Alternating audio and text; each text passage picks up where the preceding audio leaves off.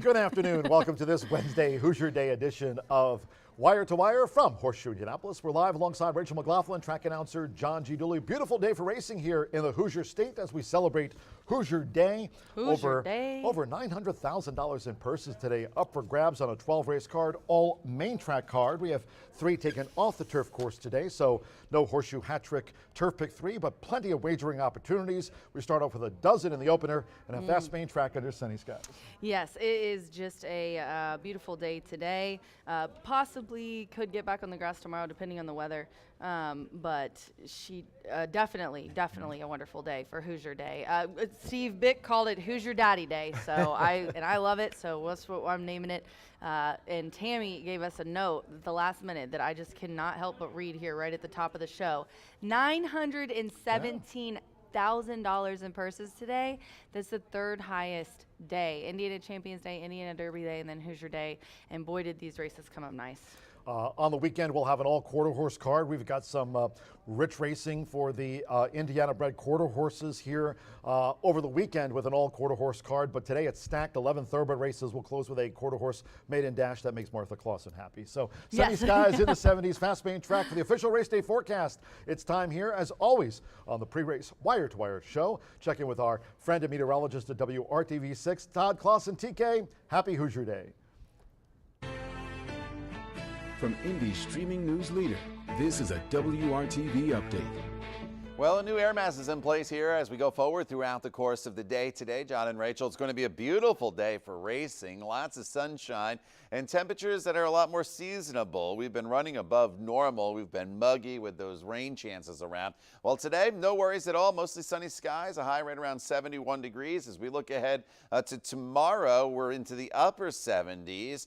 As we work our way into the weekend, racing on Saturday this week, 81 degrees. And then as we start racing back up next week, more seasonable and cooler temperatures back into the 60s and 70s. All right, cheers, TK. Todd Clausen pointing out, by the way, that we are racing on Saturday with an all quarter horse card. Again, 12 races on tap today, but a new word, air masses. Air masses. I was about to ask you what he said. I was like, what did he just say? But then I was like, let's just focus on the weather. 81 Saturday for our all quarter horse card. Wow. Yep, we're going to bring the kids, so we're going to have lots of help with all the fun promotions this Saturday, but lots of interviews today. Lots of great people here helping us. Eddie D's in the house. Ed DeRosa is still here from Horse Racing Nation. Give them all a wave. You're Cheers, adoring fans, Ed, as there's 2 people up here. And then Matty C's here. He just messaged me. We're going to do the 9th race together, so I think Ed and I are going to do the 10th. He's going to do this first race here, the second race, so that I can do FanDuel TV. Me and you are going to talk races. It's just going to be a wonderful day. I'm going to stay in the announcer booth all day long. By the way, just cheers. hide and worry about those names. On the eve of Hoosier Day, thanks to Ed DeRosa, Horse Racing Nation, taking us out to St. Elmo downtown last night. So cheers to Ed. That was just a terrific night out before today's big day. Jockey standings wise, Fernando de la Cruz in a real battle at the top with Alberto Burgos, who's one up on Fernando. Of course, also one of the all-time winningest jockeys here in history, along with Rodney Prescott, Trainers Race, Gennaro Garcia, and Randy Klopp. That's tight too. Yeah, it is. It's really tight, and definitely going to be looking to see. They both have some excellent entries in here today, so it'll be interesting to see who ends up on top today. And we've got standings from HRN as well, so we'll look at those here in a minute. By the way, speaking of battles, just want to point out today, Ed DeRosa and the rest of the handicappers, of course, you were included, our own Brian Aragoni as well. Grayson Grass Challenge completed this summer yet again, and a special check presentation today to the Grayson Can't wait, Foundation. Yeah. Jamie isn't here, Jamie Hayden, who is one of my favorite people really in the industry, and he's traveling, so Risha's here. We're going to do that after race 7, so really looking forward to talking to them as we've raised a lot of money for equine research. We're really proud to be a part of such a wonderful organization, so check us out after race 7, talking some good stuff about equine research, and if you'd like to donate to such a wonderful cause, just look up Grayson Equine Research. $9,675.70 will go to the Grayson Grass Equine Research. That'll be the check presented to Risha, as you mentioned. And by the way, speaking of Risha and her husband, they've got Demolisher undefeated running today. Yes, and I told Steve, I was like, I don't know. I am, once it's 3 in a row for a horse, even though they've been spaced out nicely for Demolisher, I get a little iffy. Well, I picked against him last time, and I ate my word. So I put him on top today. I mean, the horse looks like it can do no wrong. So let's see if he can go for 5 for 5, a perfect season. Ooh, Xena this meet's gone 3 for 3 for the Hall of Famer Steve Asmussen. There's a couple of other 4-time winners this meet. Neither of them are undefeated, including, of course, Tim Eggleston, who's having a terrific season here. He trains a tonalist mare by the name of Literary. That's a 4-time meet winner. And, of course, Demolisher, that sophomore in one of our big races here today, is 4 for 4 for his connections. We also want to mention special handicapping contest for all of you joining us here on track. A beautiful day here for racing at Horseshoe Indianapolis, and of course our online players at horseshoeindycontest@gmail.com. Special Hoosier Day Legends Contest. So not to disappoint all of you Racing Rachel's Warriors, that contest will be back next Wednesday. But today a special contest, $2,500 contest. We've raised the stakes. Surely, surely no one's mad about. Don't call me Shirley. No one's mad about instead of a $100 top prize, getting a $2,500 contest. You got to have your entries in by 3:40. They're available here. Go down to the first floor to the program counter. I don't think Sally's down there today, but someone's down there at the program counter. They'll give you an entry, and then you can also email your entries and your selections on 4 through 11 to horseshoeindycontest@gmail.com. Itchy? Yeah, something. That's good luck. Something bit me. Is it? Yeah. Oh, I've never heard that means before. money's coming. And I've heard a lot. Ooh, yes. That's what I like to hear. A lot of great betting Mama needs opportunities some new today. shoes. She's got to pay off all the drinks she had on the cruise, baby. By the way, speaking of drinks and a good time last night, we mentioned Ed DeRosa and Horse Racing Nation. We have some stats. Do we have those slides available? So let's take a look at some statistics going into this Hoosier Day. Cheers to Ed and all at Horse Racing Nation, including track trends as we take a look at these and the dirt routes. And we've got plenty of them for the Indiana Breds on a big Hoosier Day card. Yeah, so the majority today are dirt routes. Yeah, the 8th, so 4 and 6, the Itoba for the girls and the boys are both routes. The 8th race is a 6 furlongs, but then the 9th is a mile and a 16th. The 10th is a mile and a 16th, and so is the then we've got the babies, and we're going to go back to 6 furlongs. So the majority we've got dirt routes. So I thought this was really good that Ed gave us today. As you can see, when you look at this early. And on the inside is 43%, and then kind of the mid, and looks like also on the inside is one of the top ones. So early inside is where you want to be, it looks like, with that total of 54%. So be sure to look at those inside post positions. Any stake standings or hot trainers? Do we have those too? Yes, we do as well. Let's take a look at that, which he did specific to stake standings, which I love to see. This is why we love Eddie D. Marcelino, no shocker here. He shows up on stakes days. Sammy B also has been really crushing it the last couple years on big days. Fernando, no shock there. And Ramos from his winning year. Ramos also up there, and Manny.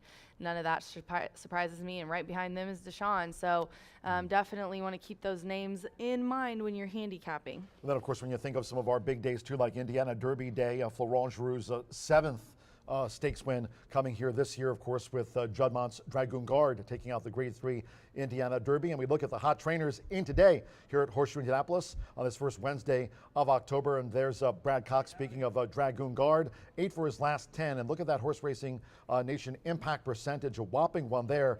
Certainly when it comes to racing here at Horseshoe Indianapolis, Brad Cox has been hotter than the shrimp cocktail at St. Elmo. Yeah, he really has.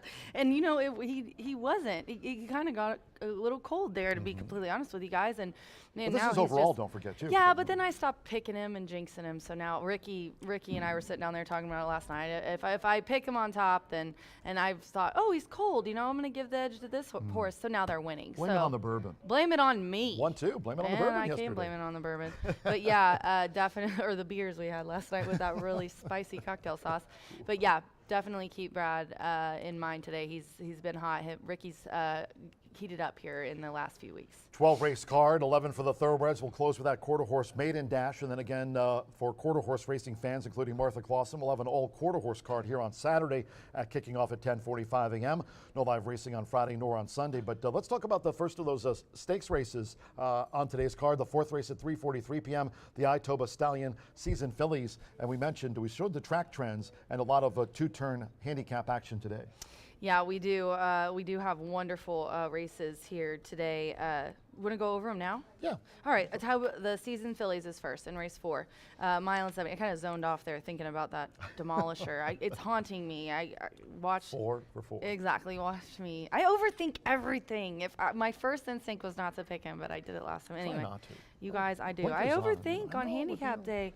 I'm going to go 4, 7, 8 in here. I think Crosley's the one to beat. Rafaela, I think Michelle's horse is going to run really well in this race. She likes 2 turns. And I think she fits in here with this group nicely. And the 8 is a little bit of a long shot in that 4th race. Touchdown pass. Yarmarie Correa, I was just telling Ed the other day, I mean, she is just such a strong jockey, and she rides really well. So I've got both of Michelle's horses running well. I think they're well meant in this spot, and I think that she's going to like probably getting back to a mile, which is where she broke her maiden at, and then was first time with winners in an allowance. So I put her in there at 12-1 on the morning line. And as we have a million races and just five minutes to talk, I'll go right to the 6th race. Tick, tick, tick, tick, tick. tick, tick. Kingsbury Road. I mean, these are for the Colts for Itoba, mile and 70. These are 3-year-olds. And Kingsbury Road is just such a talented guy from Unbridled Express, one of our top Indiana sires. Bob Gorham obviously is one to keep in mind in these Indiana handicaps. And then the 5, Positive Change, I like a lot from Charlie Livers. This one, honestly, has run well at a mile and a 16th. The distance of a mile, he's also ran well at, but it's been a while. I just think that he's got a good spot here, and he's been running against some winners, and that's life, some of these horses in this race, so I think he also fits in here well. I didn't put Cringe in there. I ended up wanting to pick another long shot to put in, and I like Captain's Best. This is one that has ran against my top 2, and Tim Eggleston just really, really having a good year. He's doing excellent with the thoroughbreds and the quarters, and this is another one who I think has some nice on the outside run. Wouldn't mind seeing McKenna Anderson get a big I wouldn't handicap either. win too. She won on yesterday's card. A hard trying rider, McKenna Anderson. Of course, she raced here as an apprentice, but she won yesterday for the leading trainer, Gennaro Garcia, who keeps Gennaro ahead of Randy Klopp coming into this big Hoosier day. But the nice winner yesterday, Deus Ex Machina by a pair of red blinkers or less. So congratulations to McKenna. She was on the score sheet here yesterday, and maybe she can land a big one here today. Yep, I'm pulling for her as well. Girl power. The 8th race, 8th and 9th, 10th and 11th are just really, really nice races. We're going to go with the back home again. In Indiana, $100,000 added for Indiana Breds. Now this is the sprint, and this is one where Elegant Justice, 6-5 on the morning line, deservedly so. I think we'll go off lower than that. Aaron West, high percentage trainer, 20% win clip, 45% in the money, 25% when his horses have been a winner last time out. This horse has done nothing wrong. Broke the maiden by 11, almost 11. Went to Prairie Meadows, ran in a $100,000 stake and was second. Got bumped at the start and still won last time and put up an 80 in the last race. So really nice high recent speed figure is probably the one to beat. Off pitch I put in there at 8-1 in the morning line. It's a big step up, but Rudy Brisset and Alex Achard, just the Frenchmen really love that connection. Their percentages are really high together. Coming off a little bit of a freshening, I like Don't Miss Out in there. Manny is riding for Gennaro. Another big step up. That this horse has never been worse than second either. The 9th race is the Cardinal, and this is I got a lot of 4s here. Top of here. Oh yay! I you know what? I didn't have time to read this one before I ran up here because I kind of got it a little late, but I love that. When we get these, because you can kind of break down the entire field. But the 4 Corningstone is who I'm going to go with. Julian Leperoux definitely rides really well for Kenny McPeak. He's 19% in non-graded stakes and put up a 96 last time. I included Blue Light Special maybe for a little bit of a price here. Has put up a 91 at the distance, but it hasn't been for a while. But it's Cipriano Contreras and Manny. They've been cleaning up on handicaps and stakes days. The 10, use your heartland. Wait, John's over here bouncing around. I like that one too. Rach. The 10 also looks good. And I'm telling you guys, I've said it all meet, and it keeps happening. The also eligible good luck is real, I'm telling you. So I put the 14 in because it draws in under the palms. Colby Hernandez coming in to ride. Kenny, yeah. And this horse has tried a couple of these Indiana races and only missed 3rd on July 6th in the Ellen's Lucky Star on Derby Day by less than a length. The 10th race is the Too Much Coffee, and yeah, we already talked about this race, Demolisher. Too much coffee. Too much coffee. Demolisher, I'm going to go with him on top. I went against him and questioned him, and he just really does look such a wonderful undefeated gelding. Can't wait to see what he can do here Yeah, today. agreed. Ricardo Santana Jr. coming in to ride for Dallas Stewart with Runaway Rojo. Looks good, coming off of a couple of wins. Loves the distance. The 2 Moens is who I put in that I think is going to get a little bit neglected. I've said it once, I've said it a million times. You leave out the Lowers at your own peril on Indiana Stakes and Handicap Day. Sammy Bermudez too. He was on the list. Exactly, and Sammy B was just on our list. So this horse put up at 89. He's put up at 91 in the past at the distance. So I put him in. I think we're gonna get a little bit of a price there. And then TBA on Ice Express, King Ice scratched Can't out. wait to see. I know. I was telling Steve, these 2-year-old stakes just are insane. It's got a couple scratches, so we've got 9. The one large pour, Tony Granite's, just Beast. 17 lengths last time. We talked about it on the show. It's just, he's gone 5, 5.5, now 6. Tony's done all the right things with him. I think found him a great maiden special weight, found an allowance that was put him in a good spot, and he's drawn the inside again, which he obviously likes, and he put up a really nice speed figure last time of 87. So 1, 2, Special Creed, Michelle Elliott. I think I'm rooting for my girl to get a couple of good races. And then the 5. Gisoli. Well, I went 1, 2, 5. Yes, Gisoli. I almost put this one for second, but I ended up putting it for third because I just think Michelle's going to have some good luck today. And then the 9, that's pretty. It's Thasmus in training. I mean, that's pretty self-explanatory. And then Mondavilla, the Klopp, that is first time with winners, but did break them in handily with 5.5. Even kind of got in a little bit of a trouble and had to make a move, but looks really good. Oh, I did it all by 20. I didn't think I could do it. And then we have a quarter horse race. So those are my thoughts on all of our stakes and Those sound handicaps good, today. Zach. I had to really go through that one fast. Can't wait to see Matt, and Ed's going to cover a couple for us, and John's going to do some excellent calling, and just a wonderful day, wonderful betting. And of course, we got Baby B. We got my boy B, who's going to give you some really nice Pick 5 tickets. He's had a bunch this year, and he'll be up here next. Really quick, Brown Foreman, Tequila, Erador, Corbel, Breed Development, also Winter Circle sponsor this year, Murphy Trailer Sales. If you'd like to reach out to them, you can also have locations throughout the Hoosier State talking about Murphy Trailer Sales. Reach out to them. And our tote board and starting gate sponsor this year is B&H Electric this year, with locations as well throughout the Hoosier State, bh-electric.com. Wonderful guys, wonderful business. Social media-wise, we've got you covered, and we've got you an exciting day on tap here today with sunny skies in the 70s. All main track card, the 3 turf races that were taken off, they were not stakes, so we've got a terrific day. Over $900,000 in purses up for grabs. Quick commercial break here on this special Wednesday midweek, but a Hoosier Day edition of Wire to Wire when the program returns. Racing analyst Brian Aragoni talking about the 50-cent early pick 5, a dozen horses to kick it off. Back with B right after this. We're done. Have fun. Bye for now. Big day.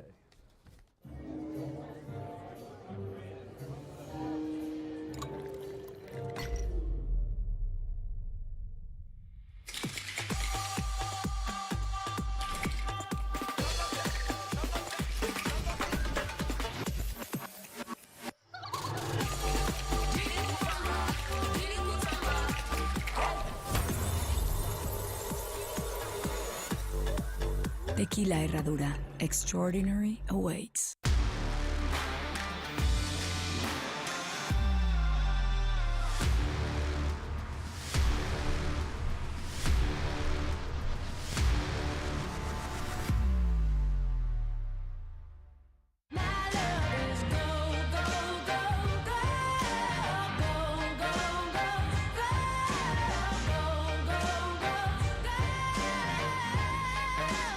Corbel, make it gold. Feel the excitement with TwinSpires.com, the official betting partner of the Kentucky Derby and Breeders' Cup.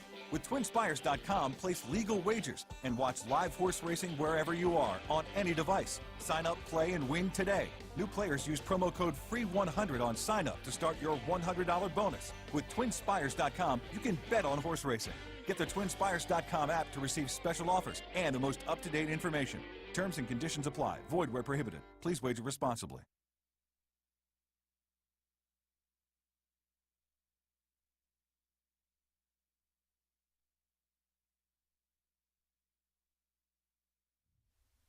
Huge fields on a Wednesday here at Horseshoe Indianapolis. Welcome back to the second half of Wire to Wire, where we'll discuss that early pick 5. Our pick 5s begin in race number 1 and race number 7, because we are filled with stakes action, almost $1 million in purses. In fact, $917,000 to be exact in purse money set to be given out. And if you're a horse bettor, today is an excellent day to dive in. You've got some state bred competition. You've got some open company mixed in as well, but big fields, low takeout options in the pick 4, pick 5, the $1 horseshoe hat trick. There's plenty of opportunity, and you've got one of my favorites in Matty Carruthers and Ed DeRosa on site down here in Shelbyville, Indiana. Certainly excited to hear from them.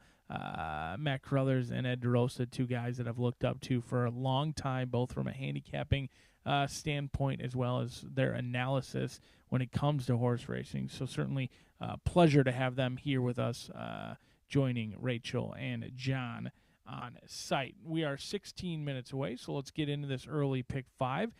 Very limited scratches throughout the card. We did scratch number 9, Dawei, out of this event. I thought it was one direction you could go is try and single the 7, and another direction is maybe throw in some first-time starters that are intriguing.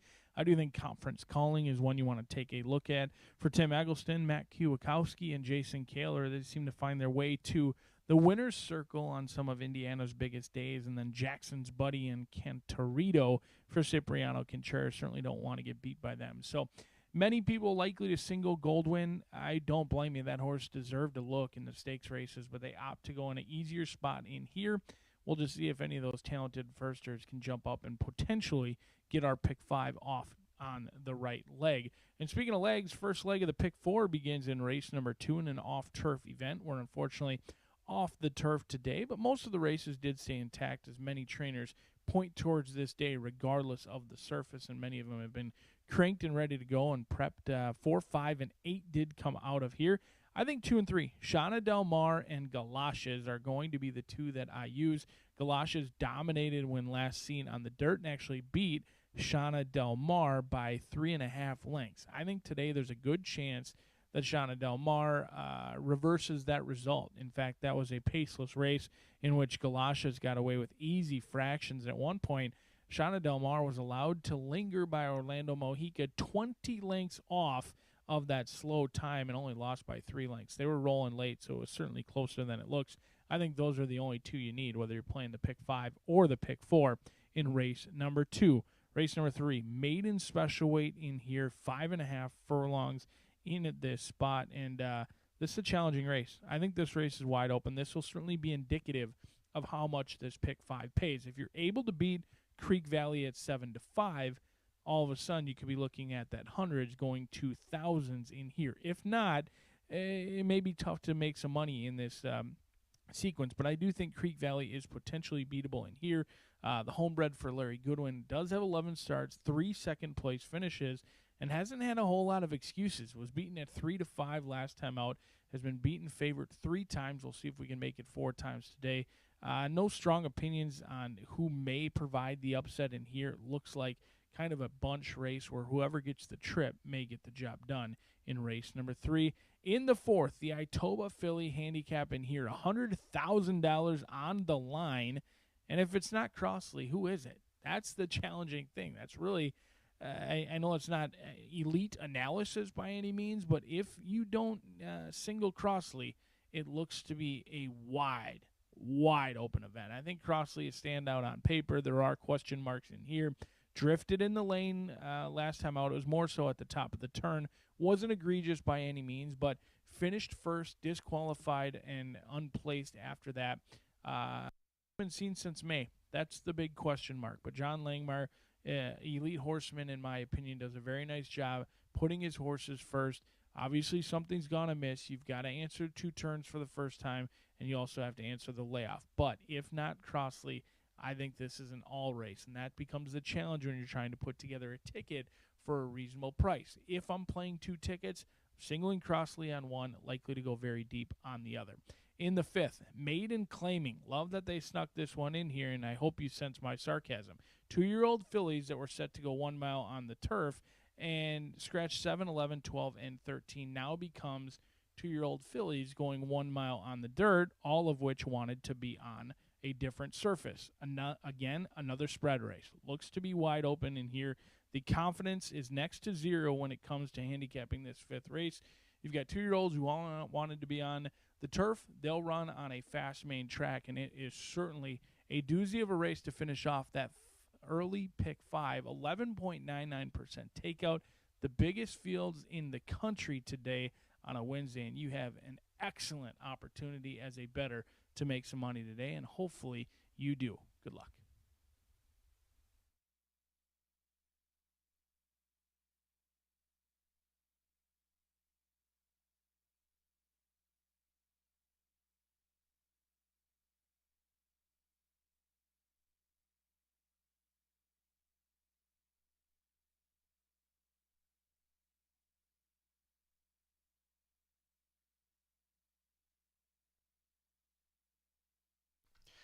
Good afternoon from Horseshoe Indianapolis on Hoosier Day. Great to have you with us, track announcer John G. Dooley from the broadcast booth. A dozen races on tap. And all main track card, we're off the turf. 3 races taken off the turf course here today. A fast main track under sunny skies, 70s. If you have your programs close by, let's take a look right now at the changes and corrections on today's racing program. Opening maiden juvenile sprint starts the aforementioned 50-cent early pick 5. Scratch number 9, Dowie. Number 9, Dowie has been scratched. The 7, Goldwyn, a jockey change to Edgar Morales. Waive the apprentice allowance, make the corrected weight 122 pounds there. Edgar Morales rides the 7, Goldwyn. 8, Revs Muster, a jockey change to Deshaun Parker. Waive the apprentice allowance, 122 corrected weight. Deshaun Parker rides the 8, Revs Muster.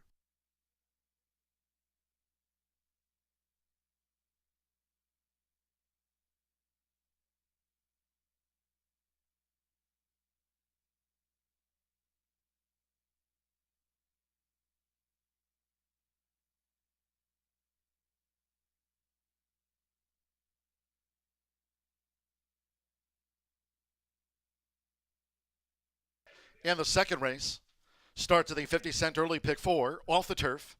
The second race will be run on the main track at a 1.16 miles. Scratch the 4, Purely Mine, 5, Flowered, and the 8, Tea Kettle. With those scratches, no superfecta wagering, and note today, no $1 horseshoe hat trick turf pick 3. All main track card, no super, no turf pick 3. Second race main track over the 1.16 miles. Scratch the 4, 5, and 8. The 7, Lila being a pound over. To the third we go in the maiden sprint. There are no changes in the fourth. First of our premier races, the Itoba Stallion Season Fillies scratch the 2, Luna Diva. In the fourth race, the first of our premier races on a 12-race card, fourth race, scratch 2, Luna Diva. Fifth race maiden is off the turf. It will be run on the main track at 1.70 miles. In race 5, scratch the 7, Innisfree Lass. 11, It's Just a Game. 12, Galeen, and 13, Birthday Girl. Scratch the 7, 11, 12, and 13 from the maiden. The 10, Kinsey Queen, 4 pounds over. Race 6, the Itoba Stallion Season. Sixth race, there are no changes. In the seventh race, 103 today taken off the turf course. Race 7 at 5:16 p.m. will be run on the main track at 1.70 miles. Note the scratches. 2, Aztec is Gold. 4, Sovereign's Joy. 5, Real Fast. 6, Ironsides. 7, News at 9. Scratch 8, Pure Poetry. 9, Jeopardy Theory. 10, Norwich. 12, Kentucky Go-Go. And 16, Laugh Now, Cry Later. Scratch 2, 4 through number 10. 12 and number 16, all of those scratches from the off the turf. 11, Hoosier Daddy now, a jockey change to Edgar Morales, 1 pound over. 5, Star Spangled Express, the jockey Joe Ramos on the 15. And the 14, Silver Heist, a pound over. All of those changes in the 7th race off the turf. No pentafecta wagering there. Race 8, the back home again. Starts the late pick 4. Scratch 2, City Prayers. 2, City Prayers has been scratched. In the 9th, the Cardinal. Scratch the 9, Artis. 12, Best Cupcake. 13, Gio's Baby Girl. And 15, Single Her. 14, Under the Palms draws in. The 14 runs. Scratch 9, 12, 13, and number 15. The 10th race, the 2, Much Coffee. Scratch 12, King Ice. 12, King Ice scratched. 13, Ice Express draws in. The jockey, Marcelino Pedroza Jr. On 13, Ice Express. 5, Runaway Rojo. The rider, Ricardo Santana Jr. On 5, Runaway Rojo. In the 2, Much Coffee. Race 11, the Circle City. Scratch 6, Gimmel, and 7, Goldwyn will run here in the opener. Scratch from the Circle City, carded as the 11th, the 6 and number 7. 12th race closing the card around 7:45 p.m. with a quarter horse maiden juvenile dash. In the 12th race, scratch the 12, Go LF Curly's Secret. There are no jockey changes in the 12th. Fast track under sunny skies, 70s. All main track card. Again, 3 of them taken off the turf course. Main track fast on a beautiful day. 6 minutes away from the maiden juvenile sprint opener. Make it a great Hoosier Day with us here at Horseshoe, Indianapolis.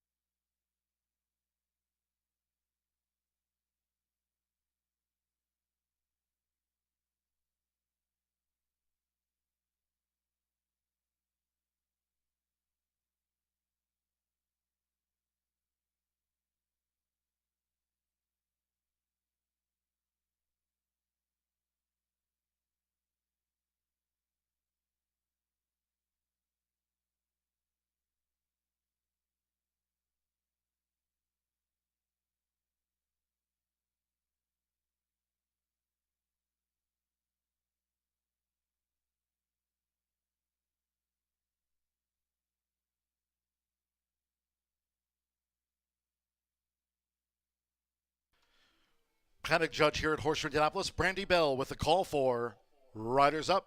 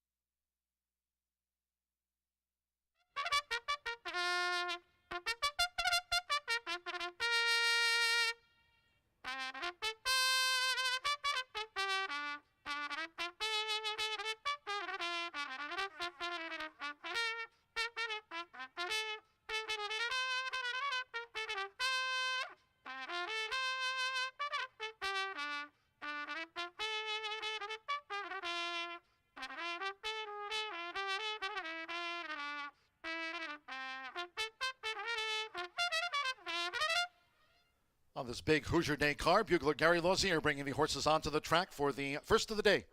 It's the first of 12 under sunny skies, 70s, fast main track here in the maiden juvenile sprint. Scratch 9 Dowie. 9 Dowie has been scratched. 7 Goldwyn, a jockey change to Edgar Morales. Waive the apprentice allowance, 122 corrected weight, Edgar Morales on 7 Goldwyn. 8 Revs Muster, a jockey change to Deshaun Parker.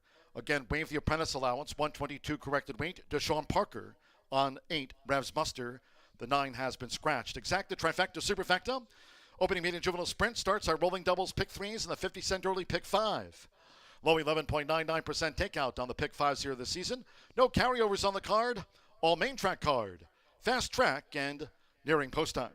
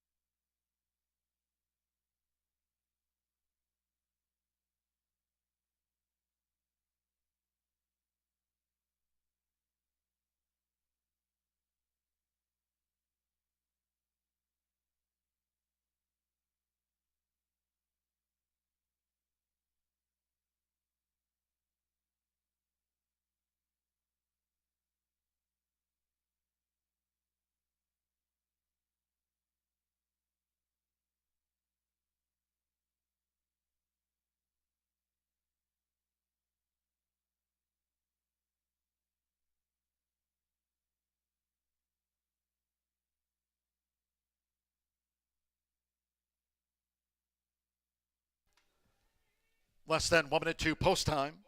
Maiden juvenile sprint starts the 50-cent early pick 5. Fast track. The horses are approaching the starting gate.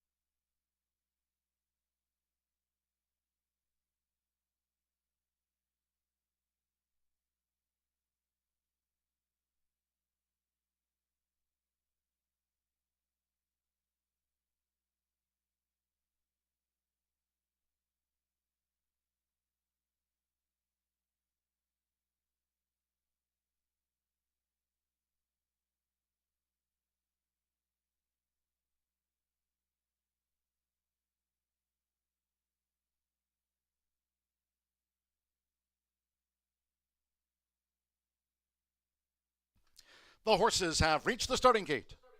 It is now post time. They're going in. Agarellas with Goldwyn, Santo Sanjor. Ease My Mind debuts. Ease My Mind has joined Goldwyn, loading up.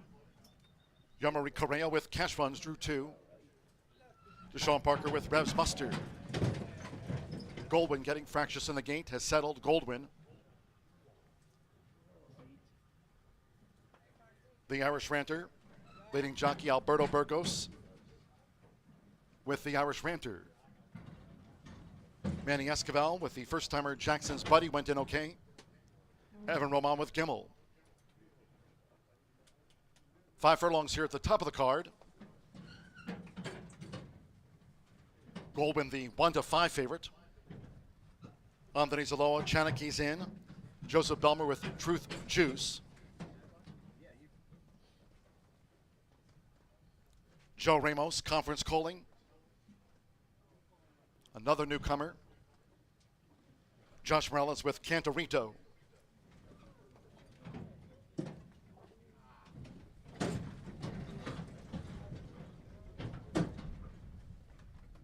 At 2-5, Goldwyn's the first favorite. Conference Calling. At 5 furlongs, one more. Eddie Perez with Illegal Contact. All 12 races today on the main track. Main track fast, under sunny skies. Goldwyn 2-5 favorite on Hoosier Day. Good luck to all. They're in the gate.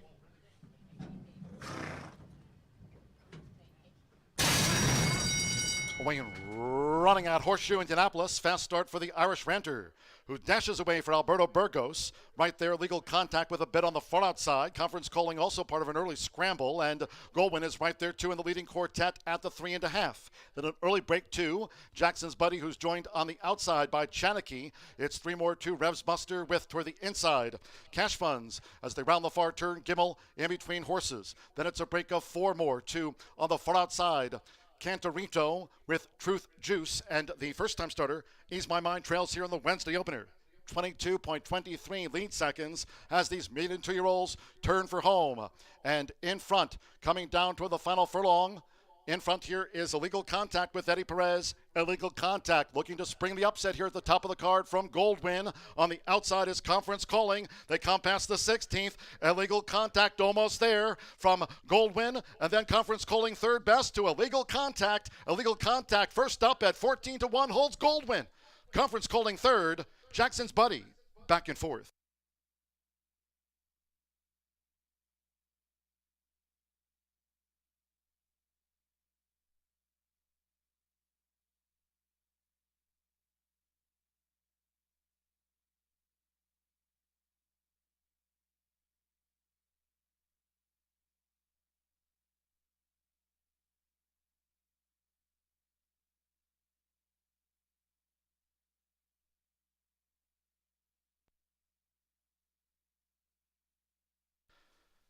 $59.35 after the maiden juvenile sprint. Fast track $59.35, an upset to kick off Hoosier Day.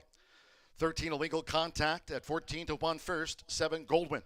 At 2-5 kept at bay by Illegal Contact upsets. 6 Conference Calling. 7-1 third, and 10 Jackson's Buddy. That first-time starter in the blue, fourth home after the maiden juvenile. 13 beats home 7, 6, and 10. Illegal Contact, Eddie Perez for Randy Klopp. Vying for the training title here this season. It's gone to Illegal Contact in the first of a dozen on the day.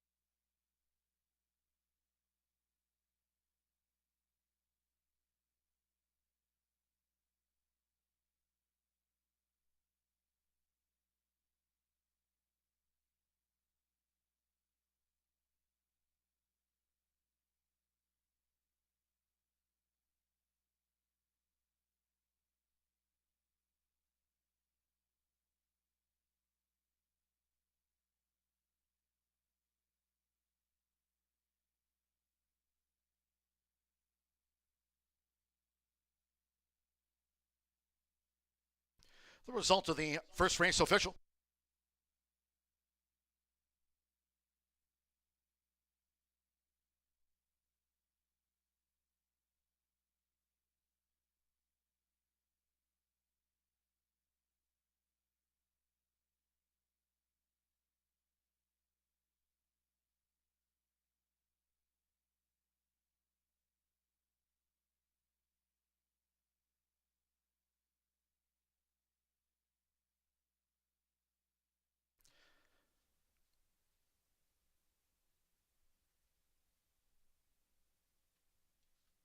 Returning to the Murphy Trailer Sales winner's circle, number 13.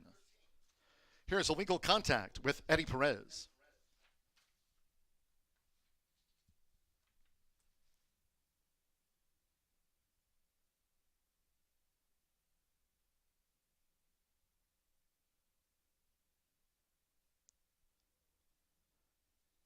Illegal Contact is a 2-year-old big gelding by Mr. Speaker. Out of the Consolidator mare, 5-yard penalty. Bred here in the Hoosier State by Barbara A. Nelson. Racing for Roger Speace's Speace Stable LLC and Randy Klopp. Horseshoe Indianapolis congratulates the winning connections. Illegal Contact out to the maiden ranks at second desking.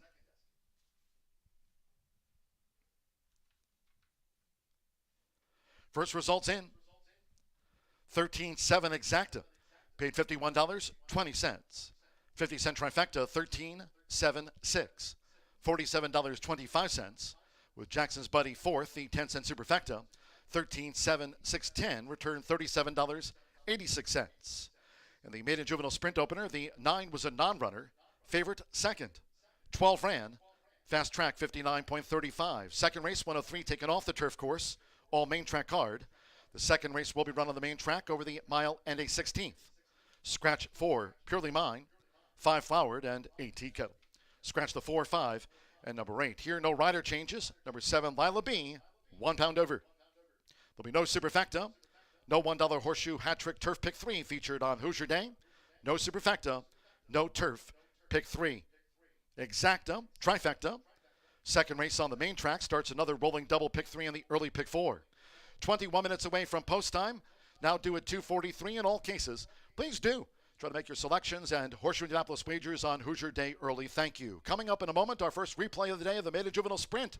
Hope you had a bet on Illegal Contact.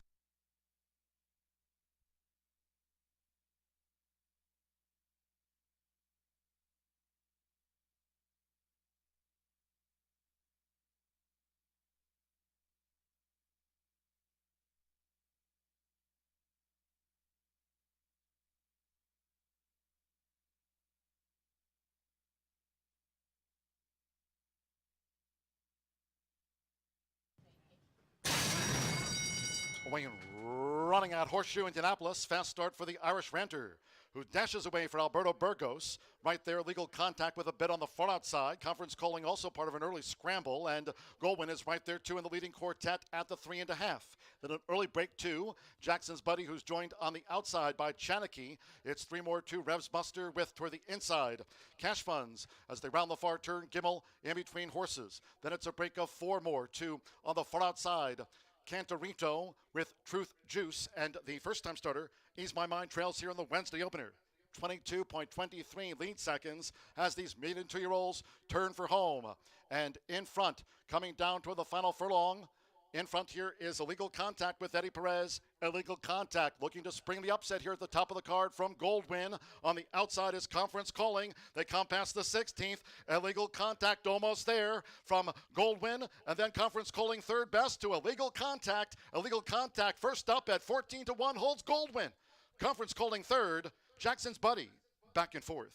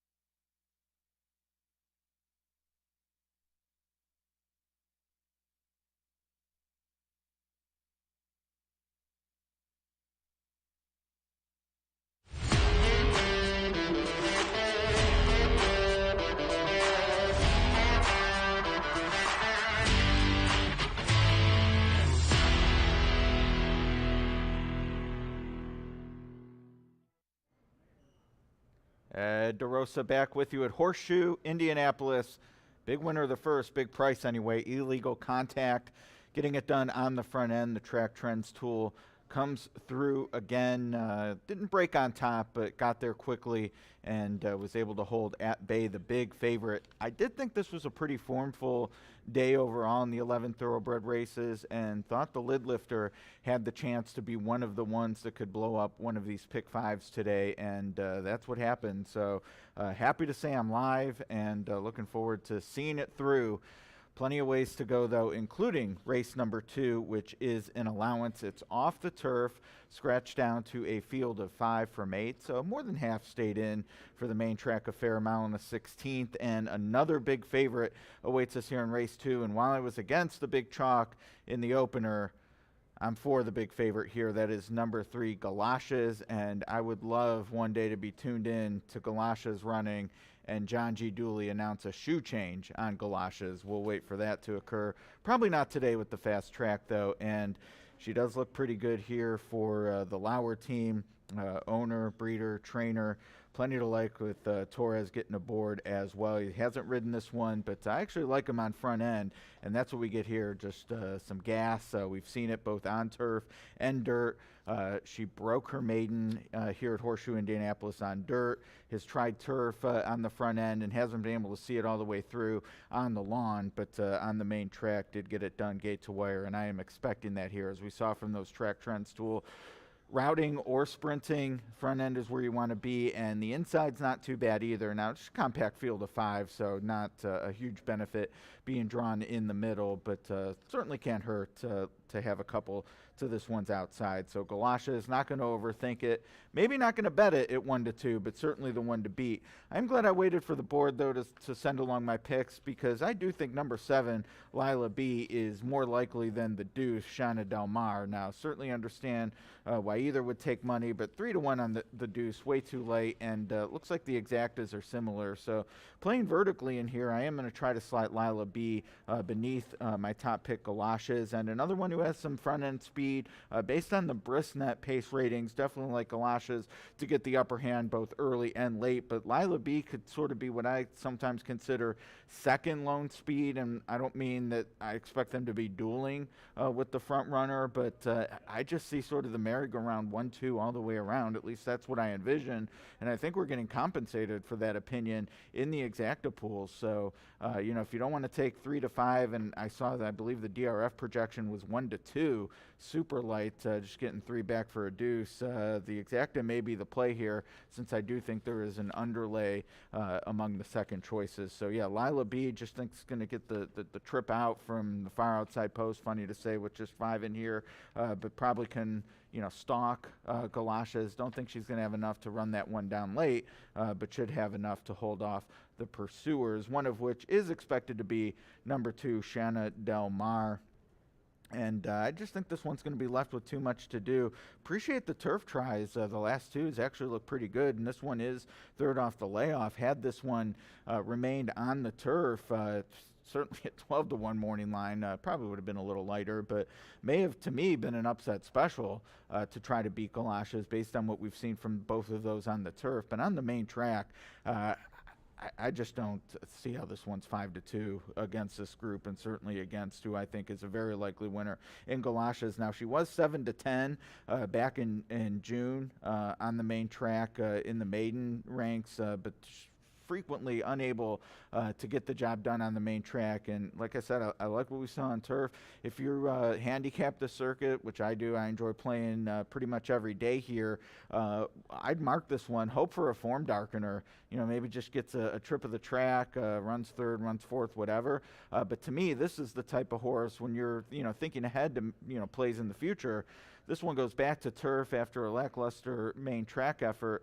Maybe you get a little bit of a float on the price you normally would have gotten if she had stayed on turf. So to me, you know, A is a better of 3 or 7. I certainly don't want to see her run well, but I think there's an opportunity maybe darken the form a little bit, play next out. So wherever you stable your horses, stable alert, virtual stable, whatever it is, if she doesn't run well today, maybe think ahead to next time back on the turf, get a little bit of price in that dollar all turf pick 3. But yeah, Galosha's the one to beat, now floating up to 3 to 5, and Shanna Del Mar shows what the public thinks, in my opinion, now down to 2 to 1. They sent it in when I said I don't like this one, but I'm definitely looking elsewhere. As for the other two in here, number 1 front cover, currently 7 to 1.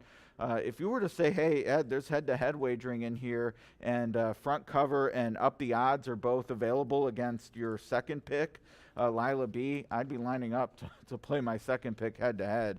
I just think Lila B is better than the other two, so I'm surprised to see it so flat behind the top 2 choices. They're heading to the track. I'm going to head to the windows on a 3-7 exacta. I think we're getting the right price. It's definitely Galoshes for me on top. Down to 1 to 2 now. Early pick 4 starts here. Good luck.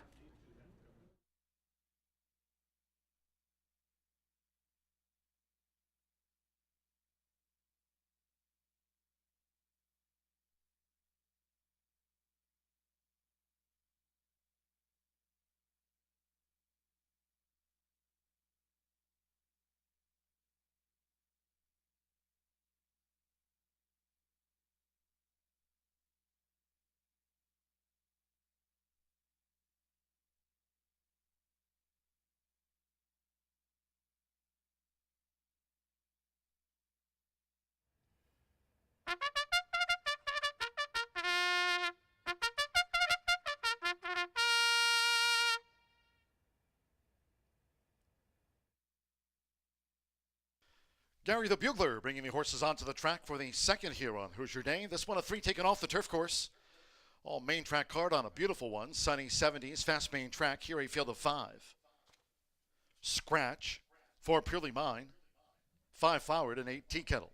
With those scratches, no superfecta wagering. On an all main track card, no Horseshoe Hat Trick Turf Pick 3. No superfecta, no Turf Pick 3. Fast main track over the mile and a 16th, scratch 4, 5, and 8. 7 Lila B, add 1 pound to the program weight. Exacta trifecta, double pick 3 starts at the early pick 4. Parading with 4 minutes to post time, 4 minutes to the off.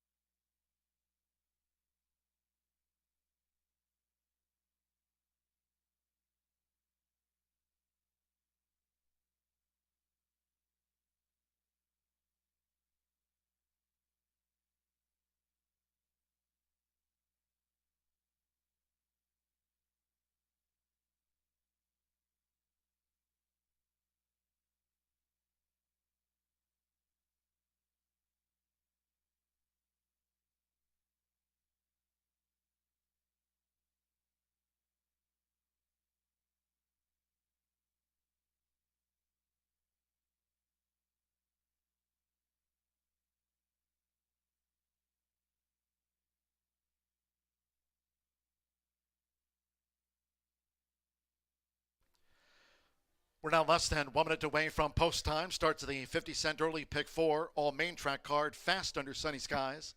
Less than 1 minute.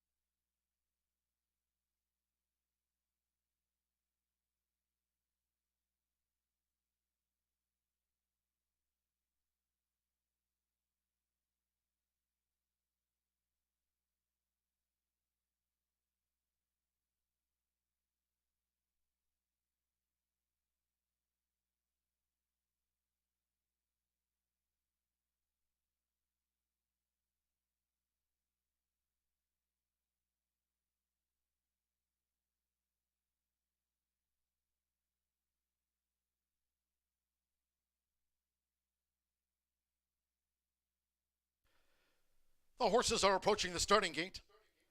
Going down to the mile and a 16th. Main track start.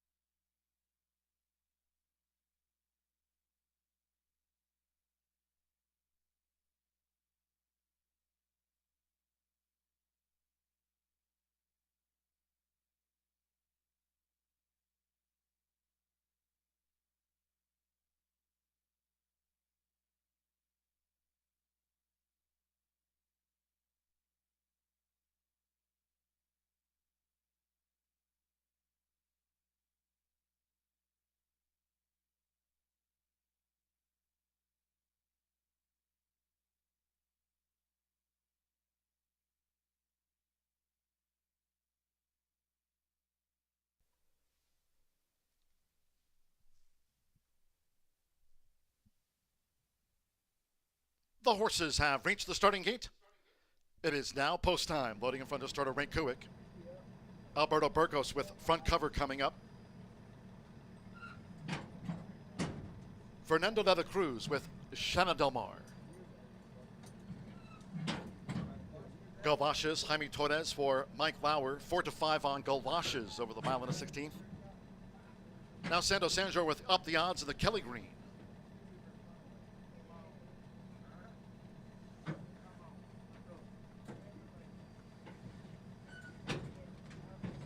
One more, Rodney Prescott with Lila B. Galvaches 4-5 favorite. It's the second on Hoosier Day at Horseshoe Indianapolis. They're in the gate. They're off. Galvaches broke sharp toward the inside front cover, and Lila B with an early bid as Galvaches leads a close-up Lila B to the first turn.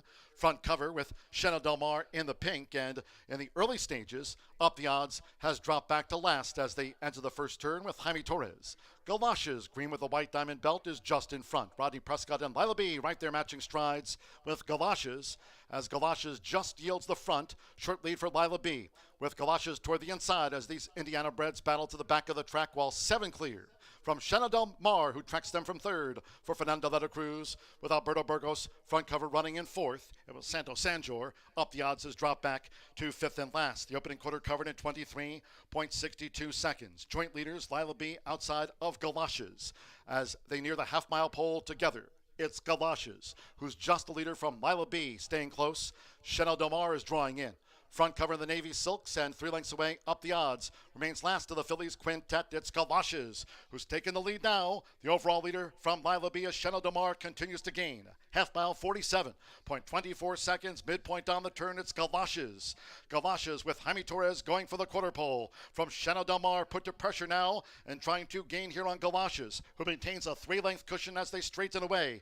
Up the odds is making headway. Then front cover and after vying, Lila Bia's drop back to last as they straighten away here on Hoosier Day. 3/4, 1 minute 13.06 seconds. Galoshes leads the way. It's Galoshes, 6 lengths in front. Deep in the final furlong from Up the Odds, who's fully stretched. Then Sheno Domar, third of that one pace. Front cover, we draw back to Lila B. It's Galoshes, the daughter of Get Stormy, shining today at the shoe. Galoshes won well clear from Up the Odds. Sheno Domar finished third.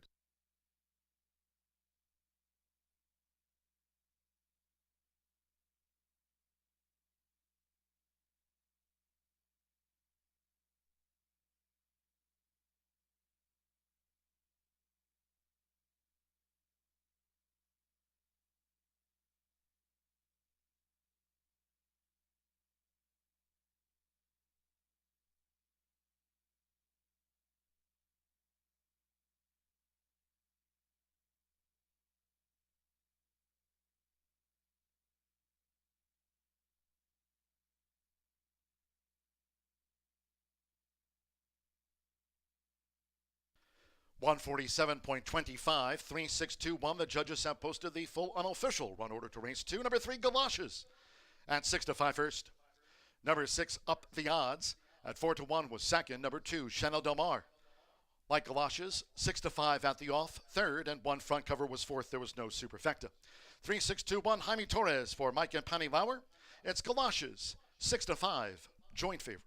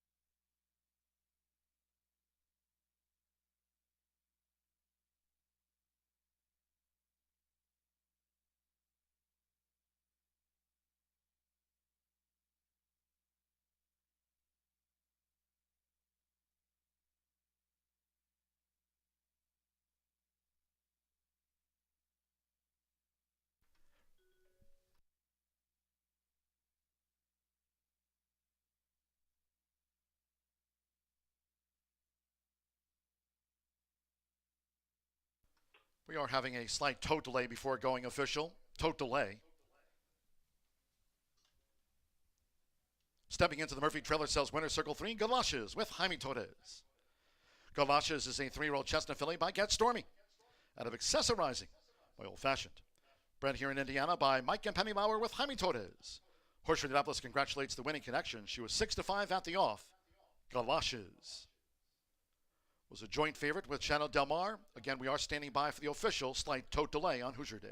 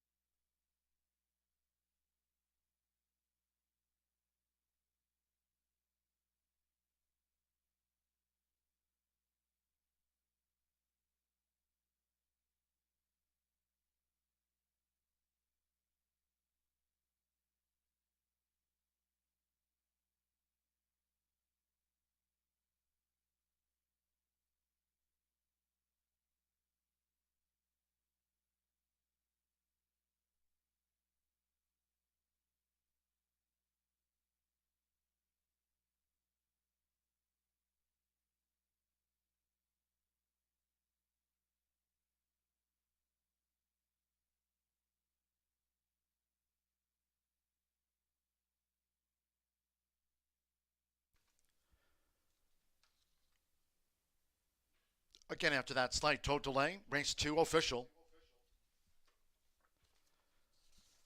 3-6 exacta paid $23.20. 50-cent trifecta, 3-6-2, $11.50. There was no superfecta. 13-3, the opening double combining illegal contact with galoshes. Returned an even $80. 5 fillies ran, 147.25, 19 minutes away from race 3. No changes in the maiden sprint, all 8 run. Exacta, trifecta, superfecta, double pick 3 on a fast track. Post time 3:14.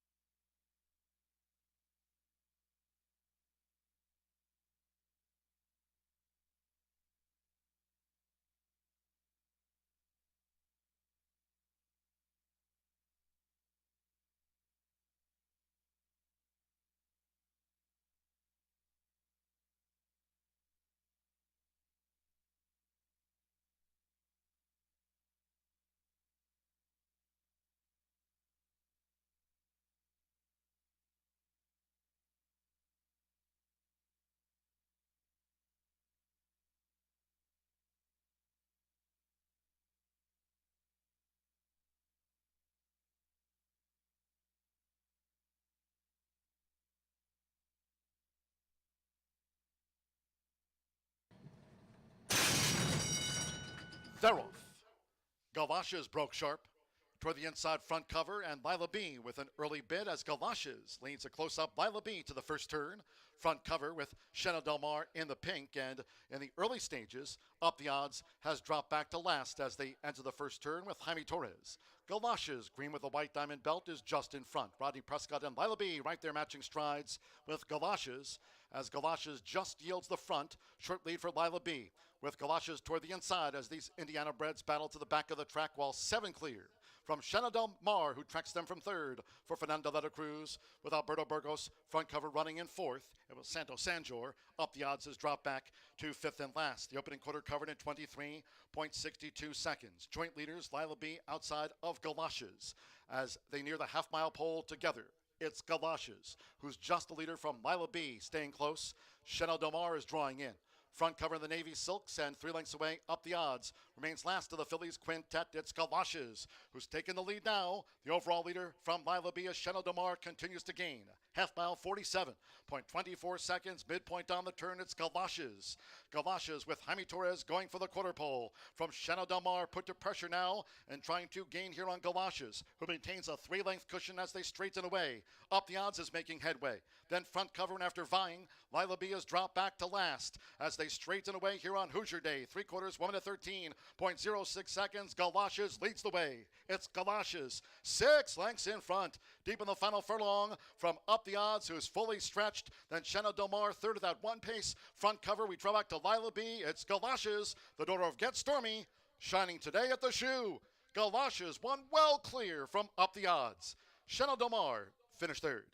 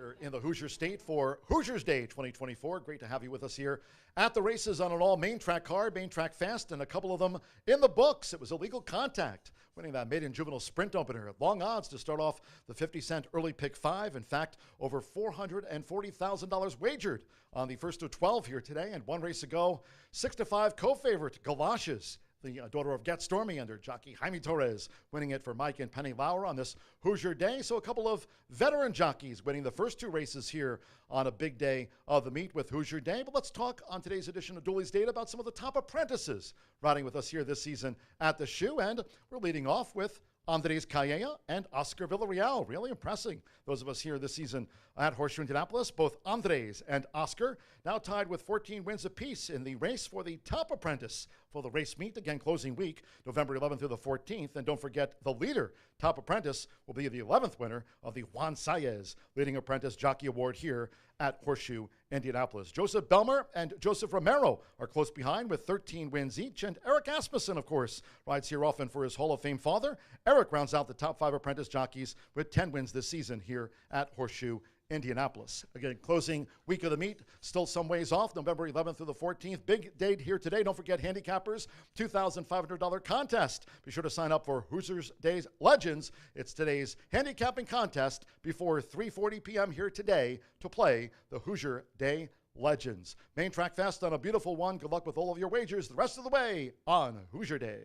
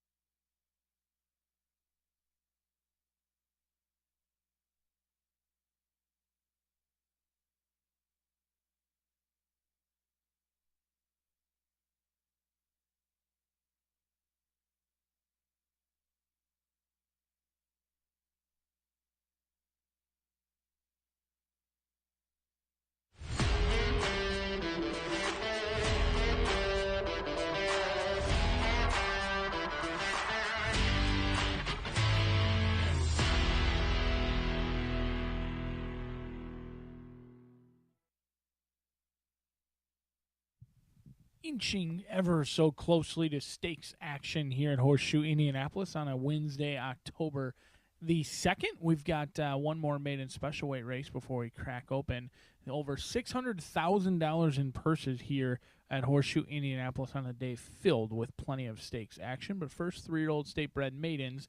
One of them returns a maiden no more. 5.5 furlongs going to be the distance. No scratches, no changes. And I'm going to go to your current second choice right now, Reiteration. 9-5 morning line, 5-2 right now for Deshaun Parker, Terry Phillips, and Jesse Hopper's homebred in here. The 4-year-old gelding by Prayer for a Leaf. Maybe start number 16 will be the lucky one. I do think Rocketing has a strong opportunity to win later on in the card, and with that, I think Reiteration ran a very good, better than it looks, second place finish last time out. Now, somewhat of a grinder, kind of stays on relatively one pace, has rarely, in fact never, found the lead early on, but has oftentimes wore down horses. The problem for Reiteration, they've yet to wear down the horse with the lead at the wire. Multiple second-place finishes, in fact, 6 second-place finishes, which is a cause for concern. The one time they took on Creek Valley, who's likely to go off favored in here, really never ran a step that day, but that was going further than we'll go today. That was going a mile. We're only going to go 5.5 furlongs. I do think there's some pace to chase in here. Deshaun Parker has certainly been heating up, and he's been winning at a much higher rate than he has been all season recently. I would venture to guess he's around that 15 to 20% mark the last 6 weeks versus 10% overall since we kicked off racing April 8th. The blinkers will go on today. Always runs with Lasix, but never has run with blinkers. We'll try it again in here for Reiteration, looking to make start number 16, the lucky one. Number 7 is Humor's Image. I did expect this one to be a value player in here. Santo Sanger for Tony Duran and Rancho Monarca. These guys are rolling out the red carpet. They've got plenty of horses coming from their stable ready to rock and roll, and they look to kick off the action in here with Humor's Image. Another one who puts the blinkers on. The Dam Infinity of Humor, she was a 14-time winner for over $370,000. But that success on the racetrack has not resulted in much success as a broodmare thus far. The lone sibling is winless, as is Humor's Image. So looking to produce the first winner out of Infinity of Humor is Humor's Image, a horse who has shown plenty of speed, ran on some of Indiana's biggest days, including going off at 4-1 on Indiana Derby Day here with Deshaun Parker aboard, but has now seen 4 different jockeys in the last 4 races. Has sprint speed. We'll see if Santo Sanger can carry this one home. The trouble hasn't been getting to the lead. It's been getting to the wire. We'll see if anyone can catch Humor's Image in the lane today. Maybe that blinkers will keep this one a little bit more focused in the lane for Tony Duran. Number 8 is Mr. Ezra, Michelle Elliott, and Fernando de la Cruz. Fernando de la Cruz looking to run down Alberto Burgos, as Alberto Burgos has been atop the jockey standings almost the entirety of the meet, almost every single day. Fernando de la Cruz is right on his heels, though, with 63 wins. Third start off the layoff for Mr. Ezra. This is a horse who was ridden last time out by 7-pound weight allowance. Kalea, who just kind of rode the horse what I deemed to be quietly, patiently, and then all of a sudden was all in at the top of the lane and didn't really respond to it. We'll see if a veteran rider like Fernando de la Cruz can get Mr. Ezra rocking and rolling a little bit sooner. It's as easy as 6, 7, and 8 rolling pick 3s and daily doubles, a maiden race before we kick off a $100,000 Itoba Philly handicap in race number 4. You can't win it if you're not in it, so get in now.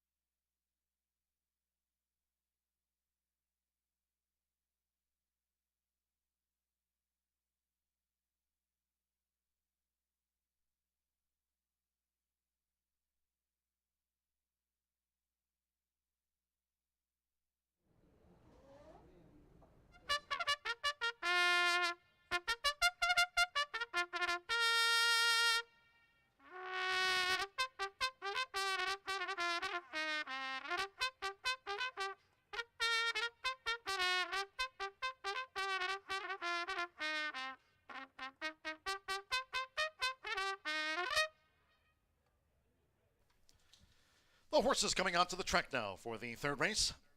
This State-bred maiden sprint at 5.5 furlongs, a field of 8. There are no program changes, all 8 run. Exacta, trifecta, superfecta, double pick 3. On a fast main track day, 3 minutes to post time, 3 minutes.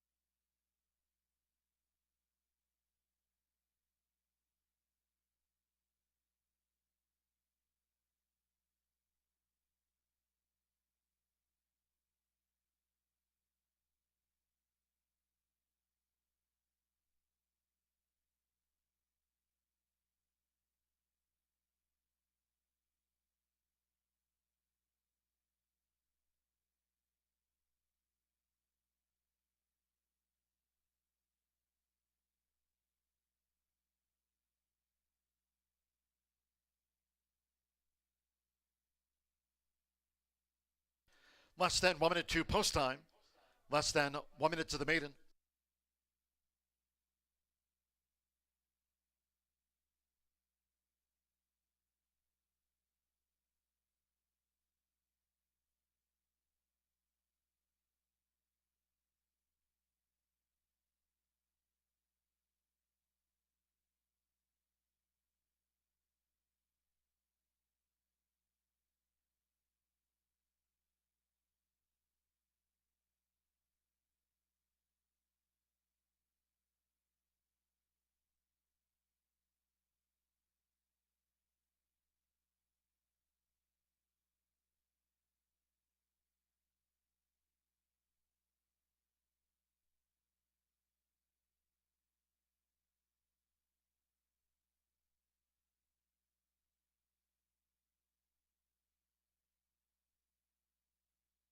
The horses are approaching the starting gate.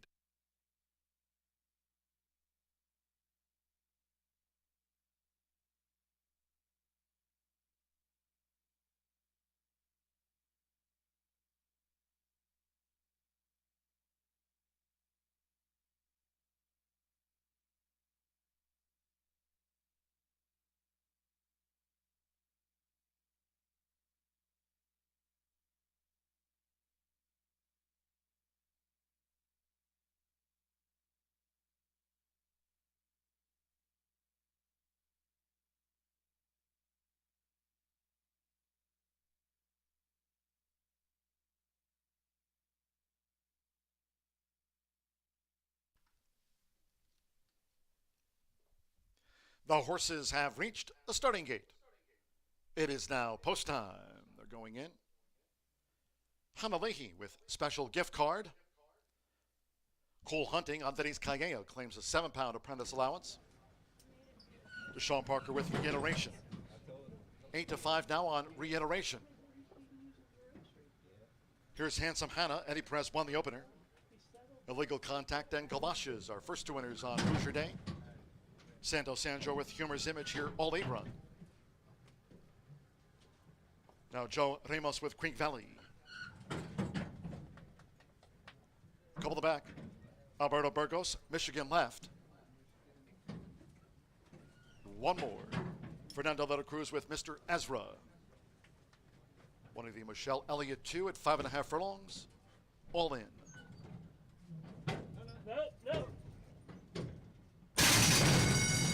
And they're off. Cool Hunting from the rail broke a beat slow. Reiteration of the gold cap broke sharp. Here's Handsome Hannah right there. Humorous Image, part of an early scramble. Creek Valley and Mr. Ezra, they're Michelle Elliott's too.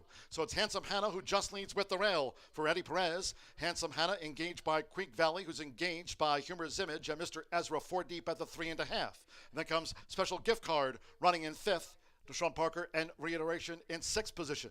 Then a break goes 6 more to Michigan left and slow starting. Cool Hunting trails the maiden sprint. The opening quarter whizzed past in 22.11 seconds. It's Humor's Image, who's up to take a short lead for Santo Sanjor as they hit the quarter pole. With Mr. Ezra wide now running into 2nd. Toward the inside is Handsome Hannah.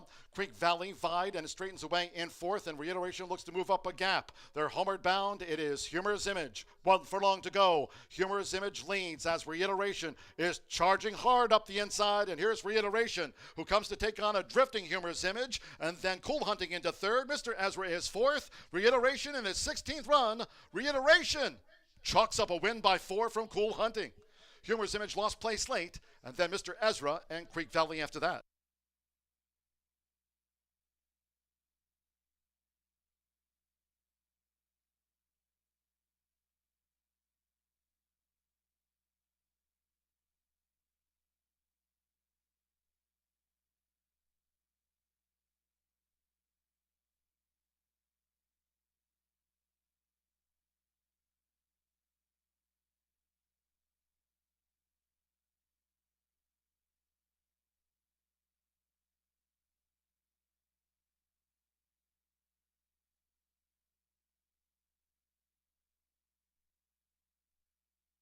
.105.54 after the maiden. 1 minute 5.54. 6.178 the unofficial 6. Reiteration. 2-1 first. 1 Cool Hunting at 65-1 has come from last into 2nd. 7 Humor's Image. At 5-2 third and 8, Mr. Ezra, 7-1 fourth. At 7-5, the favorite Creek Valley fifth. 6-1, 7-8. There's Creek Valley, 105.54. Deshaun Parker, Terry Phillips, son of Prayer for Relief. It was his 16th run. Reiteration, second to none.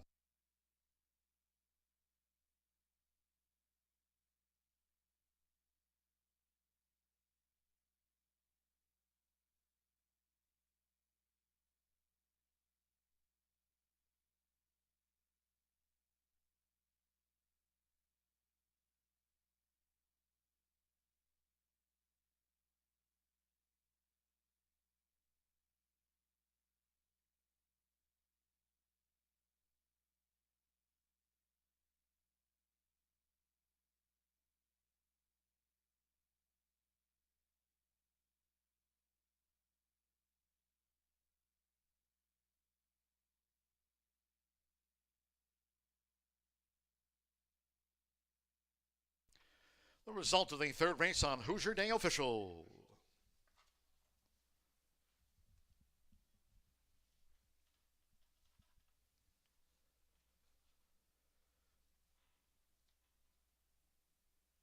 Returning to the winner's circle, 6th reiteration with Deshaun Parker. Reiteration, then the Murphy Trailer Sales winner's circle. Thanks to the maiden sprint, 4-year-old bank gelding by Prayer for Relief. And admitted by E-Dubai. Bred here in Indiana by owner Jesse Hopper, trained by Terry Phillips. Horseshoe Indianapolis congratulates the winning connections. Reiteration, out to the maiden ranks today.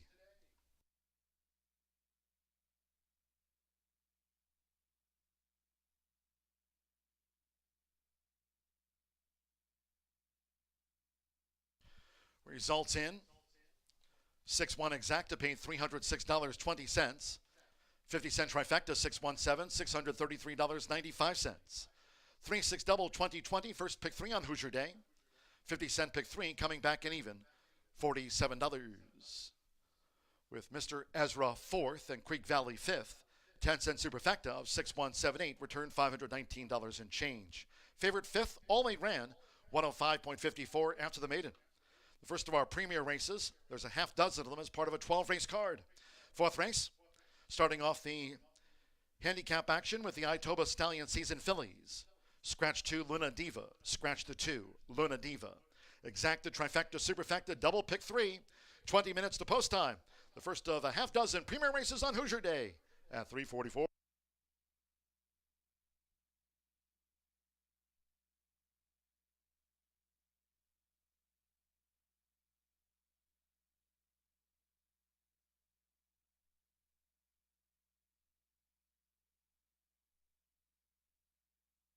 Half furlongs, all in.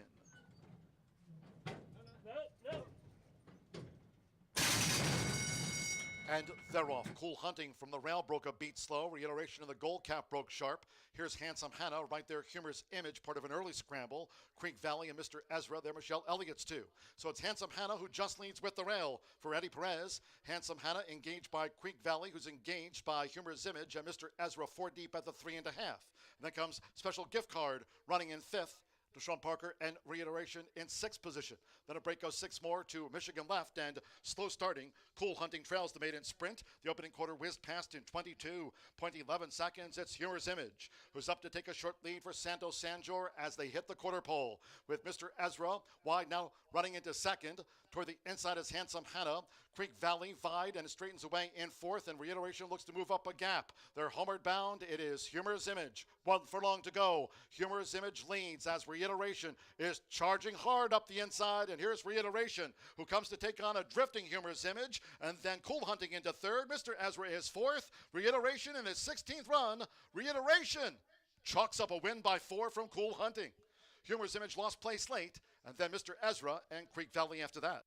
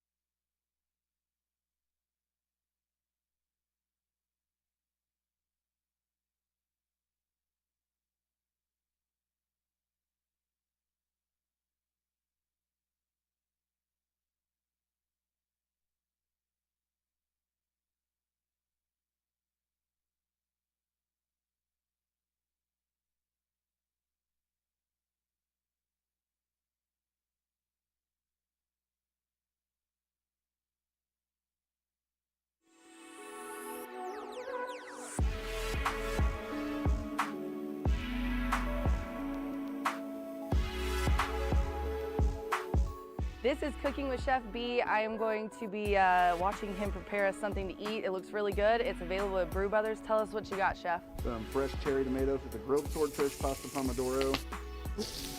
Love it. Let them pop and blister. This is the best part of my job, is when I get to eat a free yummy meal. And this is the best part of my job. Ooh, you get to smash them. Smashing things is fun. So the swordfish you already prepared, and now you're making the sauce. So you're gonna cook up the tomatoes, and then you're gonna add all the yummy goodness over here. Fresh basil, fresh minced garlic, some salt and pepper to season it, and top it with Parmesan cheese. That looks Super light, super amazing. fresh. So this is, you said, kind of a summery dish? Yep, last summer one I get to sneak in. It's starting to get cold out. I was like, I'm not ready for cold yet. Yeah, So I don't think a lot of people, well, some people are. Smells really, really good. I can't wait till you add in all that garlic. I love garlic. Oh, yep, and here he goes. He read my mind. some fresh chiffonade basil. Ooh. Make sure all your cherries are smashed.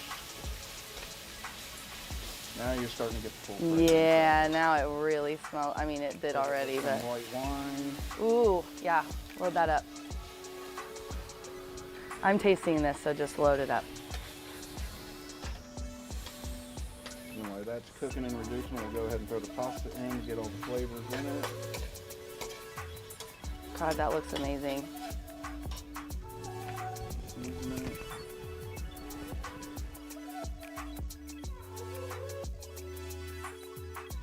Then we'll throw in a couple knobs of cold butter to mound the sauce. Gotta love making stuff fresh like this. Oh yeah. Gosh, that smells so good. I can't wait to try it. A little bit more. Get your serving bowl out. Start going in with it.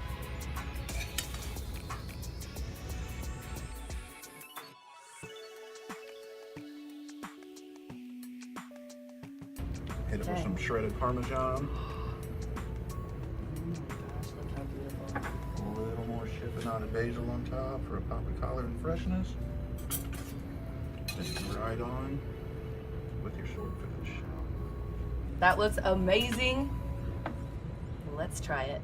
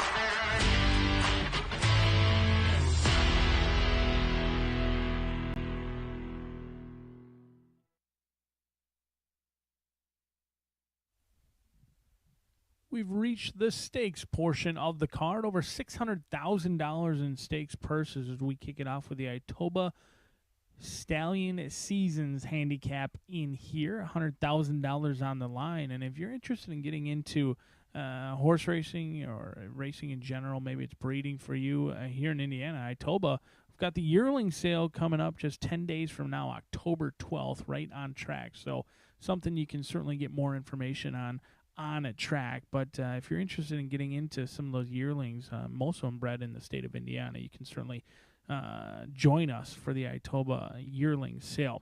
Itoba Stallion Seasons filly handicap in here, $100,000 on the line. Do scratch number 2, Luna Diva, out of this event. And I've thought highly of Crossley since a very impressive debut here on April 8th. Came back just about 6 weeks later to run in the Swifty Sired handicap and was disqualified from first and placed darn near last that day after some interference at the top of the lane, but did roll on by like a good thing, showing plenty of speed and was very wide that day after breaking from the 11th post, and may have hindered some other horses, but certainly looked to be the best that day at 5-1.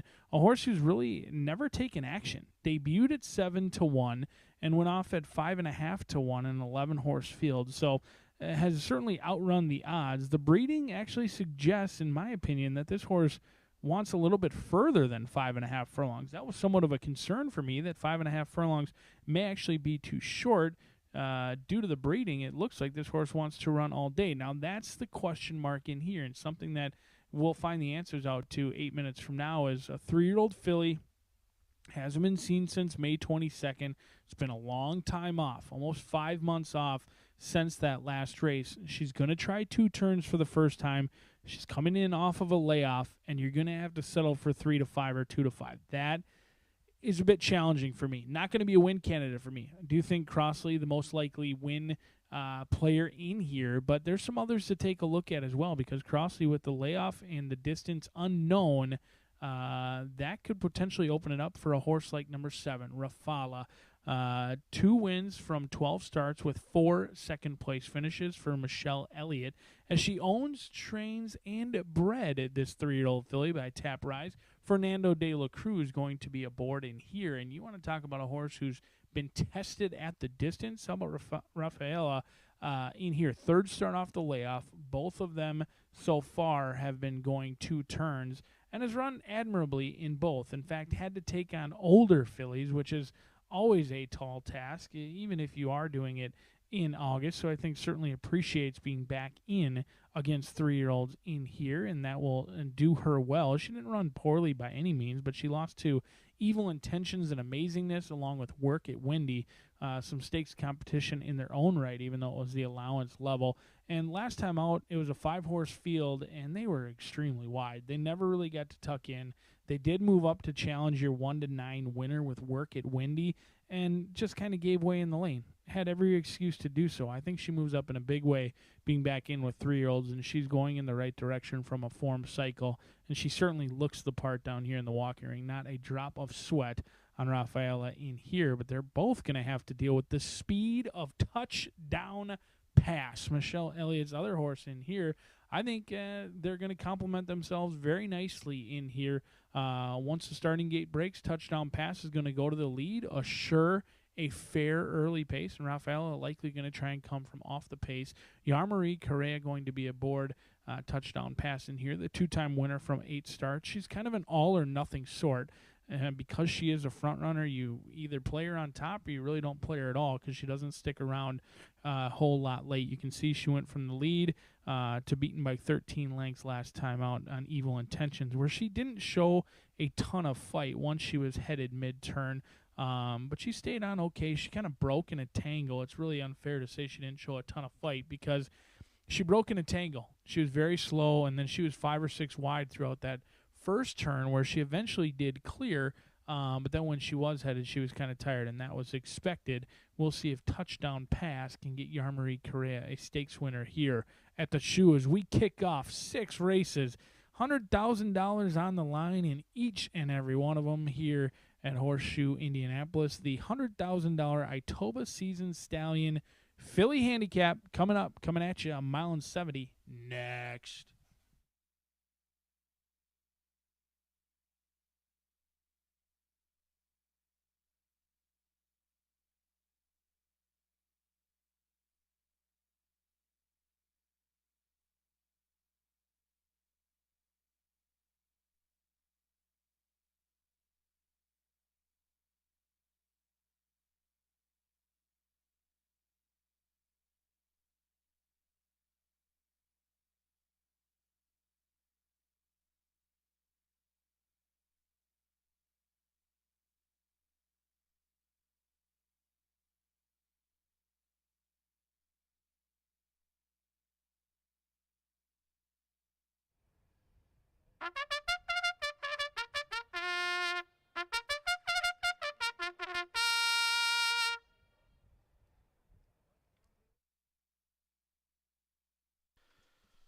Gary the Bugler bringing the fillies onto the track for the fourth race, the first of our premier races here on Hoosier Day, the Itoba Stallion Season Fillies.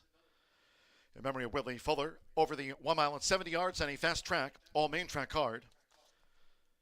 Scratch 2 Luna Diva. Number 2 Luna Diva has been scratched from the Itoba Stallion Season Fillies. Here's the field on parade. The one is Ship Shawana. Joe Ramos rides. For Bob Gorham, trains for Richard Snyder, Connie Snyder, Henry Mast Thoroughbreds LLC, and Marion F. Gorham. Scratch the 2. 3 is Soul Run with Rodney Prescott. Trained by Brian D. Michael for owner and breeder Andrew C. Ritter. Number 4 is Crosley with Edgar Morales. Back on board the Pass Rush filly for John Langmeyer's Spooky Hollow Racing Incorporated. Number 5, Holiday Lights. Secure Santo Sanjor, riding here for Bob Gorham and owner Marion Gorham. 6 is Jello Bean with Alberto Burgos riding for Scott Mullins, trains for Scott Resnick's Shim Racing LLC, owner and breeder. Number 7, Raffaello with Fernando de la Cruz.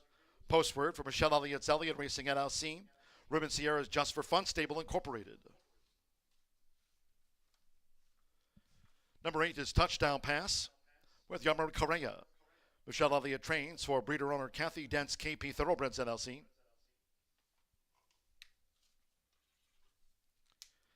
Here's the 9, Shield Me with Prayer. Eddie Perez on board for Robert Gorham and Marion Gorham. And number 10, Jolly Justice with Evan Roman. Back on board the Harry's Holiday filly.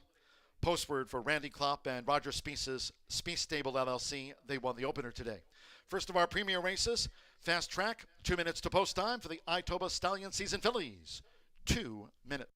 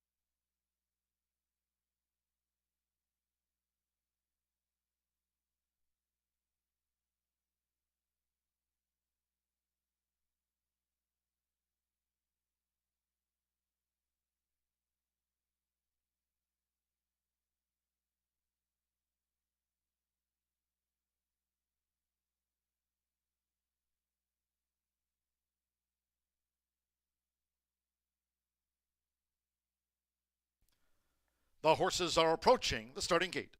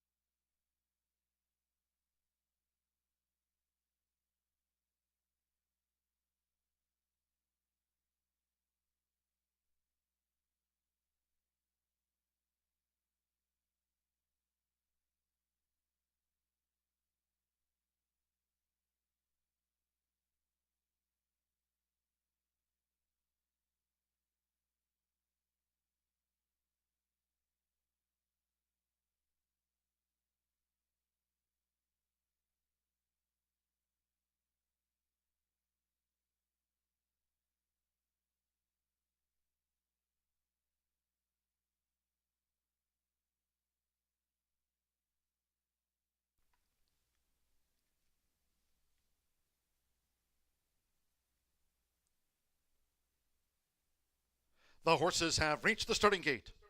It is now post time for the Itoba Stallion Season Fillies. In memory of Whitley Fuller here in 2024, they're going in. Joe Ramos with Ship Shawana. Alberto Burgos with Jello Bean. The first couple of fillies in. Rodney Prescott with Soul Run coming up. Fernando de la Cruz with Rafaela.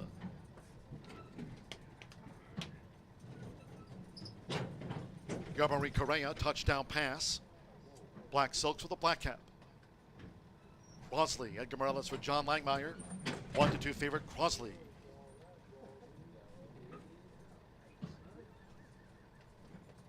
Sando Sanjor, Holiday Lights, like Ship Shawana and Shield Me With Prayer. For Bob Gorham. Now Shield Me With Prayer. Eddie Perez has a win on the card. At a 1 mile and 70-yard distance, fast track, and one more. Jolly Justice, Evan Roman for Randy Klopp, who won the opener. It's the first of 6 premier races on Hoosier Day. They're in the gate. They're off in the Itoba Stallion Season Fillies. Ship Shawana broke like a rocket. There's Crossley with the white cap. An early bid by Holiday Lights, Jello Bean, Rafaela 5 wide, Jolly Justice from post 10, no option, 6 deep as they fan across the track into the first turn where Ship Shawana has pole position with Joe Ramos. Ship Shawana takes the top from Crossley, who chases the pace there for Edgar Morales at the 6.5. Rafaela is now in roundabout the 3 path. And then toward the inside is Holiday Lights with a black cap. Jello Beans in tight quarters taken back off of heels to settle. Jolly Justice out deep on the track. And Shield Me With Prayer is even farther out there, making his backstretch run. Touchdown pass and Soul Run is drifted back toward last. Opening quarter 24.08 seconds at 41-1. Ship Shawana's the target. It's Ship Shawana looking to strike at a price here to a half mile from home with Crossley inching in. Rafaela is wide at both turns. And then comes Holiday Lights with Jello Bean, Jolly Justice. Shield Me With Prayer also 4 to 5 wide both turns. Touchdown pass and Soul Run being driven to improve. Half mile for Ship Shawana. 49.16 seconds. In the meantime with Edgar Morales. Crossley, the 1-5 favorite, has been poised off the flank of Ship Shawana as these fillies come toward the top of the stretch. And then comes Rafaela, who's now under pressure. Holiday Lights, Shield Me With Prayer on the far outside. Jolly Justice, Soul Run with the rail. Touchdown pass and Jello Bean tailed off. It's Ship Shawana as Crossley looms up after 3 quarters in 1 minute 14.04 seconds. Crossley hits the 8th pole in front. Took the lead from Ship Shawana, who's second and trying to stay on from Soul Run, who's mounting a late charge. Shield Me With Prayer and Jolly Justice. They're close to home with Edgar Morales. Crossley conquers them. And the Itoba Stallion Season Fillies by 3.5 from Soul Run. Ship Shawana was third, then Shield Me With Prayer and Jolly Justice.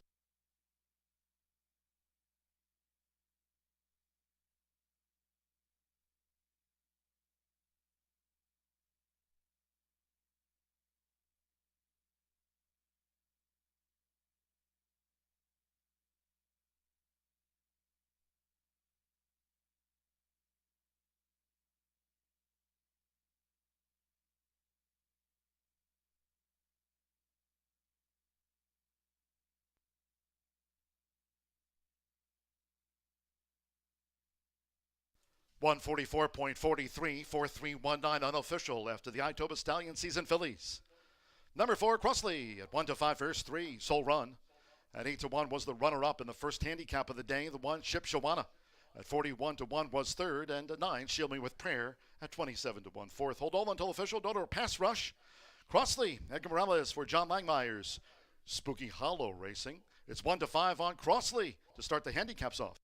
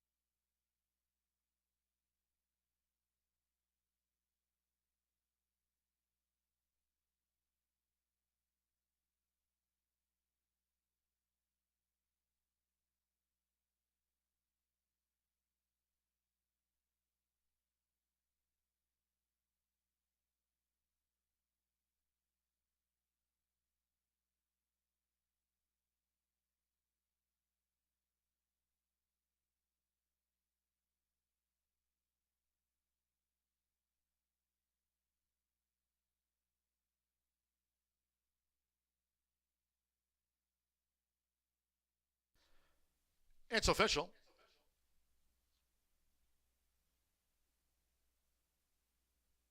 Stepping into the Murphy Trailer Sales winner circle, the 4, Crossley with Edgar Morales. Crossley is a 3-year-old chestnut filly by Pass Rush. Out of the Flatter Mare, Amberley Village, bred here in the Hoosier State by John Langmeyer's Spooky Hollow Racing Incorporated. Horseshoe Indianapolis congratulates the Itoba Stallion season fillies winner, Crossley.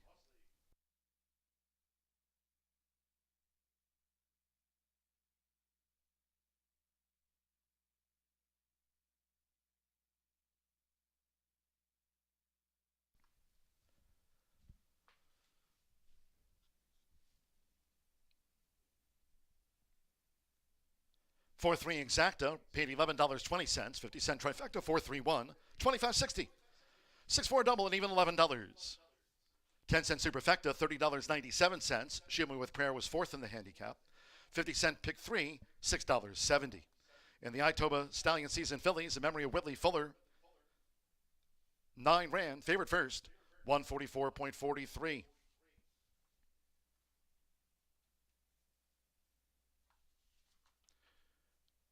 And part of a winner's presentation after our first handicap on Hoosier Day, along with Vice President and General Manager Racing Eric Hallstrom, the Itoba Stallion season fillies in memory of Whitley Fuller.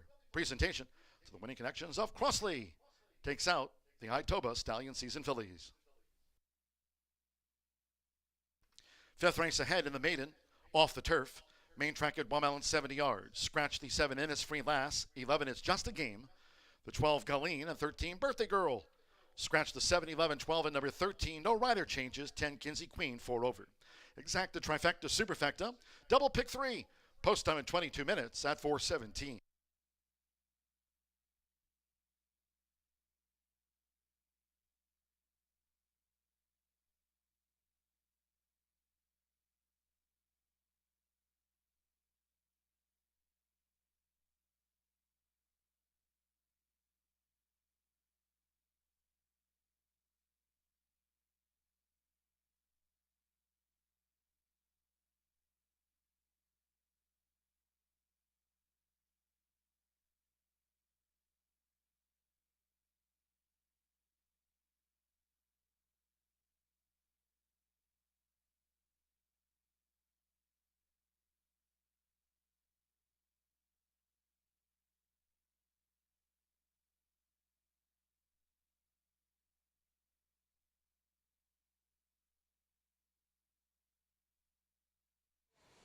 Itoba filly goes to Crosley. We've got John Langemeyer here, but let's ask Edgar because Ray's a little sleepy here. Ray Lynn, Miss Star of the show here. You have anything to say first? Nope. Okay. Crosley went up at 1-5. You guys broke the maiden really nicely and then got in a little bit of trouble last time in that handicap. And I said when I was talking about it, if she gets a clean trip, it's really going to be a nice race, and it was. Yeah, I mean, first of all, thank you to John to keep me on her, and she was really nice the whole way she was traveling for me. We knew she would show some speed, but we didn't want to be on the lead and get the pressure the whole way around there from the first race back, you know. But I just said, and she did everything I asked her, and when I asked her, she just went on. So yeah, she looked really, really classy. Congratulations and good luck on the rest of the card. Ray Lynn. Bye, guys. Okay, John, tell us a little bit about her. I'm sure you were thinking the same thing, clean trip, but what's the plan for the end of the year here for her? Oh, definitely we'll show back up on the 26th. Yep, for the Champions Day. Yeah, oh, definitely. Well, good. I'll look forward to your few words then. Good luck on the win. All right, ladies and gentlemen, Crosley wins. We've got a break. Then we'll get back to the Itoba boys, and our big races kick off in race 8, so lots more amazing racing. Stick around.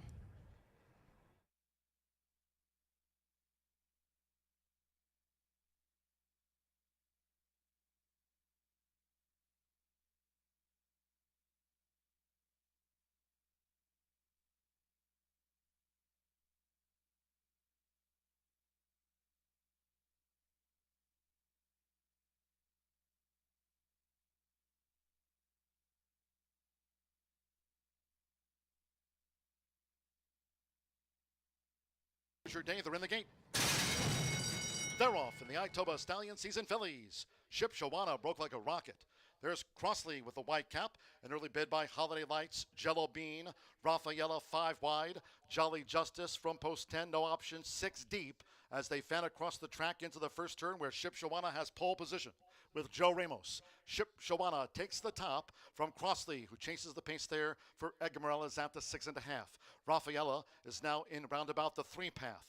Then toward the inside is Holiday Lights with a black cap. Jello Beans in tight quarters taken back off of heels to settle. Jolly Justice out deep on the track. And Shielded with Prayer is even farther out there, making his backstretch run. Touchdown pass and Soul Run is drifted back toward last. Opening quarter 24.08 seconds at 41-1. Ship Shawana's the target. It's Ship Shawana looking to strike at a price here to a half mile from home with Crossley inching in.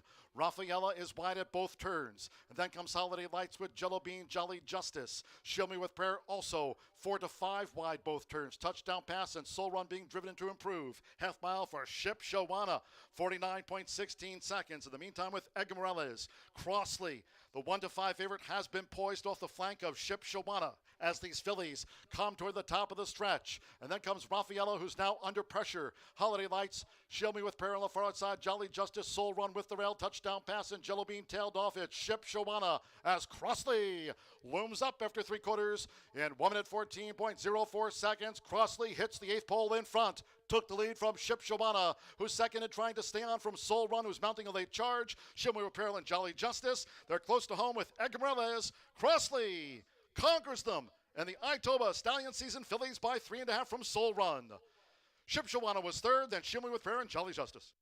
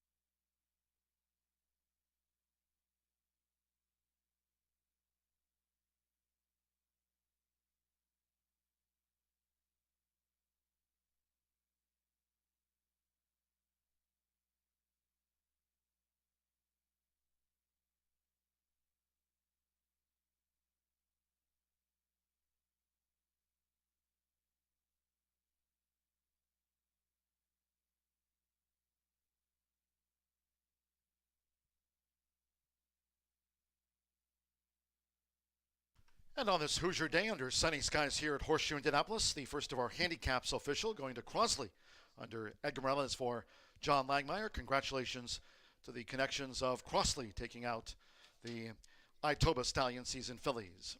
Domiana's is open today for those joining us here on track under beautiful sunny skies here in the Hoosier State, located in the Family Pavilion. If you're joining us here at the races, enjoy the beautiful weather and check out Domiana's, located in the Family Pavilion, open today on Hoosier Day.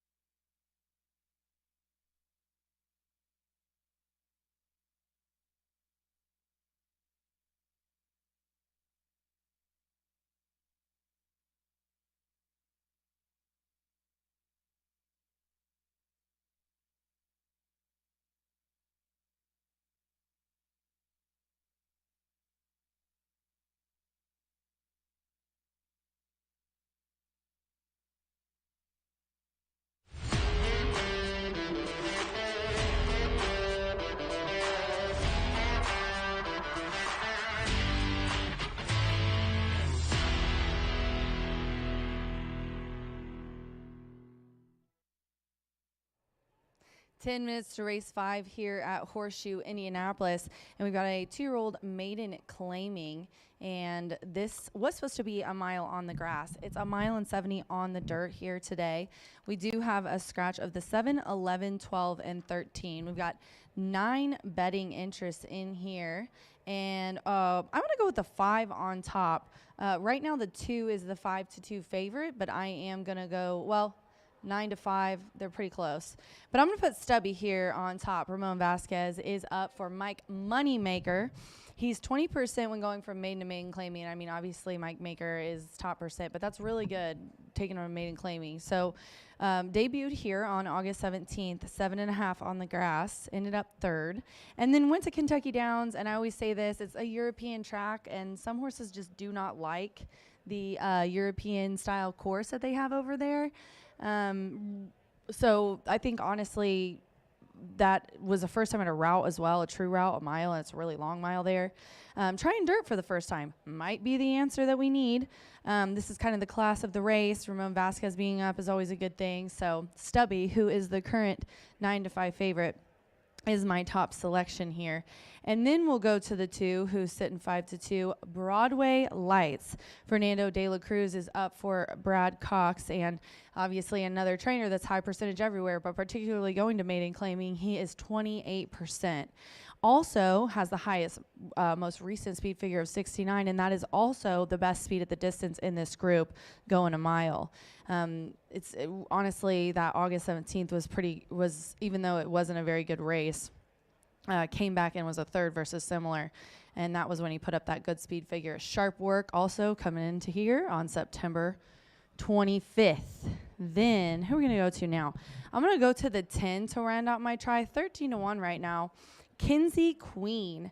This one is a 2-year-old filly by McKenzie, Mind Shift mare.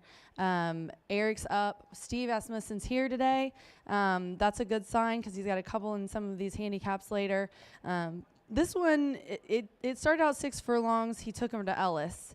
Didn't do much there. Tried 7 furlongs turf and another one, Kentucky Downs. That's a tough course. Didn't like it. He's bringing it here, dropping down in class. I just think that this 2-year-old filly is going to run a much better race. Dirt routing, though, is the question. She's never gone this long, but I think here on the outside with a couple of scratches, her inside is going to be just fine. 5-10 here for me in the 5th race.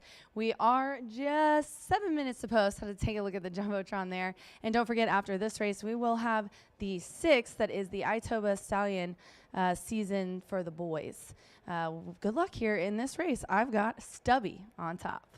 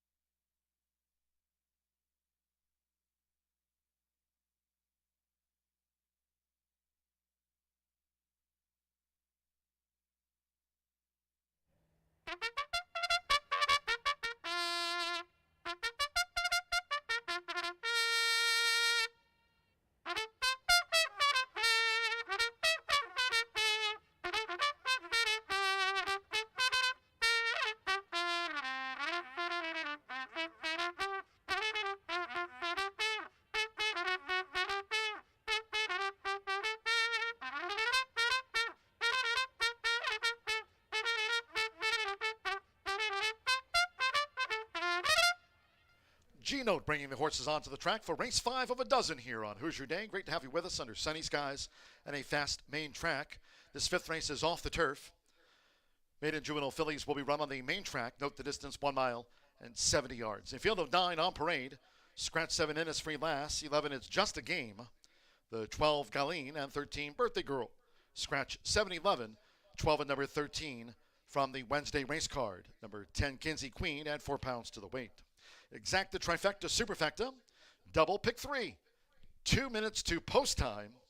It's due in 2.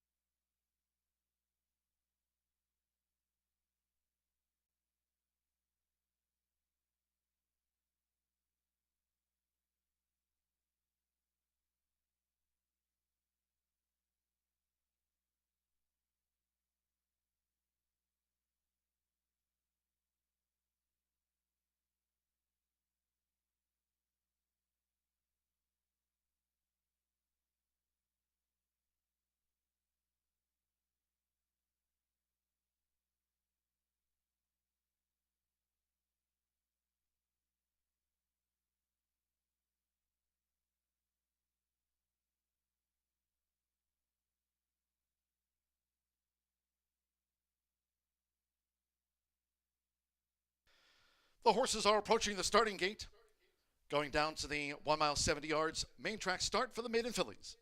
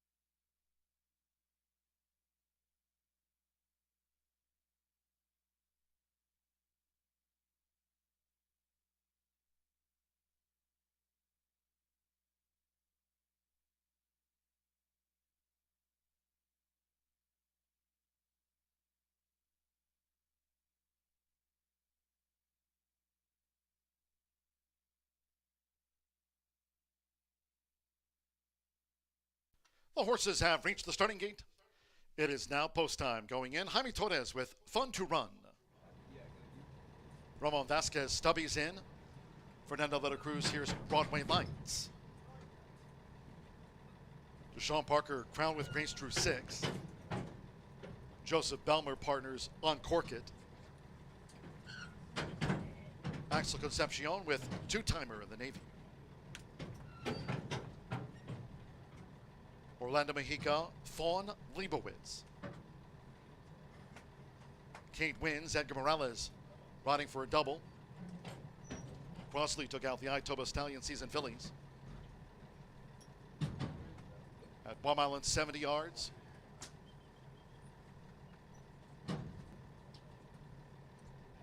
Kate wins, given an 18-1 chance. Stubby a 2-1 favorite.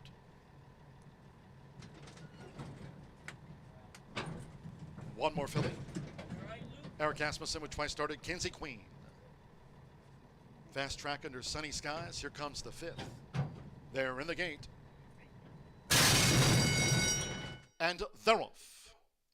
And here's Kinsey Queen with an early bid. Looks to angle over toward the inside. Fun to Run. And right there is Broadway Lights with Jaime Torres. Fun to Run takes the early lead as they enter the first turn from Broadway Lights in the pink cap as Stubby gets position. Nice early move by Stubby to be right there, third up close at the 6.5. Kinsey Queen is running in 4th. Then to the inside, Uncork It in 5th. Two-Timer and Tight Quarters in 6th. Von Leibowitz in the pink starts to gain. Then we trail back 2 to the inside. Kate wins and Crown with Grace. The opening quarter, 23.78 seconds. Making this backstretch run, it's Fun to Run. Fun to Run generates the pace as Broadway Lights keeps tabs on the front runner. Fun to Run by 3/4 length to a close-up. Broadway Lights, a gap of 2. Stubby gallops along in 3rd there for Ramon Vasquez as they go past the half-mile pole. A break of 6 more to Kinsey Queen running a wide 4th. 3 clear from Uncork It in 5th. Von Leibowitz is 6th. Then farther back 2 as they enter the far turn. Two-Timer with Kate wins and Crown with Grace's drop back to 9th. Half mile, 48.09 seconds. There's Broadway Lights with Fernando de la Cruz. Broadway Lights, she's going for the quarter pole as Fun to Run needs to respond, and Stubby is closing in as they come toward the top of the stretch. Kinsey Queen is mounting a bit on the far outside. Fun to Run has dropped back, and the rest are detached as these maiden 2-year-old fillies straighten away. It's Broadway Lights after 3/4 in 1 minute 12.93 seconds. Broadway Lights leads Kinsey Queen by 3.5, a furlong away. Stubby is 3rd, but now 1 paced. Fun to Run Lemon has dropped back, and Uncork It heads the rest. They're close to home. Broadway Lights. Broadway Lights in the leading role. Broadway Lights gets the result by 4.5 from Kinsey Queen. Stubby was 3rd, and Uncork It came past Fun to Run back in 4th.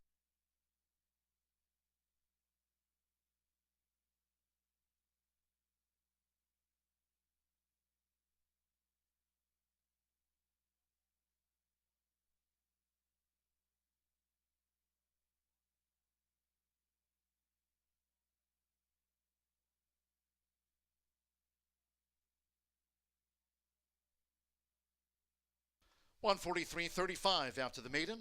2:10.53. Hold on until official. 2 Broadway Lights. 7-2 first 10. Kinsey Queen. 7-1 the runner-up in the maiden. Number 5 Stubby. 9-5 favorite ran third, and 3 Uncork It getting into fourth from Fun to Run. 2:10.53. Hold on until official. Fernando de la Cruz for Brad Cox. Top the Horse Racing Nation Hot Trainers in today. It's another win here this week for the Brad Cox stable. Gary and Mary West Broadway Lights at 7-2 out to the maiden ranks.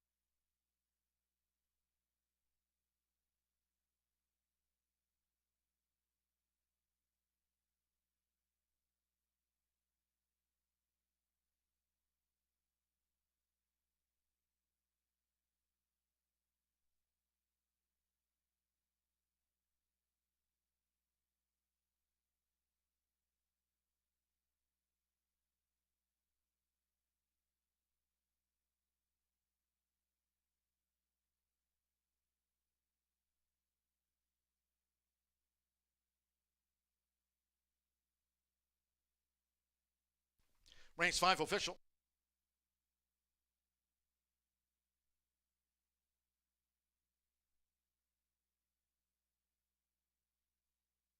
Returning to the Murphy Trailer Sales winner circle, the 2 Broadway Lights with Fernando de la Cruz.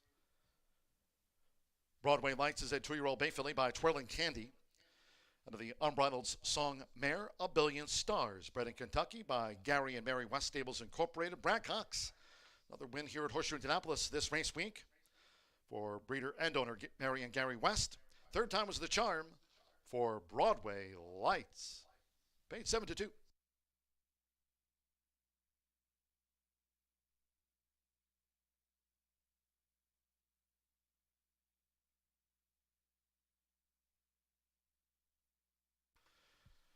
Results in the 210 exacta paid $59 even, 50-cent trifecta 210.5, 52.80. 4-2 double paid $13.80.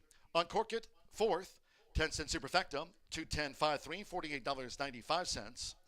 Fun to Run was fifth. 50-cent pick 3 paid $15.50. The 50-cent early pick 4 daily starts on our seconds of the day. All main track card, 404 pays out the 50-cent early pick 4, $34.10. And the 50-cent early pick 5 daily starts on the 210 opener. 5 of 5, early pick 5, $521.55. In the mid and juvenile fillies, the 7, 11, 12, and 13 were the non-runners. Favorite, third. 9 faced the starter, 143.35. Race 6 is next on the Hoosier Day docket. The second of our 6 handicaps, the Itoba Stallion season. And in race 6, there are no changes, all 10 run. Exacta, trifecta, superfecta. 10-cent Grand High 5 pentafecta wagering featured on the handicap double pick 3. It's the Itoba Stallion season in memory of Donald Dirth Jr. Post time 4:47.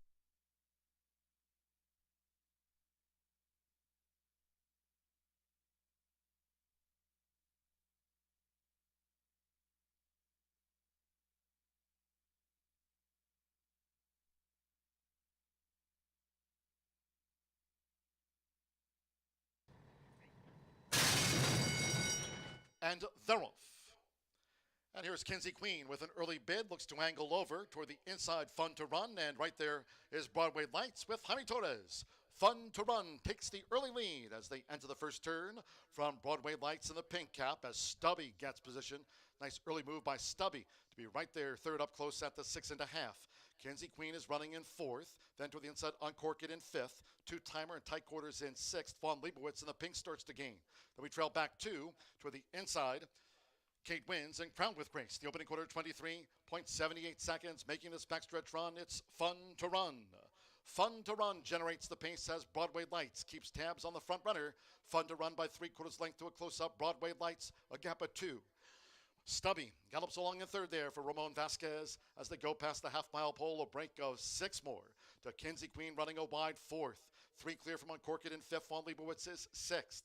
Then farther back 2 as they enter the far turn. Two-timer with Kate wins and Crown with Grace's drop back to 9th. Half-mile, 48.09 seconds. There's Broadway Lights. With Fernando de la Cruz, Broadway Lights, she's going for the quarter pole. As Fun to Run needs to respond, and Stubby is closing in. As they come toward the top of the stretch, Kenzie Queen is mounting a bit on the far outside. Fun to Run has dropped back, and the rest are detached. As these maiden 2-year-old fillies straighten away, it's Broadway Lights. After 3/4, in 1 minute 12.93 seconds, Broadway Lights leads Kenzie Queen by 3.5, a furlong away. Stubby is 3rd, but now 1-paced. Fun to Run Lemon has dropped back, and Uncork It heads the rest. They're close to home. Broadway Lights. Broadway Lights in the leading role.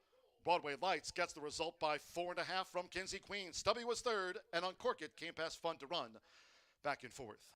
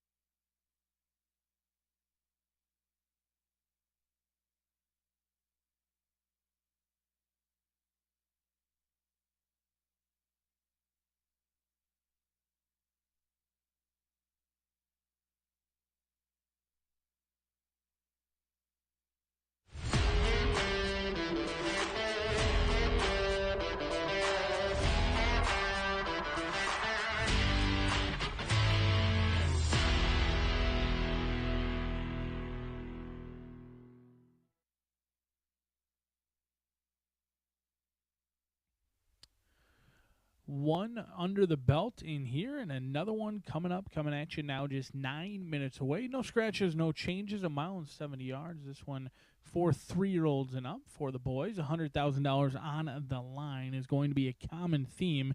We don't kick off the late fire 5. The late fire 5 begins in race number 7. Many of us have become accustomed to race 4 and 5, but with 12 on the slate, the late fire 5 will kick off in the 7th. So you've got about another half hour before we do kick off that late fire 5. But let's dive into this field in here. This one was originally scheduled to be on the dirt and will remain on the dirt, a fast dirt at that, with no scratches or changes in here. And I'm going to go to number 2, Kingsbury Road. Shorty Perez and Bob Gorham in here, as Perez got the lid lifter kicked off with a 14-1 winner, breaking alertly from the outside. He'll look to get a favorite home to score in here for Mass Thoroughbreds. The 3-year-old Gelding is a 2-time winner with 3 second and third place finishes.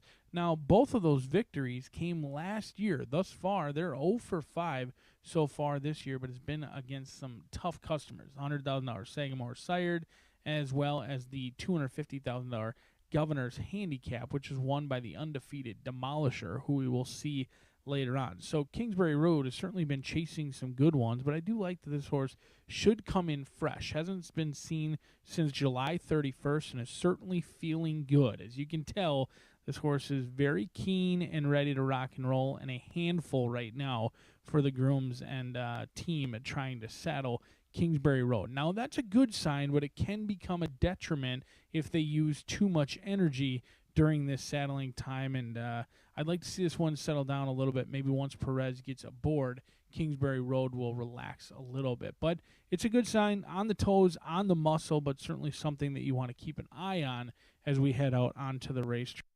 Who has shown speed in the past, should be fresh, and I expect this one to be right on, if not near, the lead when the gates pop today, especially coming off of that layoff. After that, we'll take a look at number 4, Rocketing. Was somewhat flattered when 0 for 15 Reiteration got the maiden breaking score earlier today and did so in easy fashion. Rocketing is a horse who's got a ton of upside. This was a horse entered for maiden $15,000 just on July 30th. Got a $40,000 allowance win last time out and is now running for the big money in here. Looks to be a very live claim for Tiana Richardville, who picked this one out back on July 30th, and last race was even more impressive than it may look. They missed the break by 10 lengths, and if you watch that replay, John G. Dooley is beside himself. That Rocketing goes flying on by, moved up very well mid-turn. I think there was many people who doubted that this horse could sustain the rally at 5-1 and just continued to find more. Now, being a late-running sprinter doesn't always translate to success going 2 turns. But I do think that Rocketing can handle 2 turns, and here's Rockin' City Weekend, the mare. She was a 7-time winner, made over $209,000. I probably don't prefer first foals, but so far Rocketing has been proving me wrong. We'll see if the Gray can make it 2 in a row and go from the $15,000 claiming ranks to a $100,000 stakes champion in this one. The 5 is Positive Change. They've asked a lot of this 3-year-old chestnut thus far this season, making start number 8, one-time winner earlier in the year, back in August, where they won in an off-turf event and did so very easily. McKenna Anderson has been aboard the last 5 starts. They've picked up paychecks in almost each and every one. They go turf to dirt in play. I think a horse who should get first run. If they go awfully quick, this one should be right in that second flight. If they tire in the lane, Positive Change is a horse who's proven to like this distance. 3 starts, a win, and a second. The mare was all turf, so maybe in the long run, turf will be in his future. However, so far, he's done just fine on the main track. We'll see if McKenna Anderson can roll by some tired foes in the lane with Positive Change, but I'm all about trying to get the deuce home in here. Kingsbury Road needs to settle down, but a field of 10 set to battle it out for $100,000 on the line. One of the best in the business, John G. Dooley, gives you the call just 5 minutes from now.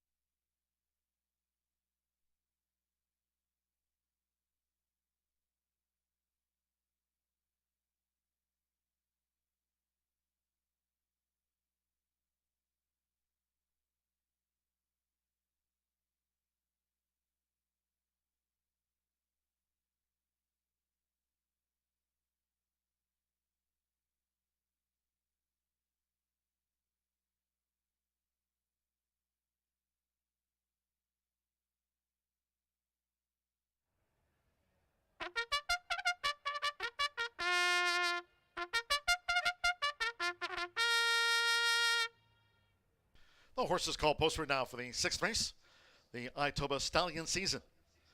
Memory of Donald Darth Jr. at 1 mile and 70 yards. They fielded 10. Here, no program changes. All 10 run.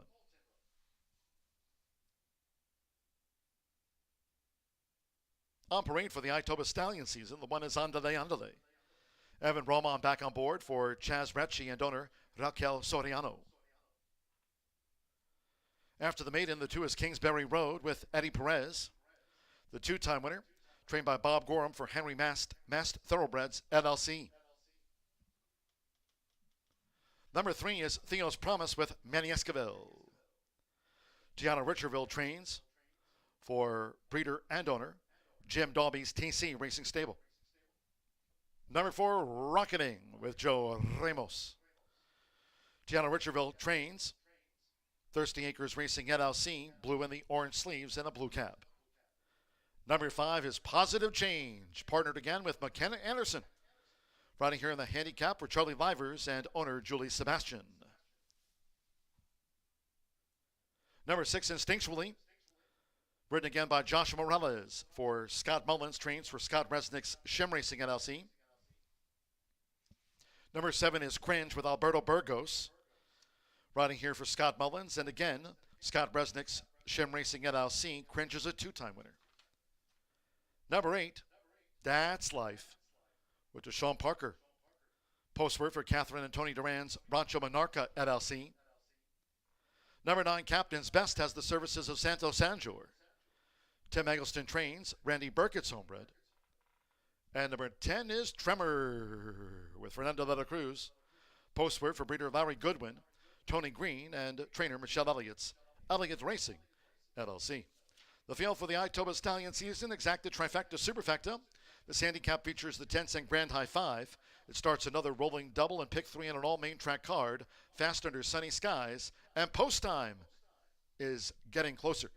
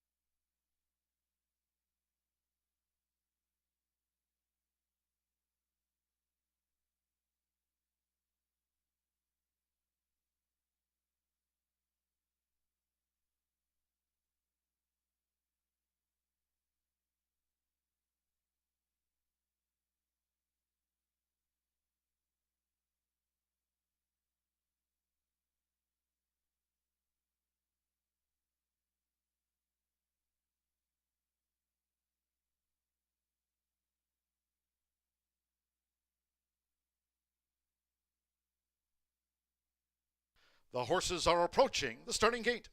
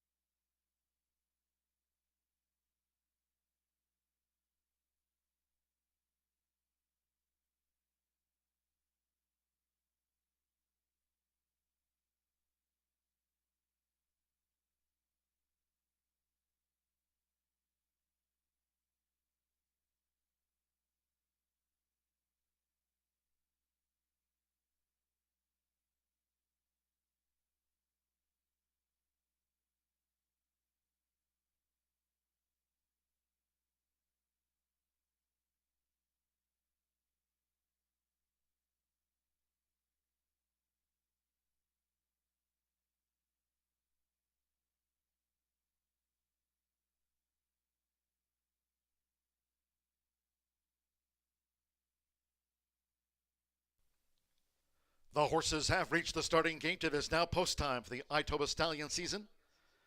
This is in memory of Donald Darth Jr. They're going in. Santos Sanjo with Captain's Best first installed. Evan Roman with Andale Andale joins Captain's Best. Josh Morellas with Instinctually. Kingsbury Road, 4-5 favorite. Eddie Perez for Bob Gorham.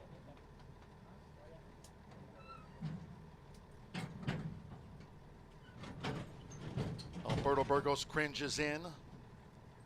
Deshaun Parker, That's Life. Manny Esquivel, Theo's Promise drew 3. Now Joe Ramos with Rocketing coming forward. Captain's Best was loaded, a couple of them back. McKenna Anderson with Positive Change drew 5. He rolled 10 run. 1 mile and 70 yards. One more, Tremors. Fernando de la Cruz riding for a double. They're in the gate. And they're off in the Itoba Stallion season. Fast start for Theo's Promise. Positive Changes right there. The Gray Maiden Instinctually with an early bid. And a Tremor strides up with an early move as they enter the first turn. It's Tremor with Instinctually. Positive Change and toward the inside. Andale Andale, a 16 race maiden as they go to the back. Theo's Promise now 5th upon settling as Tremor is the overall leader. Then it's a break of 3 more to Kingsbury Road. Just past midfield there, settled by Eddie Perez is Kingsbury Road. Captain's Best is wide. And then in between horses, Cringe with toward the inside Rocketing running second to last and per the norm. Northerly Speed from That's Life, who's dropped back to be last. Opening quarter 23.80 seconds with Fernando de la Cruz. Tremor heads the handicap at 17-1. Ed Tremor has cleared off to a 6-length lead or so past the half-mile pole. Here comes the rest. Andale Andale, Positive Change. Part of the pursuit, Kingsbury Road starts to gain. Theo's Promise on the fraud side Instinctually is dropped back. And then Captain's Best wide both turns from Rocketing, Cringe, and That's Life remains last. The front runner, Tremor, half mile 48.12 seconds. It's Tremor who leads by 2 on approach to the quarter pole from Kingsbury Road, who's getting there yard by yard. Here comes Kingsbury Road up to engage Tremor. Theo's Promise, Captain's Best as That's Life is unwinding on the front side. That's Life is looking to circle them all. It's Kingsbury Road who leads for home. 3/4, 1 minute 13.05 seconds. Here come the Hoosiers into the final furlong, and it's Kingsbury Road with a 5-length cushion. That's Life made a big run into second. Theo's Promise, Positive Change, Rocketing all battle for the balance. It's Kingsbury Road home by 5 from That's Life. Theo's Promise gained third, then Positive Change and Rocketing.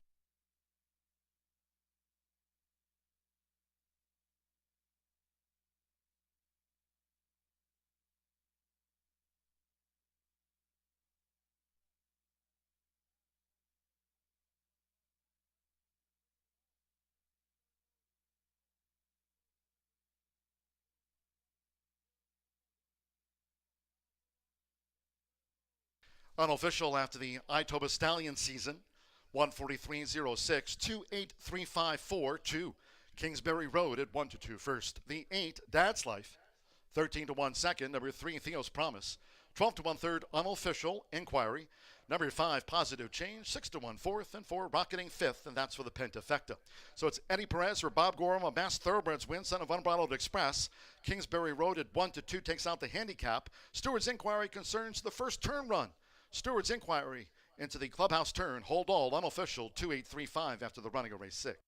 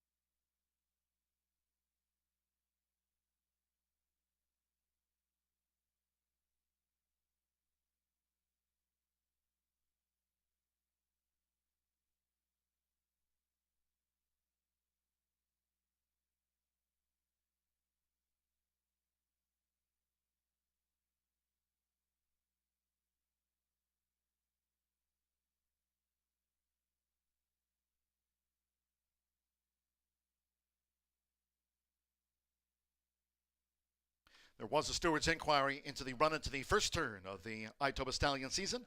No changes will be made to the running order after a review. No changes.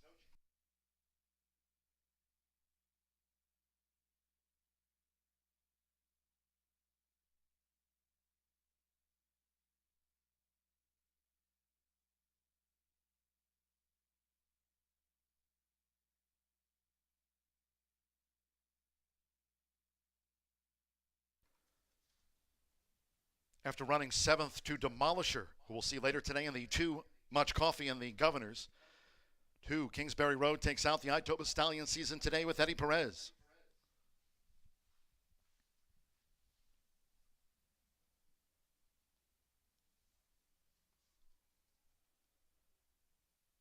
Again, there was that Stewart's Inquiry into the run into the first turn, no changes made. In the Murphy Trailer Sales Winner Circle 2, Kingsbury Road, Eddie Perez on the 3-year-old big gelding by Unbridled Express. And a Glamour Queen by Artie Schiller. Bred here in Indiana by Tommy Wendy. Bob Gorham trains for Henry Mast Thoroughbreds, LLC. Horseshoe Indianapolis congratulates the winning connections. Kingsbury Road was the 1-2 handicap favorite.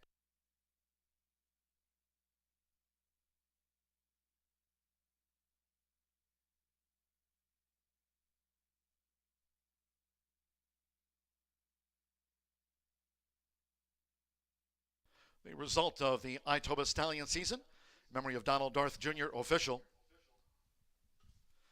2-8 exact after the handicap, paid $19.40, 50-cent trifecta. 2-8 and 3, $35.65. There's the 10-cent grand high five. 2-8-3-5-4, rocketing fifth, $113.41 for the pentafecta.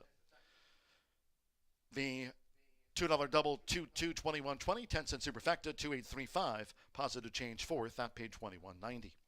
In the Itoba Stallion season, favorite first all, 10 ran, 143.06. Blanket presentation after the running of the Itoba Stallion season.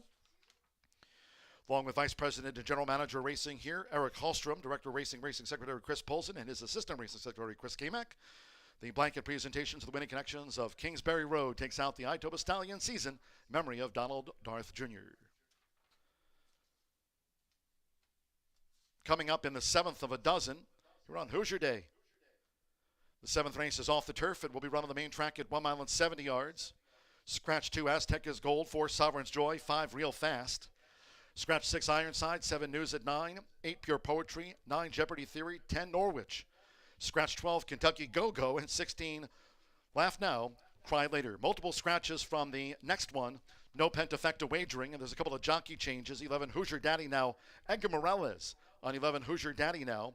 15, Star Spangled Express, the jockey there, Joe Ramos, rides the 15. And 11, Hoosier Daddy Now, 1 pound over with Edgar Morales. 14, Silver Heist, 1 extra pound there, makes the weight 118. Exacta trifecta, there is the superfecta, but no pentafecta. Double, pick 3, start to the 50-cent, late fire 5, all main track card fast. Post time in 18 minutes at 5:17. After winning the Itoba Stallion season on board Kingsbury Road. Looks like Eddie Perez and the Murphy Trailer Sales ready to talk about the win with Racing Rachel.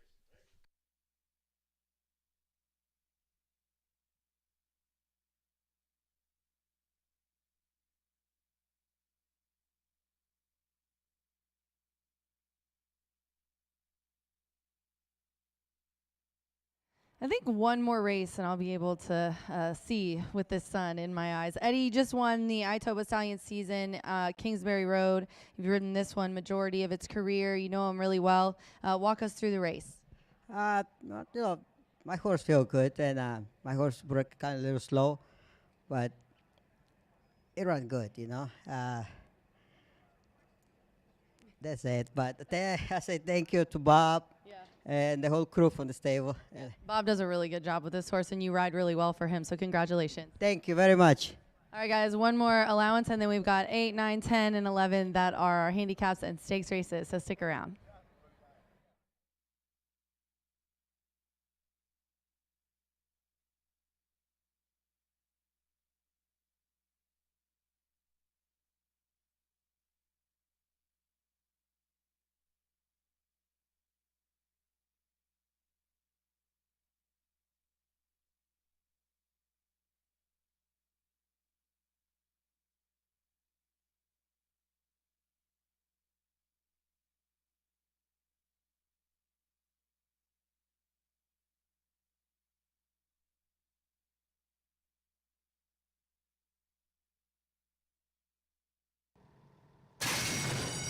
And they're off in the Itoba Stallion season. Fast start for Theo's Promise. Positive changes right there. The Gray Maiden instinctually with an early bid. And Tremor strides up with an early move as they enter the first turn. It's Tremor with instinctually positive change and toward the inside. Andale, a 16 race maiden as they go to the back. Theo's Promise now fifth upon settling as Tremor is the overall leader. Then it's a break of 3 more to Kingsbury Road. Just past midfield there, settled by Eddie Perez is Kingsbury Road. Captain's Best is wide. And then in between horses, Cringe with toward the inside Rocketing running second to last and per the norm. Northerly speed from Dad's Life, who's dropped back to be last. Opening quarter 23.80 seconds with Fernando de la Cruz. Tremor heads the handicap at 17-1. Ed Tremor has cleared off to a 6-length lead or so past the half-mile pole. Here comes the rest. Andale, positive change. Part of the pursuit, Kingsbury Road starts to gain. Theo's Promise on the fraud side instinctually is dropped back. And then Captain's Best wide both turns from Rocketing, Cringe, and That's Life remains last. The front runner, Tremor, half mile, 48.12 seconds. It's Tremor who leads by 2 on approach to the quarter pole from Kingsbury Road, who's getting there yard by yard. Here comes Kingsbury Road up to engage Tremor. Theo's Promise, Captain's Best as That's Life is unwinding on the front side. That's Life is looking to circle them all. It's Kingsbury Road who leads for home. 3/4, 1 minute 13.05 seconds. Here come the Hoosiers into the final furlong, and it's Kingsbury Road with a 5-length cushion. That's Life made a big run into second. Theo's Promise, positive change, Rocketing all battle for the balance. It's Kingsbury Road, home by 5 from That's Life. Theo's Promise gained third, then positive change in Rocketing.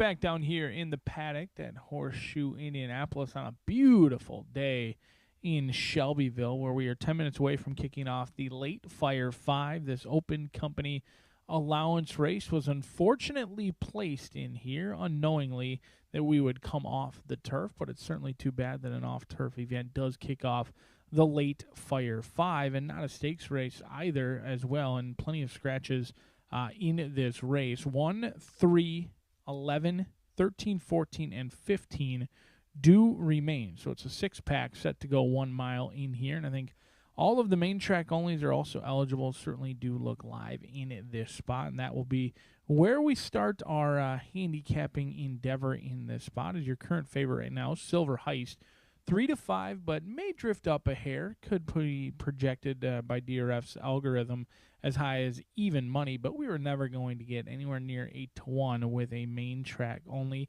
The Asmussen gang, always good to hear that Hall of Famer Steve Asmussen graces us with his presence, with son Eric Asmussen going to get the leg up in here for the 2-time winner, who has certainly had some back class throughout their career, $124,000 in earnings, and they won the maiden breaking score at first asking sprinting over at Fairgrounds, then tried an optional Claymore there, only beaten by a length behind Determinedly, and Steve thought highly enough of Silver Heist as a 3-year-old to run in the Grade 2 Risen Star. Was once on the Kentucky Derby Trail running on Risen Star Day. They did go off at 37 to 1, couldn't catch Angel of Empire that day, and the third place runner, Two Phils, actually came back to run very well in the Kentucky Derby as well. But Silver Heist has moved his tack kind of all over. Fairgrounds, Oaklawn Park, Churchill Downs, Ellis Park, a good second last time out.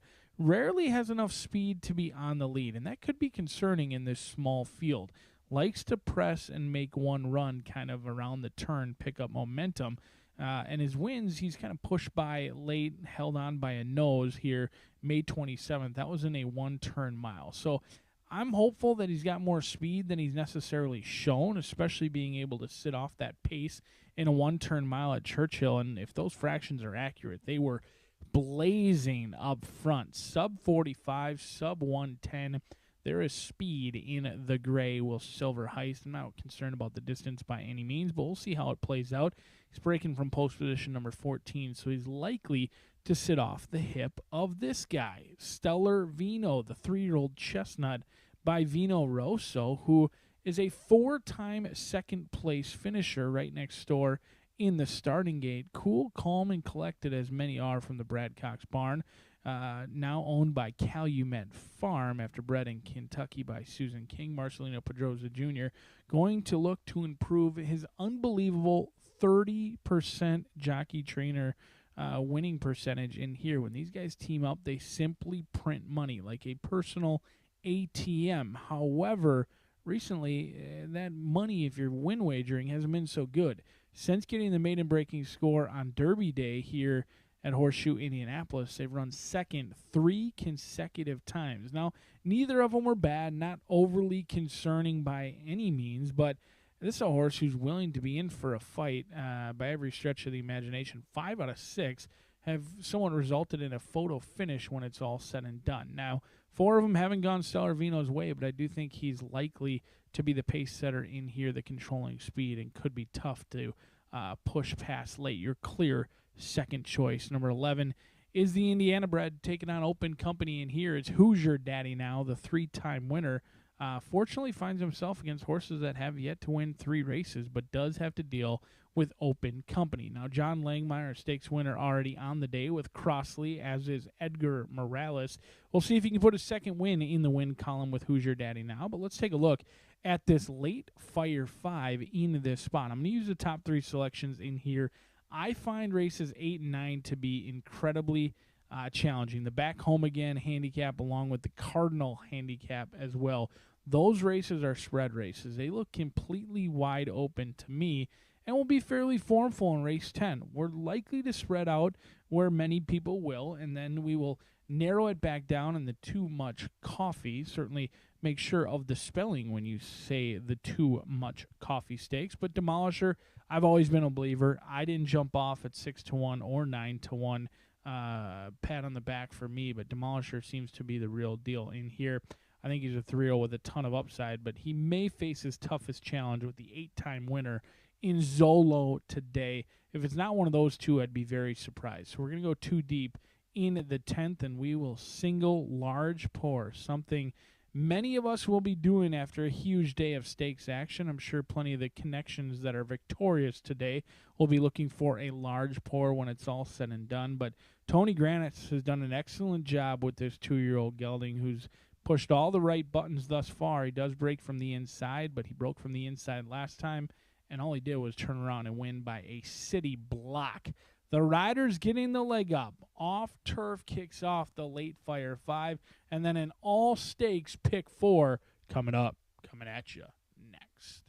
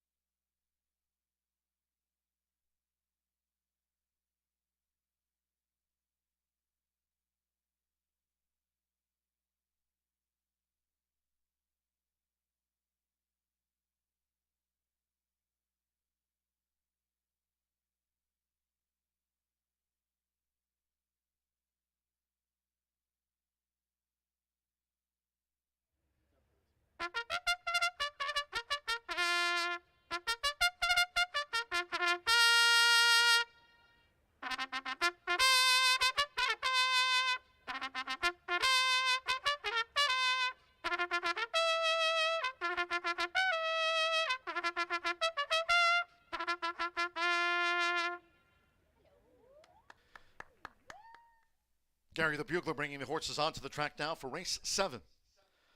This one of those taken off the turf course. It will be contested on the main track, fast over 1 mile and 70 yards, a field of 6. Scratch 2, Aztec is gold. 4, Sovereign's Joy. 5, Real Fast. 6, Ironsides. Take out 7, News at 9. 8, Pure Poetry. 9, Jeopardy Theory. And scratch 10, Norwich. Take out 12, Kentucky Go-Go. And 16, Laugh Now, Cry Later. 11, Hoosier Daddy Now, the jockey Edgar Morales, 1 pound over. Number 15, Star Spangled Express. Make the jockey there Joe Ramos.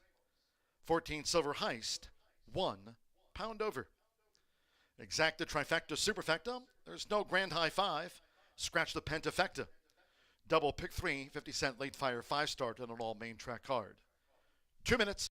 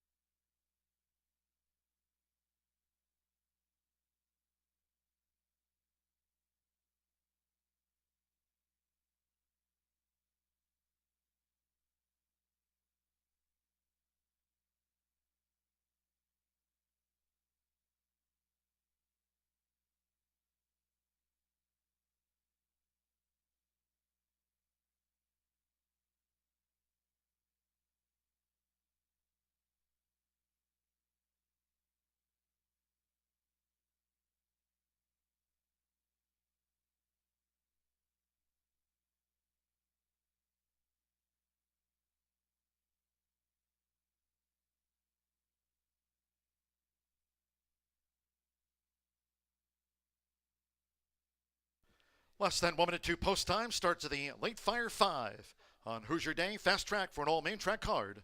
Less than 1 minute.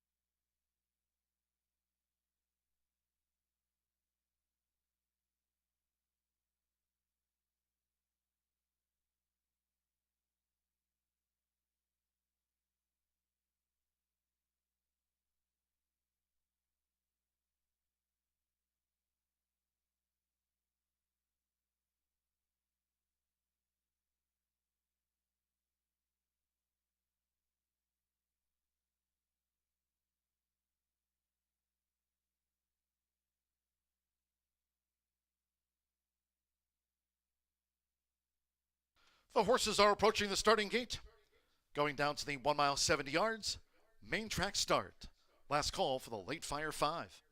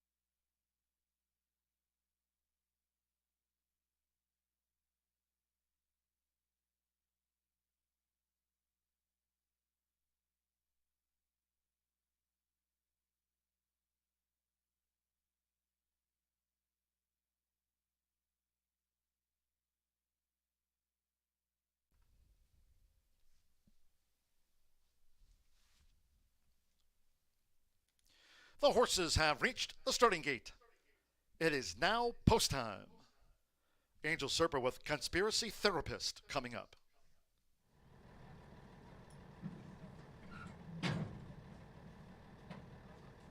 At 1 mile and 70 yards, Samuel Bermudez with 2 beers by 10 to join Conspiracy Therapist.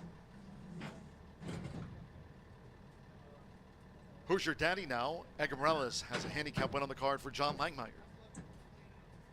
Now Marcelino Pedroza Jr. with Stellar Vino. At 1 mile and 70 yards, a couple of them back. Silver Heist, Eric Asmussen for Steve Asmussen here today. One more. Star Spangled Express, Joe Ramos. The former journeyman goaltender Andy Brown. They're in the game. They're off. Hoosier Daddy now broke sharp. 2 beers by 10. Conspiracy Therapist with the rail. On the outside, Star Spangled Express and Stellar Vino black with the gold chevrons, while Silver Heist has dropped back to last as they enter the clubhouse turn. And it's Conspiracy Therapist. So with Angel Serpa, Conspiracy Therapist has taken the early lead in front here of a close-up 2 beers by 10. At the 6.5, and then comes Hoosier Daddy now with a white cap. Stellar Vino, Silver Heist just relegated. Star Spangled Express to 6th and last. It's Conspiracy Therapist and 2 beers by 10. Making a bid now for Samuel Bermudez. Opening quarter 23.54 seconds. 2 beers by 10 has taken a short lead from Conspiracy Therapist, while 2 clear from Hoosier Daddy now, who's tracking them from 3rd for Edgar Morales. Stellar Vino 4th on the outside for Marcelino Pedroza Jr. and 3 lengths off these joint leaders.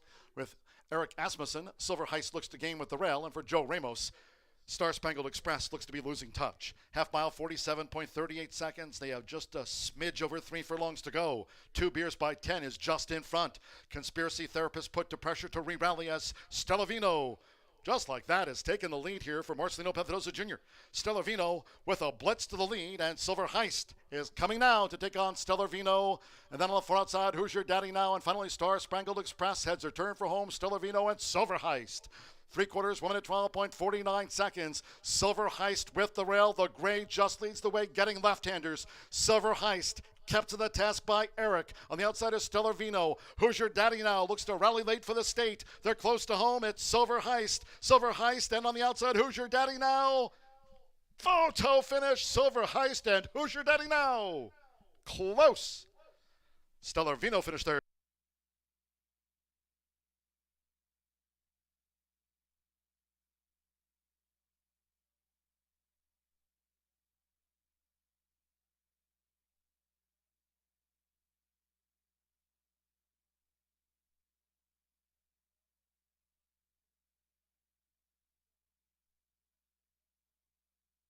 142.56. Photo finish. Hold all tickets.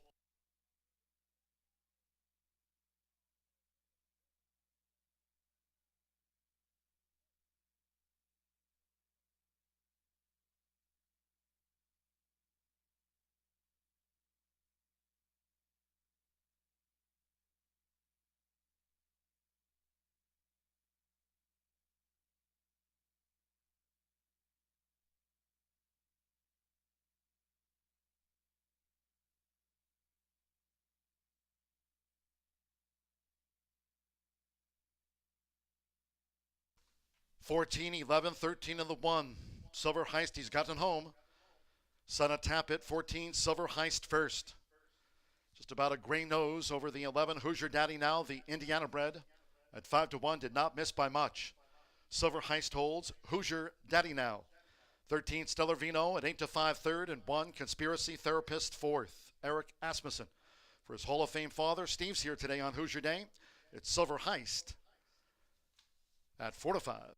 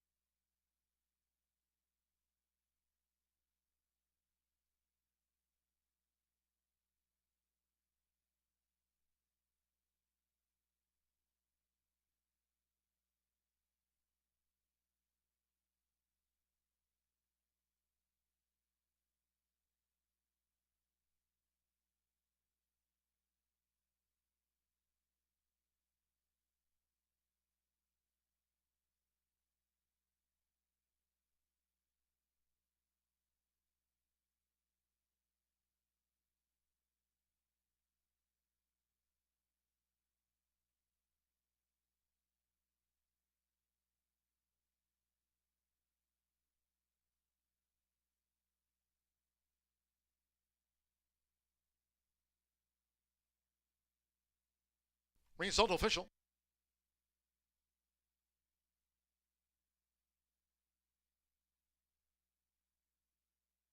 Returning to the Murphy Trailer Sales winner circle, the 14, Silver Heist with Eric Asmussen.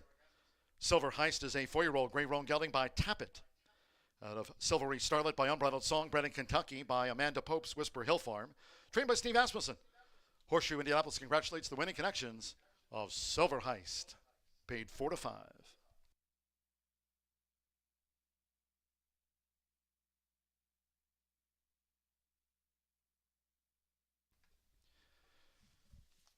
Results and prices after race 7. It took a photograph. 14-11 exacta as Silver Heist just holds Hoosier Daddy now. 15.40. 50-cent trifecta. 14-11 13. $6.60. There was no pentafecta. 50-cent pick 3 on races 5, 6, and 7. Worth $14.30. Stellar Vino ran third. Conspiracy Therapist was back in fourth. 10-cent superfecta.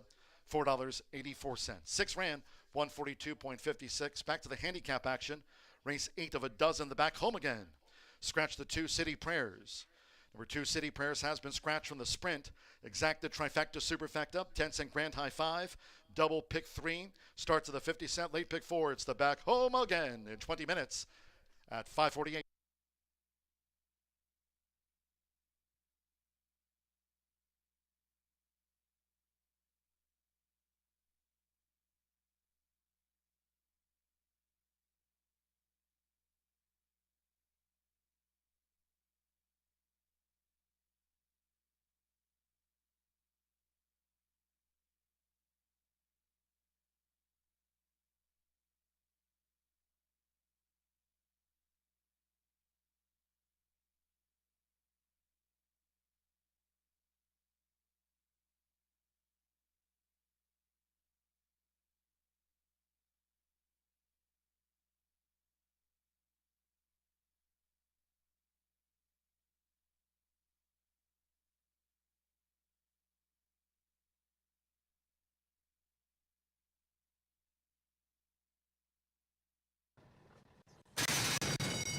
They're off. Who's Your Daddy Now broke sharp. 2 beers by 10. Conspiracy Therapist with the rail. On the outside, Star Spangled Express and Stellavino black with the gold chevrons, while Silver Heist has dropped back to last as they enter the clubhouse turn. And it's Conspiracy Therapist. So with Angel Serpa, Conspiracy Therapist has taken the early lead in front here of a close-up 2 beers by 10. At the 6.5, and then comes Who's Your Daddy Now with a white cap. Stellar Vino, Silver Heist just relegated Star Spangled Express to 6th and last. It's Conspiracy Therapist and 2 beers by 10. Making a bid now for Samuel Bermudez. Opening quarter 23.54 seconds. 2 beers by 10 has taken a short lead from Conspiracy Therapist, while 2 clear from Who's Your Daddy Now, who's tracking them from 3rd for Edgar Morales. Stellar Vino 4th on the outside for Marcelino Pedrosa Jr. and 3 lengths off these joint leaders. With Eric Asmussen, Silver Heist looks to gain with the rail, and for Joe Ramos, Star Spangled Express looks to be losing touch. Half mile, 47.38 seconds. They have just a smidge over 3 furlongs to go. 2 beers by 10 is just in front. Conspiracy Therapist put to pressure to re-rally as Stellavino, just like that, has taken the lead here for Marcelino Pedrosa Jr. Stellavino with a blitz to the lead, and Silver Heist is coming now to take on Stellavino. And then on the far outside, Who's Your Daddy Now? And finally, Star Spangled Express heads her turn for home. Stellavino and Silver Heist. 3/4, 1 minute 12.49 seconds. Silver Heist with the rail. The gray just leads the way, getting left-handers. Silver Heist kept to the task by Eric. On the outside is Stellar Vino. Who's Your Daddy Now? Looks to rally late for the state. They're close to home. It's Silver Heist. Silver Heist, and on the outside, Who's Your Daddy Now? Photo finish. Silver Heist and Who's Your Daddy Now? Close.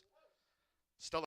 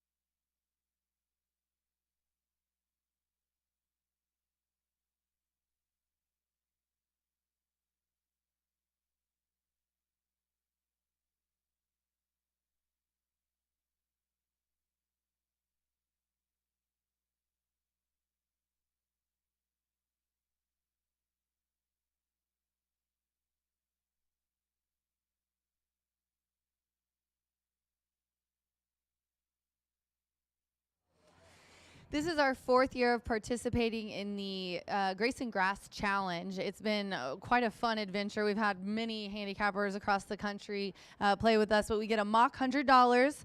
Reese's here, and we get to bet it on bets for some of our grass races. And to date, Eric just told me that Tammy said 45 grand in 4 years, which is just amazing. This year we've got 9,600. Risa, tell everybody a little bit about Grayson and what you guys do for our equine athletes. Grayson is set up to just fund equine research, and we work on the welfare and safety of the horses, and we are so honored to have Horseshoe participate in this Grayson Grass Challenge each year. They're showing our mission, and we appreciate the fact that the track cares about the horse and puts the horse number one, and that's really what Grayson does, is we put the horses number one, and we appreciate what you guys have done for us. Well, thank you so much for being here since Jamie is on vacation. I love that guy, so we miss him. Got to give Jamie a shout out. But we had Risa, so we're happy to have her here. Thank you so much for letting us be a part of this. It's been a lot of fun, and thank you to all the handicappers that take out the time to send us selections and make the bets, and Tammy, who sits and puts the bets in the machine for all of us. So it is a team effort. And if you want more information, go to their website. It's really easy to donate. Good luck.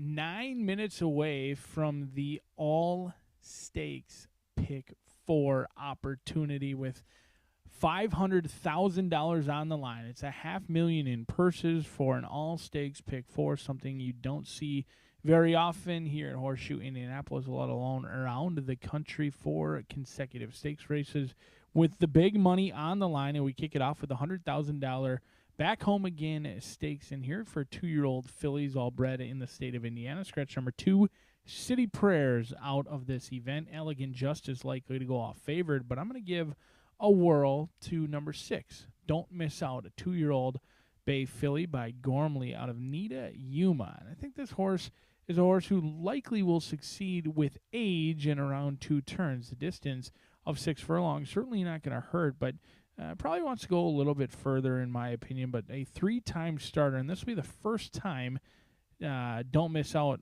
lands on a fast track. All 3 starts, incredibly, have been on a off track. And this is a 2-year-old filly who took on open competition, and she actually dominated that open competition race in which she broke sharp, immediately cleared, and always had more in the tank. Now, she does need to make up just a minor 11 lengths on Elegant Justice. However, I do think that 11 lengths is worthy of 12-1 versus 3-5. There's a ton more value on Don't Miss Out, who's going to try a fast main track for the first time, is well spaced, hasn't been seen since August 17th, like Elegant Justice, and is a horse who showed speed. Maybe if they break a little bit more alertly today than Elegant Justice, they can reverse that trend. 2-year-old fillies just don't like to pass one another. So if Manny Esquivel can giddy up this 2-year-old filly by Gormley out of the gate and maybe put a length or so on Elegant Justice, force that one to track, maybe they can reverse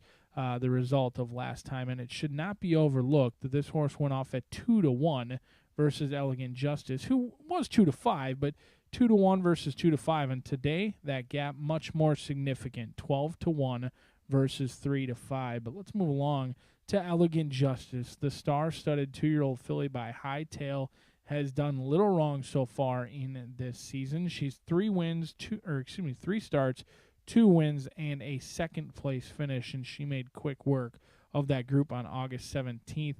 They thought so much of her after her debut on May 22nd to actually ship up to Prairie Meadows in the $100,000 Prairie Gold Lassie Stakes and ran a good second-place finish that day.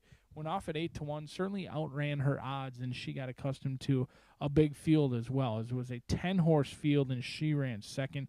Sammy Bermudez and her have teamed up for plenty of money so far this year, but they look for the feather in the cap on the season with a championship for the Back Home Again Stakes, and she certainly looks the part down here in the walking ring. Love the way she's turned out today. We'll see if she can get the job done and make it 3 out of 4 to kick off her career. The talent's certainly there. We'll see if the results will follow with Elegant Justice. But Miss Candela could be the unknown in here. This is a horse who debuted on July 5th. Tony Duran and Rancho Monarca determined that they had themselves a good one. And oftentimes, not only here at Horseshoe Indianapolis, but when a horse breaks the maiden at 2 years old, there's very limited allowance races that are carded. So you really have to be in the right spot. And this one was dominant in victory, and it seems like they did a great job keeping the talent hush-hush.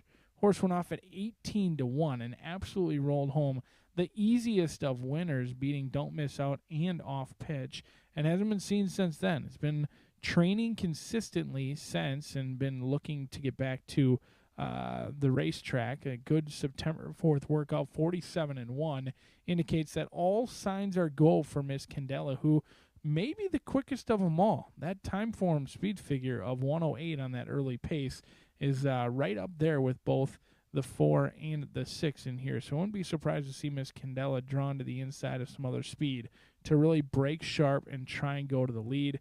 The mare, she made $140,000. The sibling Dominate the Moment made over $250,000, but ultimately it was all on the turf. We'll see if the turf's in the future, but right now they're focused on the $100,000 Back Home Again Stakes as the 2-year-old fillies kick off the all stakes pick 4 right here at the Shoe.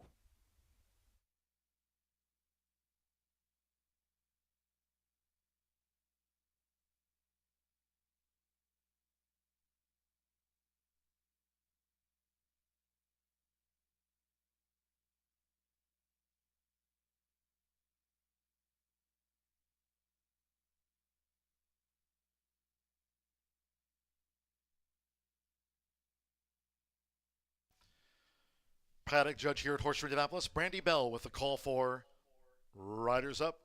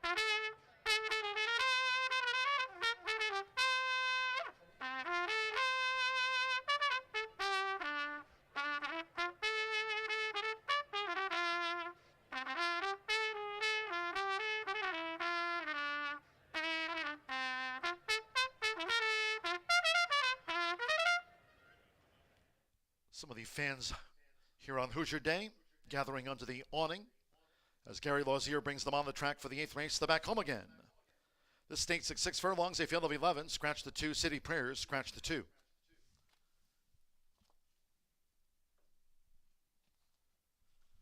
Here's the field as they parade for the Back Home Again. 1 is Hot Middles with Hannah Leahy.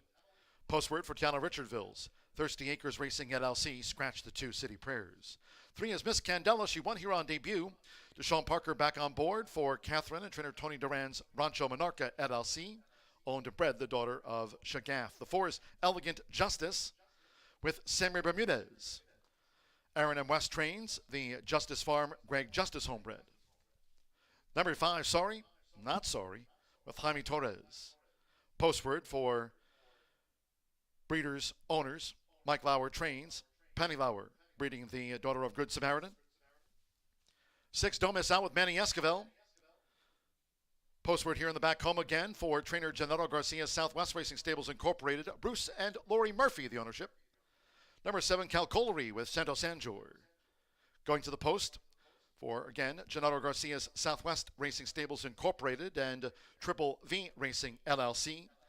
Number 8, the Flint Express with Marcelino Pedroza Jr. Takes the call. One of 3 juvenile fillies here for Gennaro Garcia in the stakes. The Flint Express in the gold for Bernie Flint's LTB Incorporated. Number 9 is Off Pitch. Last out maiden winner here with Alex Achard back on board for Rudolph Brissett. Trains for Storyteller Racing. September Farm LLC. Michael Motley and Francisco Lene. 10 is Charming Talisman with Andres Aloa. Lily Gonzalez trains for owner Roberto Chavez. Number 11, She's My Huckleberry with Fernando Leta Cruz. Winner here, maiden winner at second, asking for Stephen Fosdick and breeder owner Blaine Davidson. And 12 is Molly's Legacy with Oscar Villarreal. Steve Lewis owns and trained by Gennaro Garcia, Southwest Racing Stables Incorporated, part of the ownership of the Good Samaritan filly. So 4 juvenile fillies here for Gennaro Garcia, facing the rest of the cast in the Back Home Again. Exacta, Trifecta, Superfecta, 10-cent Pentafecta, double pick 3 and late pick 4 start.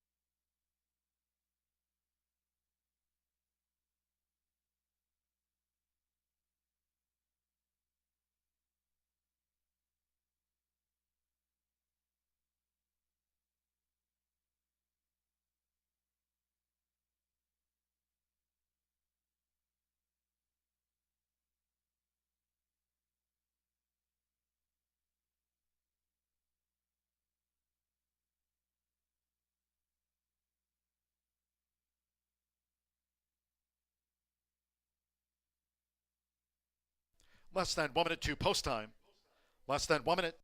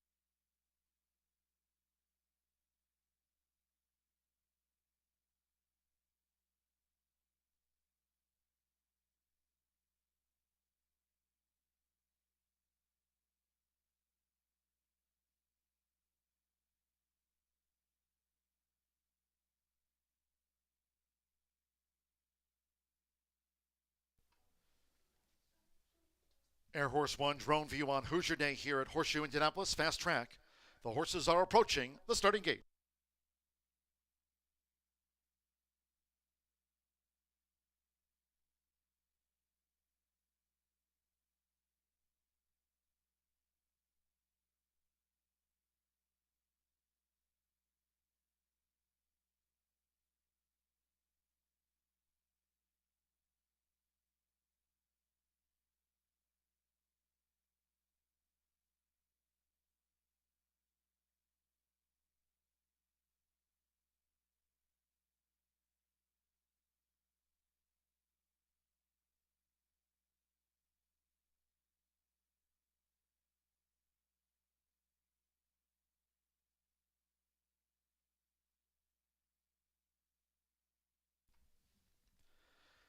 The horses have reached the starting gate.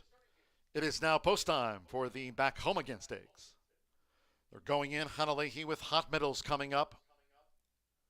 The first juvenile filling in. Sando Sanjor with Calcolary. Deshaun Parker, Miss Candela. One here on debut.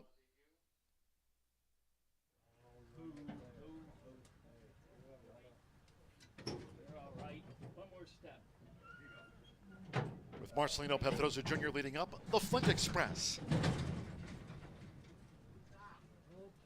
Samir Bermudez, Elegant Justice joins the line as the 1-2 stakes favorite. Elegant Justice. Alex Achard with Off Pitch. Jaime Torres, Sorry, Not Sorry. Denise Alo with Charming Talisman. She's the next filly.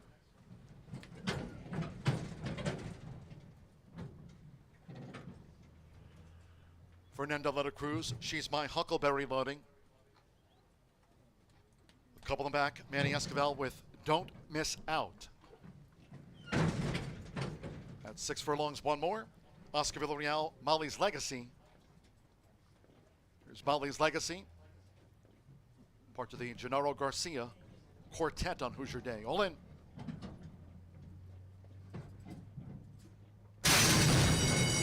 And they're off in the back home again stakes. Fast start for Off Pitch. Miss Candela right there. Elegant Justice, an early bid, and Don't Miss Out is also on the speed. It's Elegant Justice. With Samir Bermudez, Elegant Justice rockets to the front from Don't Miss Out, who's gained second from Miss Candela in the green cap, with Off Pitch fourth after a sharp start and chasing the pace past the half mile. Then comes Hot Middles running in fifth. She's My Huckleberry is sixth. Molly's Legacy is seventh, with Calcolary a wide eighth at the 3.5. Then Charming Talisman, Sorry Not Sorry, and the Flint Expresses drop back to last. The opening quarter, 21.84 seconds at 1-5. It's Elegant Justice paving the path toward the quarter pole, with Don't Miss Out looking to narrow the margin. 5 lengths away to Miss Candela with Off Pitch. Hot Middle straightens away in fifth. Calcolary is sixth as they straighten away here into the stretch after a half mile in 44.85 seconds. Don't Miss Out descends on Elegant Justice as these 2-year-old fillies face off in the final furlong, and Elegant Justice is finding. Just holds Don't Miss Out. Hot Meadows with a run toward the rail. Then Off Pitch and Miss Candela. They're close to home with Sammy Bermudez. It's Elegant Justice. Elegant Justice takes out the back home home again, stakes by 2. Hot Middles at long odds second and a good effort. Don't Miss Out third, then Off Pitch with Charming Talisman, Molly's Legacy, Sorry Not Sorry, head of the rest.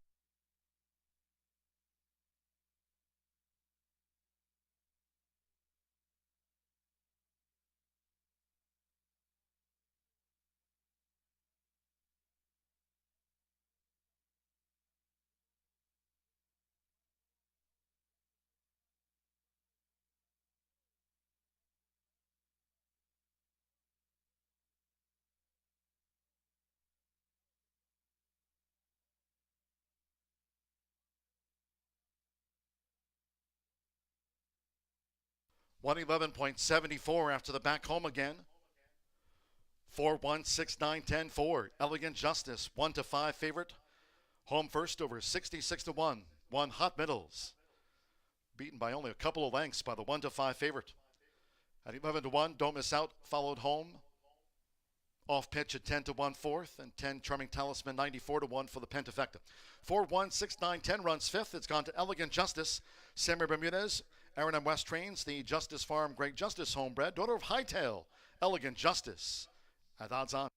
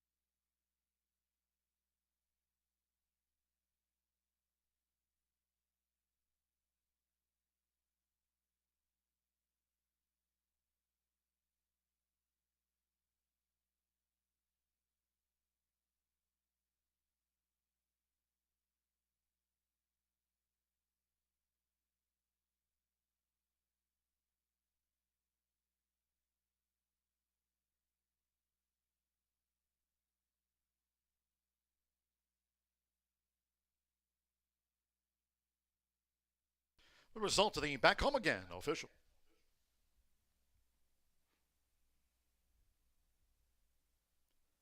Returning to the Murphy Trailer Sales winner circle, the 4, Elegant Justice with Samuel Bermudez. Elegant Justice is a 2-year-old Bay Filly by Hightail. Out of She Fox by Into Mischief, bred here in the Hoosier State by Justice Farm, Great Justice, and trained by Aaron M. West. Horseshoe Indianapolis congratulates the winning connections. Elegant Justice in the back home again.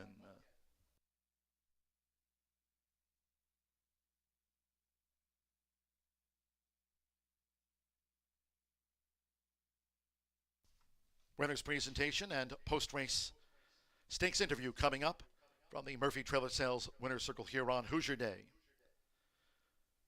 The pick 3 paid $3.60. The pick 3 on races 6, 7, and 8. The 4-1 exacta, $69.20, 50-cent trifecta.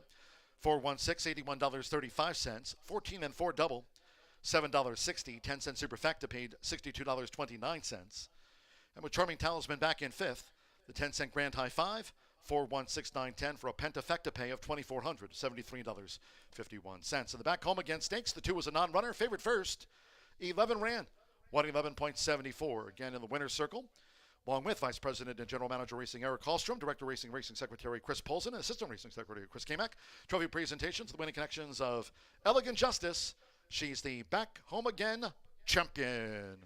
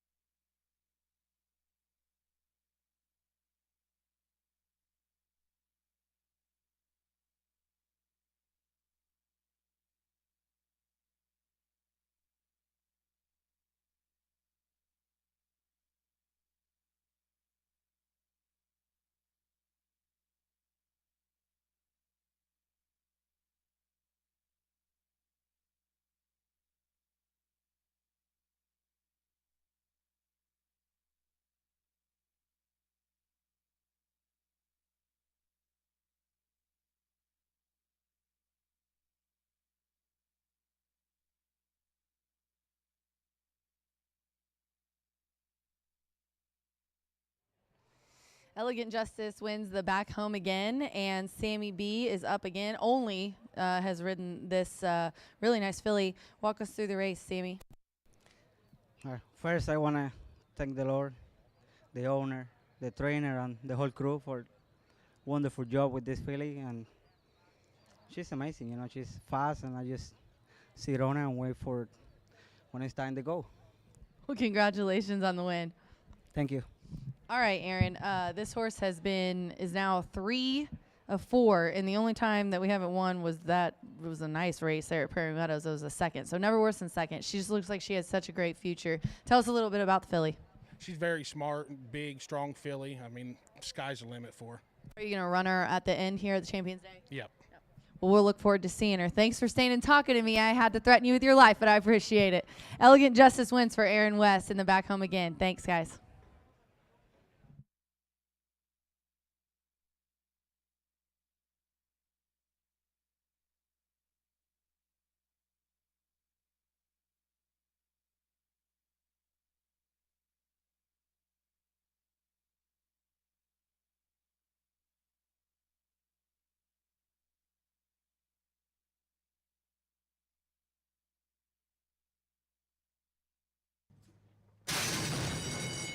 And they're off in the back home again stakes. Fast start for off pitch. Miss Candela right there. Elegant Justice, an early bid, and Don't Miss Out is also on the speed. It's Elegant Justice. With Sarah Bermudez, Elegant Justice rockets to the front from Don't Miss Out, who's gained second from Miss Candela in the green cap with off pitch, fourth after a sharp start and chasing the pace past the half mile. Then comes Hot Middles running in fifth. She's My Huckleberry is sixth. Molly's Legacy is seventh, with Calcoria wide eighth at the 3.5. Then Charming Talisman, Sorry Not Sorry, and the Flint Expresses drop back to last. The opening quarter, 21.84 seconds at 1-5. It's Elegant Justice paving the path toward the quarter pole, with Don't Miss Out looking to narrow the margin.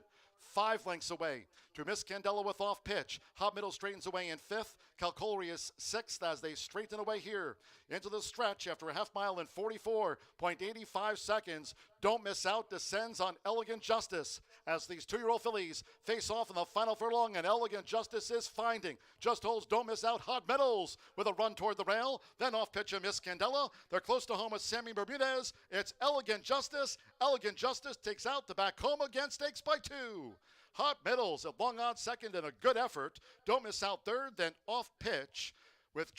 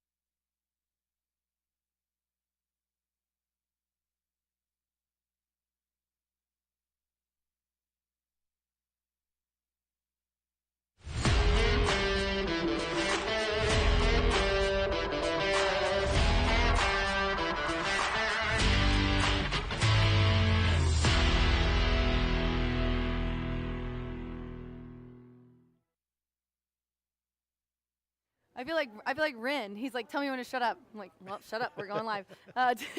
Shout out to Ren too for keeping this guy in check. Maddie C's here. Yay, I'm here. I love it here. I love that you're here. The weather sucks though today. What an awful isn't it day horrible? Wow, just atrocious. It's the California weather. We brought it in for you. It's gorgeous. It is. It's a gorgeous. This is a nice race too that we're going to talk about. Maddie chose the Cardinal, and we're about 9 minutes to post here. By the way. Yeah. I appreciate you taking your shoes off because you just tower over me. I did. You just tower over me. That was nice of her, wasn't it? I did. She's very thoughtful. That's what hosts do for their guests. I right? did They're for thoughtful. Shorty. I did for Eddie Perez as well. I took my shoes off, and you didn't know during the live interview. I'm a true girl. I'm a good wingman. You are. You're a host. I am. I'm a host. We've got totally different numbers in this race, which shows you how tough it is. Yeah, right. And Maddie's swinging for the fences with the 1. The 9, 12, 13, 15 are out. I would put the 14 in deep exotics just because there's been a lot of good luck with AEs, and you can call me crazy or not, but louder than words, and I don't blame you here. Tony just came over, and you told him he was going to win. I said, yeah, get ready to celebrate because you're gonna win this race. Hey, you get Bermudas from the rail. I love Sammy. I don't think there's anybody better than Bermudas in the front end here. Is that fair? No, No one that's better. fair. No one better. He gets loose on the lead, and you can't. It's hard to get So him. this is a mare coming out of a pretty quick 6 furlong race in which they went 21-4, 44-3. She was 4 lengths off of that pace, but that race was very, very fast. Now you stretch out to a mile and a 16th. You draw the inside. You get Bermudez, and a couple of very quick half-mile drills coming into this race. A bullet back in early August, and then another pretty fast one just a few days ago, a week ago, on the 25th of September. I mean, this race is full of horses who have made a lot of money. That love to win. I mean, she's one of them. 7 for 19 with 9 seconds in her career. She's amassed $410,000 in earnings. I mean, is the 4 favorite right now? I respect the favorite. Yeah, and it's heavy. It's been a heavy favorite for the last one as well. I mean, the 4 in the last race was a 1-5, I do believe. So it's just one of those days. Let's go down to the 8. I will say about louder than words. I mean, 2024, 3 for 3 in the money. No wins, but has been close in all of their. And Blue Light Special, I'm turning around right now on camera, 7-1 right now. I think she won the race last year, and she's 7-1 right now to give you an idea of how tough this race is. It is tough. Let's go to the 8 here. 3 coats. Edgar Morales looking for a double here, and I say it all the time. I know I've said it to Maddie before in the years past. If you leave out the Lowers on these Indiana race days, you are definitely going to pay for it. They're sleepers. Sometimes they're favorites. Sometimes they pay big, but I like 3 coats a lot, and I've got a couple of his races or her races highlighted here on my page as well. Those 2 wins were really nice. Yeah, you have mentioned that before. She's not making that up right now. I do. Over the years, you have talked about the Lowers on big days. Look at her last start on dirt. She was 47-1. She paid over $95, and she won by 2.5 lengths. And then her previous one before that on dirt, she was 20-1. I mean, she never gets any respect. She's a price. She's 16-1 right now. Come on, folks, give her. She deserves. She's not the Rodney. She's the Rodney Dangerfield of this race. And the horse that she beat her last time on dirt, July 31st, Little Gin in Class, came back and ran a very good second in an open race. 30 starter at Churchill in her next start. So, she was kind of flattered by what the runner-up did in defeat in her next start in Louisville. Yep. And we both agree here on the 5 as we're getting kind of closer. Blue Light Special. Manny up for Sippy, uncle and nephew combination, both veterans to the track. It hasn't been a recent speed figure, but I did highlight that this horse has put up a 91 at the distance in the past. Maybe not a recent speed figure, but this is one that we both agree on. I have in my exacta, you've got in your try. Okay, so I didn't know this. So Cipriano Contreras is the uncle? Of I Manny did not Escobar. know that. Yes, sir. That's the beauty of That's being why on you got to track. hang out with me. Yep. I did not know there was a relation there. Now I do. Yeah, and she comes out of the same race as Louder Than Words, right? And they ran kind of a similar race. Louder Than Words was 3rd, beaten 5.5, the 1. In the same race at Blue Light Special was 4th, beaten 5.5. So it wasn't much separation. So if you like one, you kind of have to like the other. She's 5 for 10 here at Horseshoe. Cipriano Contreras, as good as it gets here as well. And it's a race in which, Corningstone ran 2nd in the Grade 2 Locust Grove in her last start behind Music Mischief for Mike McCarthy. So she should be favored, but I think the price that she is doesn't give enough respect to the rest of this field. Yeah, I agree. And just to talk about her really quickly, as we have a minute, the jockeys have come out. Julian Leperoux's coming in to ride. Kenny McPeak, he's 20% in these non-graded stakes. He's had a lot of success bringing him here this year and last year especially, and it's dropped down in class. And I think it really, other than that, the 96 speed figure, I look at the Brisnet pages, and I don't know, I think you do too, but those speed figures are what I look at, and that was a recent number as well. So I put her on top, and I've got 4, 5, 10 here in this race, Maddie. The only thing I have a problem with Corningstone is that, first of all, the price is too short.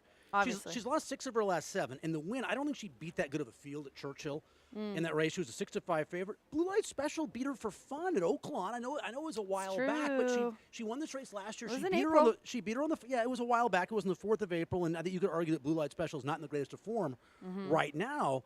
But I think at this distance here at Horseshoe, when she lost to Love, I was here that day, July 6th. That was Indiana Derby Day. Love was really good for Brendan Wall. So the last time she routed here at Horseshoe Indy, she did run into a very good open company filly who shipped in and won as the favorite. What do you think about my 10, Brittany's Golden Faith? Orlando's up. It's 8-1 right now. Rob Dobbs. This horse has the 3rd highest speed figure at the distance, 90. And it was recent. She won the Hoosier Heartland with Orlando. Could she make it back-to-back? I mean, she won it by 7. Yeah, I mean, there's many more things to like about most of the horses in this field than to dislike. Right. And so she's no exception to that. You know, I like the fact that, you know, they tried to get her on turf August 1st, and it came off, and then she ran a real good second, beating a nose at 7-1. So let's keep her on dirt. And that was a big-time win. I thought she made a middle move into a fairly legitimate pace in that race 3 weeks ago. So, no, she's in good form, and the last start was the best start of her career. Will she regress off of that? I'm not a huge bounce proponent guy, Yeah, me neither. but I guess there's a chance if that was the best start of her career wasn't that long ago that she could regress, and against this field, if she regresses at all, she probably won't hit the board. Yeah. All right, so Maddie has 1-8-5. I've got 4-5-10. Thanks for being here today, bro. We're so happy to have you. Yeah, thanks for having me here. I love it. You know, I'm always free, so Yeah, you know, it's good. I expect more invites. Heck yes, I'll work it out. I'll work it out with Tom Cassidy. We'll give him a call. All right, jockeys are legging up and horses are headed to the track here for our 9th race, the Cardinal. Good luck, everybody.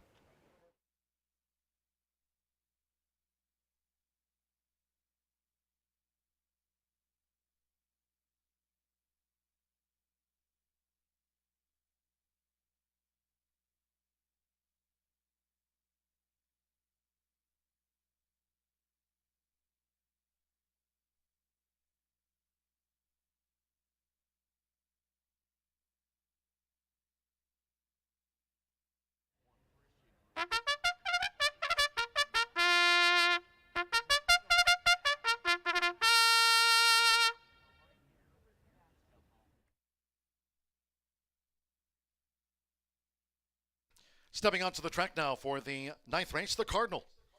This handicap carded over the mile and a 16th, a field of 11. Scratch the 9, Artist, 12 Best Cupcake, 13 Geo's Baby Girl, and 15 Single Her. Scratch 9, 12, 13, and number 15. Phillies Mares on parade for the Cardinal, the one louder than words. Samir Bermudez riding for Michael J. Wern, Bob Dant, Tony Granitz, trains and co-owns the 7-time winner. Number 2 is Bumble of Love, partnered again with Rodney Prescott here in the handicap, trained by Brian D. Michael for breeder owner Andrew C. Ritter. Number 3, It's Forever with Marcelino Pedrosa Jr. up. This filly postward for Michael J. Wern, Bob Dant, and Tony Granitz. Number 4 is Corningstone with Julian Leperoux. Kenny McPeak trains for 5 Fillies Stable LLC and Balios Racing Stable. Number 5 is Blue Light Special. Manny Esquivel riding for Andrew Knapsick and trainer Cipriano Contreras' Contreras Stable Incorporated. She's a 7-time winner. Number 6 is Sassy Katie with Eddie Perez on the score sheet here today, riding for Bob Gorham and breeder owner Smoky Creek Farm. Number 7, No More Fake News with the meat leader Alberto Burgos riding for John Herron, Herron Thoroughbreds LLC, the 4-time winner. Number 8 is 3 Coats. Edgar Morales has a premier win on the card. Mike Lauer trains for Penny Lauer.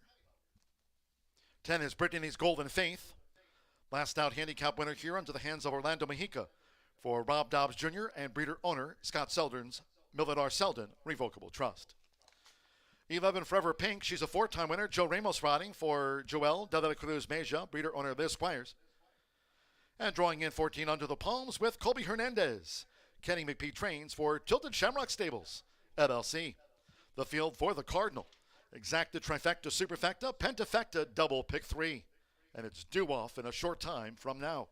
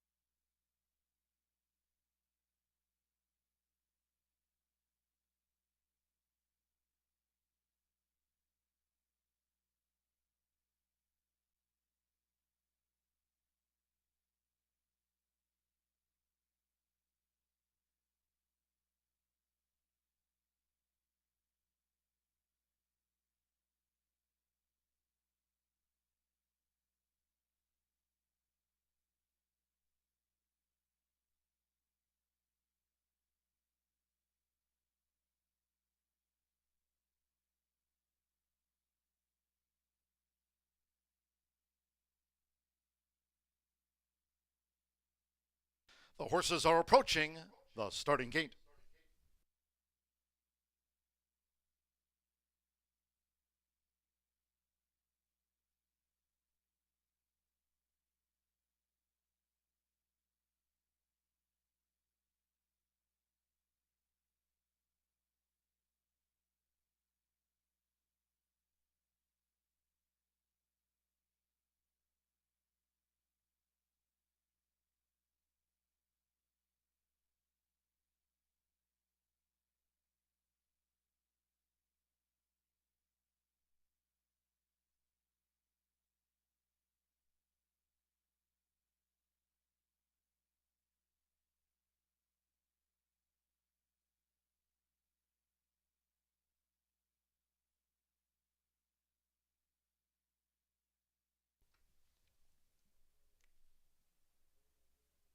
The horses have reached the starting gate. It is now post time for the Cardinal. With Simmer Bermudez, louder than words coming up. Eddie Perez with Sassy Katie. Rodney Prescott with Bumble of Love. Steel Blue with the yellow belt. Alberto Burgos, No More Fake News, Wended Well. Three Coats, Edgar Morales. The handicap win on the card. Now Marcelino Pedrosa Jr. with It's Forever, like Louder Than Words, both for Tony Granitz. Orlando Mexico here's Brittany's Golden Faith. Julian Leperoux. Corningstone coming up 1-5 on Corningstone. Joe Ramos with Forever Pink, Manny Esquivel, Blue Light Special. Over the mile and the 16th.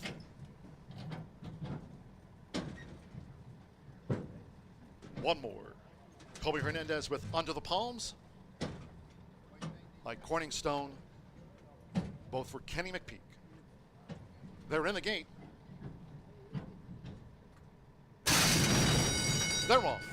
And the Cardinal. Good start for Blue Light Special. Louder Than Words, right there is Corningstone, who's now taken back by Julian Leperoux, and settles does Corningstone as the Gray Forever Pink comes with an early bid. It's Blue Light Special. Blue Light Special, just a leader from a close-up. Forever Pink, Louder Than Words is right there with the rail and the green cap off of heels with just under 7 furlongs to run. Then comes Three Coats in between horses and Brittany's Golden Faith. Sassy Katie was in a tight spot. Sassy Katie had to take back. Onto the Palms, Corningstone settles here. The favorite for Julian Leperoux in the handicap. And then comes No More Fake News. Sassy Katie got pinched back on the first turn, but still leads It's Forever and Bumble of Love trails. 24.17.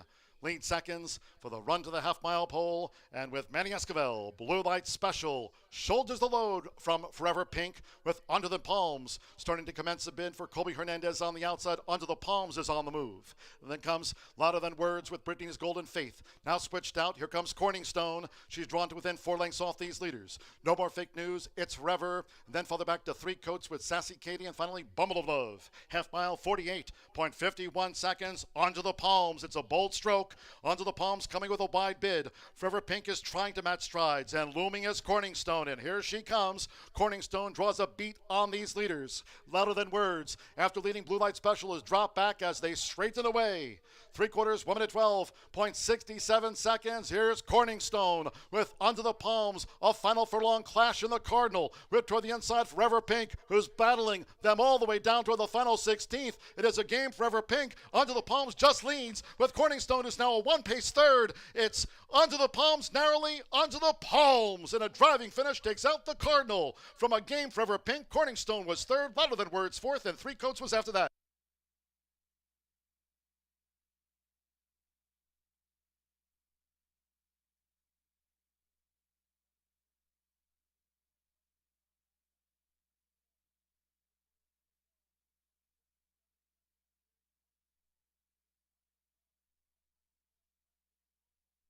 Photo finish, 145.10 after the Cardinal. Hold all tickets.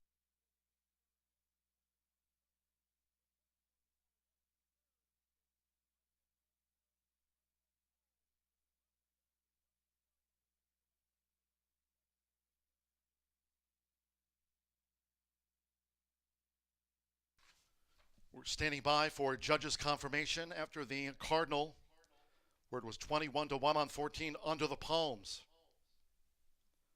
Forever Pink, Corningstone, Louder Than Words. And the 8 3 coats back in 5th. It's gone to Kenny McPeak. It's gone to his filly Under the Palms. First, number 11, Forever Pink, 54 to 1 second, and a game effort to the handicap for Corningstone at 1 to 5. Third, 1, Louder Than Words, 15 to 1 fourth, and 8 3 coats for the Pentafecta. Colby Hernandez for Kenny McPeak. Tilted Shamrock Stables. The daughter of Enticed, it's Under the Palms, and a 21 to 1 upset.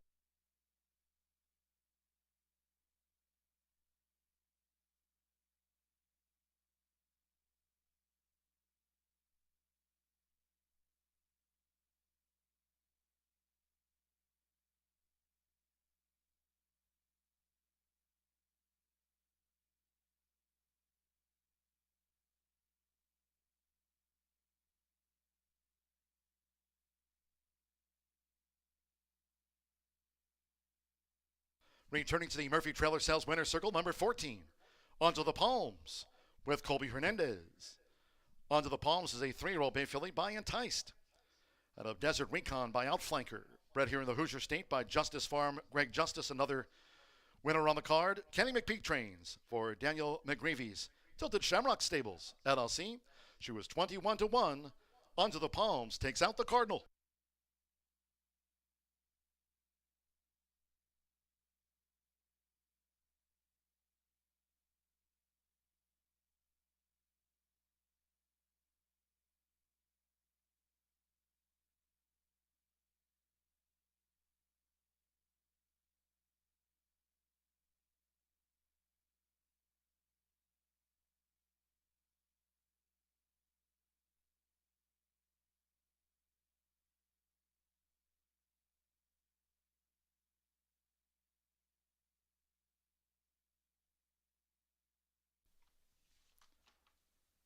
Winner's presentation after the Cardinal, it's official.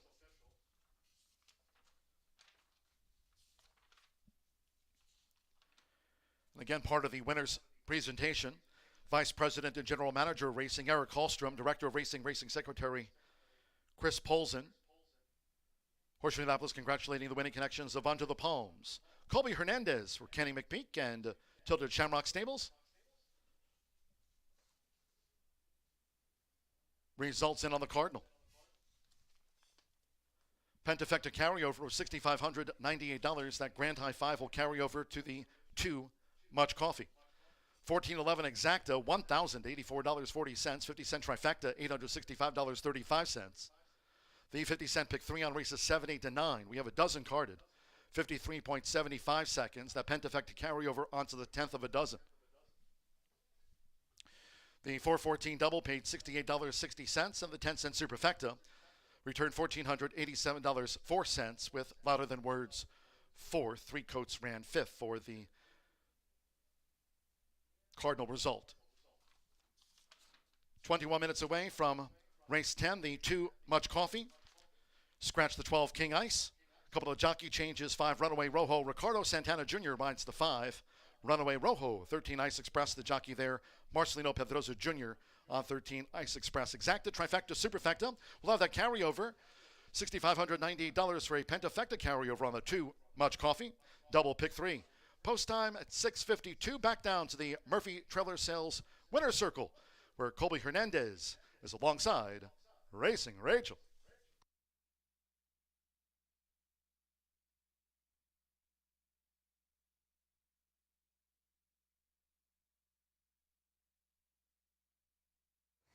The other Kenny McPeak angle, the Cardinal goes to Under the Palms, and Colby Hernandez with an excellent ride for Kenny. This one, Brian's been riding in races, but you said you know the filly really well. You've worked her in the morning. You've been around her. So tell us a little bit about this filly. You know, she had a really good break today. She put me in the race, and then by the backside, she really carried me from the half-mile pole going into the turn real nice.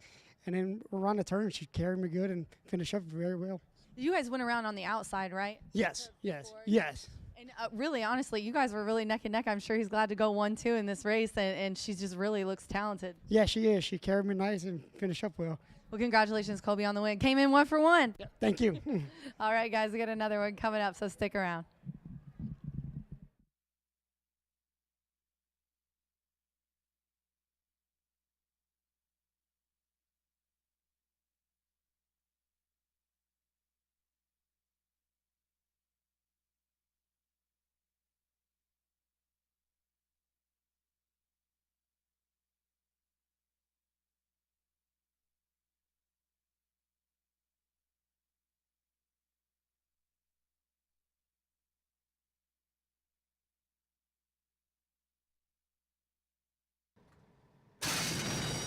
They're off.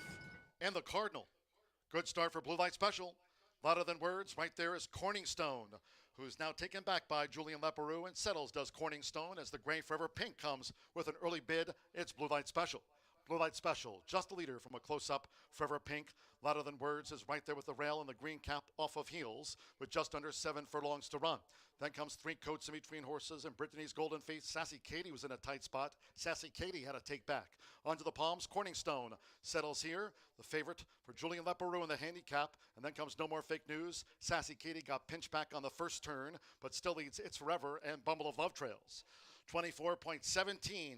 Lead seconds for the run to the half-mile pole, and with Manny Esquivel, Blue Light Special shoulders the load from Forever Pink with Under the Palms starting to commence a bid for Colby Hernandez on the outside. Under the Palms is on the move. And then comes Louder Than Words with Brittany's Golden Faith. Now switched out. Here comes Corningstone. She's drawn to within 4 lengths off these leaders. No More Fake News. It's Forever. And then further back to Three Coats with Sassy Katie, and finally Bumble of Love. Half mile, 48.51 seconds. Onto the Palms. It's a bold stroke. Onto the Palms, coming with a wide bid. Forever Pink is trying to match strides, and looming is Corningstone, and here she comes. Corningstone draws a beat on these leaders. Louder Than Words, after leading Blue Light Special, is dropped back as they straighten away. 3/4, 1 minute 12.67 seconds. Here's Corningstone with Onto the Palms, a final furlong clash in the Cardinal. Whipped toward the inside, Forever Pink, who's battling them all the way down toward the final 16th. It is a game. Forever Pink, Onto the Palms just leads, with Corningstone is now a one-pace third. It's Onto the Palms narrowly, Onto the Palms, and a driving finish takes out the Cardinal. From a game, Forever Pink, Corningstone was third, Louder Than Words fourth, and Three Coats was after that.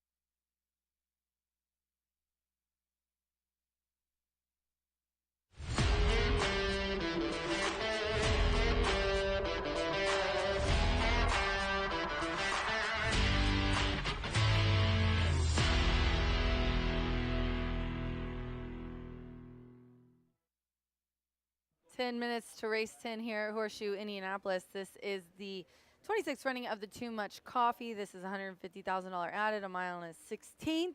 And the 12 is out, but the 13 did draw in here, and we've got a full horse field. And I got Ed D. Money. Eddie D. Looking to make some money. Looking to make some money, but we're not going to with our top pick, are we? With the I'm 4 liking the even pick money. 5, so I have no problem with, Oh, nice, bro. with You him are. winning after that last race. All right, well, let's talk about Demolisher. I always overthink it in these races on these days, but 5 in a row is a big ask for a 3-year-old gelding, but gosh, he's just looked much the best in all of his races, and we've got him on top here. He has, and I remember vividly, much to my chagrin, trying to beat him on the turf last time. It ended up being a square price at 6-1. I forget what direction I went, but that was a poor choice on my part. So I missed the wedding. They say not to go to the funeral, but he just looks tough here given the running style and is drawn fine. The mile and a 16th trip. Really, Manny Esquivel, maybe he's on the lead, maybe he presses, but when he asks the question, if Demolisher responds, I think he gets the job done. The 2 here we both have in our selections. I put in my try, you put in your exacta. I think there's a lot to like about Mowens. I mean, he's put up a 91 at the distance. He has a recent speed figure of 89. He's ran pretty well at the distance. You know, his last couple have been a sprint, but I think he does like 2 turns. Yeah, I agree, and that was what I looked at. It was a little flat last time, but sprint maybe it was a pretty good competition, 45 grand for a state bred allowance, but I thought looking 3 back, that Prairie Meadows 2-turn race, granted in the slot, but Cho can handle the route of ground, and I think we'll like it even better with the main track and getting the extra half furlong. So definitely a player in my mind, and could be one of the ones right there with Demolisher when the Hoosiers had, what does John say? Here come the Hoosiers. Here come the Hoosiers. That's what John says, yeah. Let's talk about the 10, because the more that I look at the 10, the more I think I am going to include it in my exotics. In the paddock, just looks really good, moving well, kind of wanting to get going with the groom. I always look for that. Zolo Orlando Mojica is up here for Tony Duran, who owns with his wife Katie this 5-year-old gelding, and Vaquero, 3rd place by 2nd lengths. I mean, to Demolisher. I don't blame you putting it in here. Yeah, certainly a factor. And honestly, I would probably say it's the 2nd most likely winner, but because I knew I was going to be on the obvious favorite, I thought, well, maybe I'll get cute with my 2nd selection. But certainly one of the ones to fear.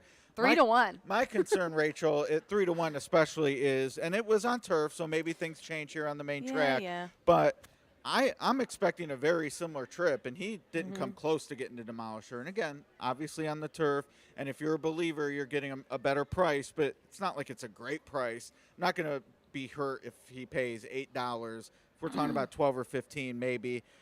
He's the one to fear if you're a Demolisher backer, but I just think we're going to see a similar trip as last time. He's going to come up short. He's never drawn this far outside, though. Interesting. And that interesting. I just actually noticed that just now as I was staring at it while you were talking. And I didn't look as much because his recent races were off the pace, but he does have a couple on the page where, you know, he was into the bit. Almost always been routing, tried sprint 2 back, but, you know, clearly they think it under the route of ground. That's a positive, but yeah, I just think he's going to have too much to do when the real running starts late.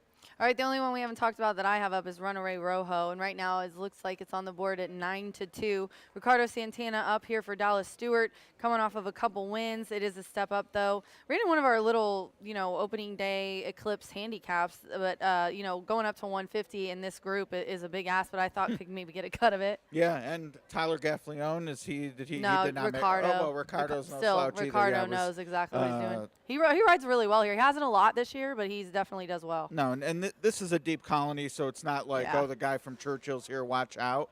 Not necessarily that, but to me, a vote of confidence that Dallas, okay, Tyler didn't make the trip, Ricardo did. I like the fact should be forwardly placed. I see that as a positive. Wish it was a little higher than 9-2, though. Yep, I agree. 4, we both have Demolisher on top. Can he make it 5 in a row as the jockeys head out here to the paddock? We're 5 minutes to the 10th race, the Too Much Coffee. We're both on the 4, as I said. We'll see what happens. Ed doesn't swallow a low price like this very often, so I'm very shocked. Not too often. I did. Not too often. I was on the low price. I had reason. Crossley. Yeah. Okay. All right, ladies and gentlemen, we're 5 minutes to post. Horses are about to head out to the track. Good luck.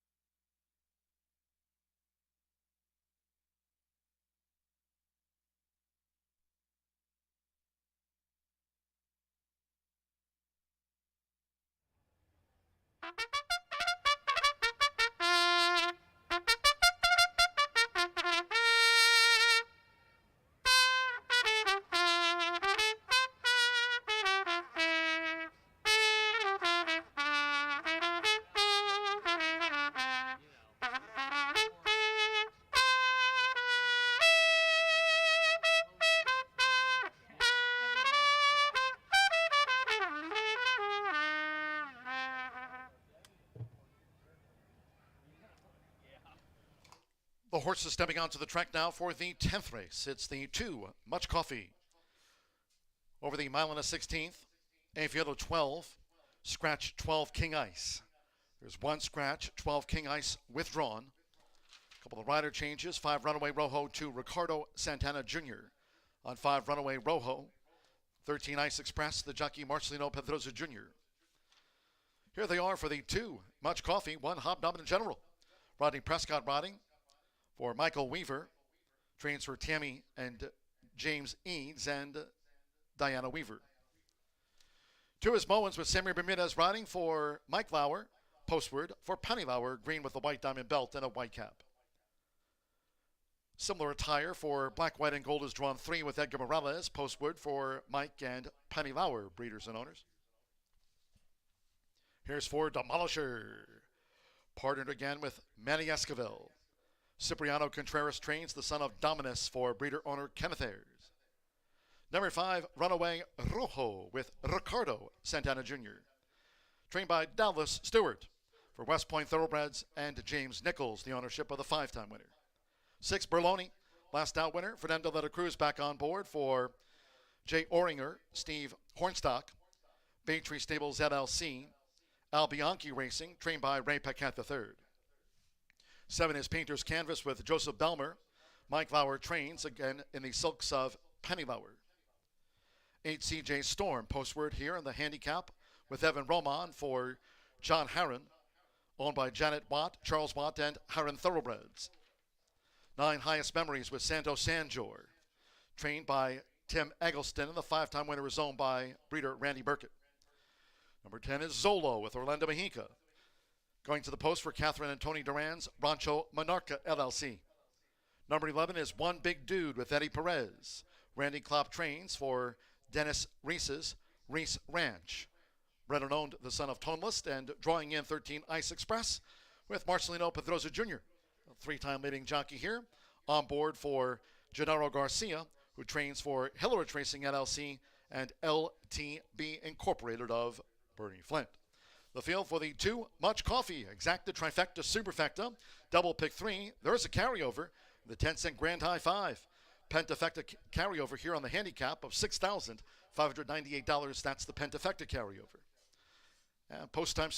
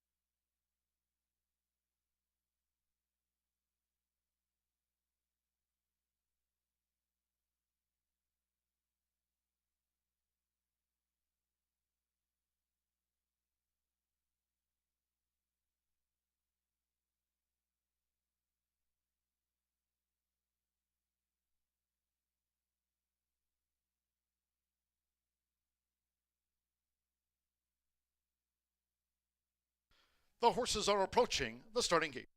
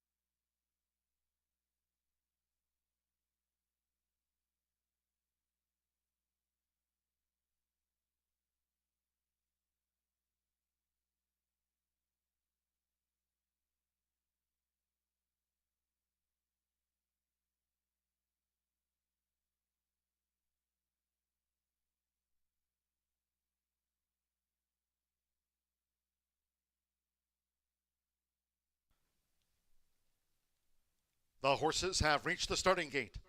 It is now post time for the Too Much Coffee. Rodney Prescott, Hobnob General coming up. Joseph Belmer with Painter's Canvas. Simmer Bermudez with Mowens. Evan Roman, CJ Storm. Egarelas with Black, White, and Gold like Mowens and Painter's Canvas for Mike Lauer. Sando Sanjor, here's Highest Memories in the blue. 6-5, Demolisher. Son of Dominus, Manny Esquivel for Cipriano Contreras. And the Airs Orange Silks Demolishers in. Orlando Mexico is Zolo. Ricardo Santana Jr., Runaway Rojo drew 5. Now Ready Press with One Big Dude. Fernando Little Cruz, Berlonia, last out winner. It's even money. Demolisher.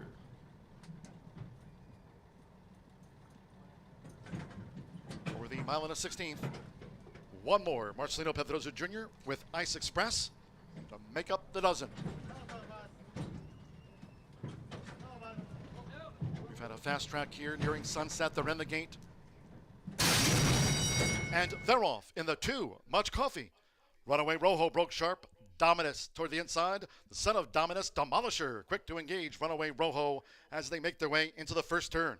Here comes an early bid by CJ Storm with Zolo, and One Big Dude is out there in the 5 path as Demolisher has taken the early lead here for Manny Esquivel as Runaway Rojo is coming with an early bid now. One Big Dude is covering a lot of ground. CJ Storm is also out deep on the track. In the meantime, saving ground is Black, White, and Gold in 5th.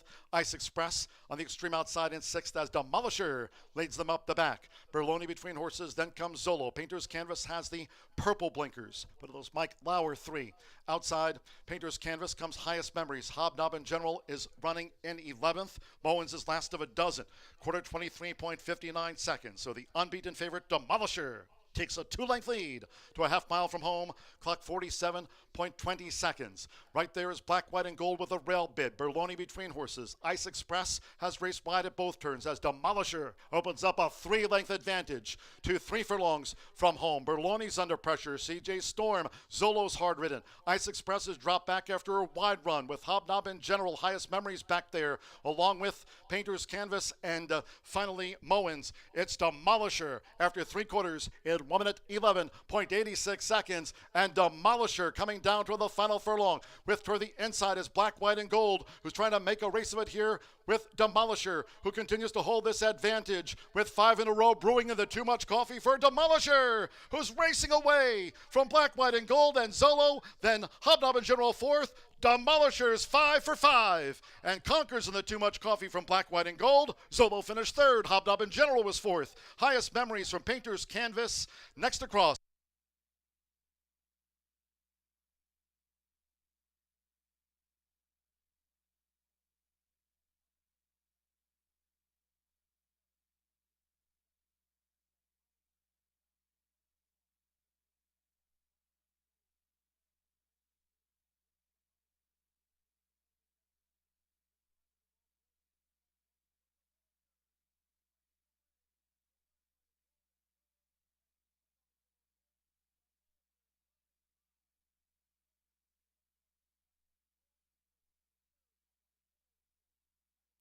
$144.30 after the Too Much Coffee. 4-3-10-1-9 for Demolisher. 1-2 first.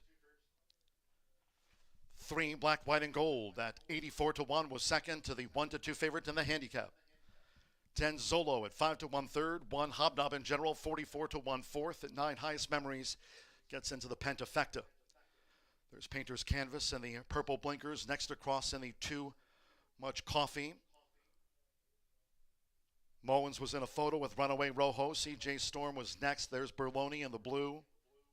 Among those last home after the Too Much Coffee in 144.30. Manny Esquivel, Cipriano Contreras, breeder owner Kenneth Ayers, the son of Dominus, is now 5 for 5 and on his way to Indiana Champions Day.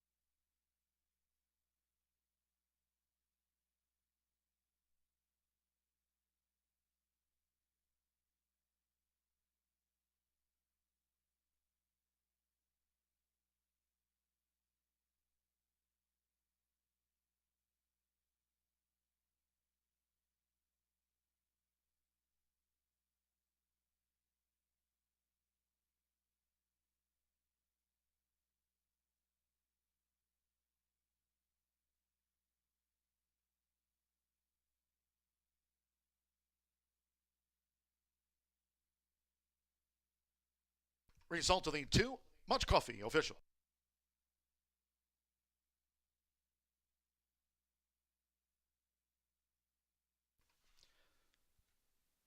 Returning to the Murphy Trailer Sales Winner's Circle for a 5th time this season. For Demolisher with Manny Esquivel. Demolisher is a 3-year-old dark Bay brown gelding, a son of Dominus. Out of Maggie Sue by Magna graduate, this well-bred sophomore. Trained by Cipriano Contreras for breeder owner here in Indiana, Kenneth Ayers. Bred by Mr. and Mrs. Ayers. Horseshoe Indianapolis congratulates for a 5th time this season the winning connections of Demolisher.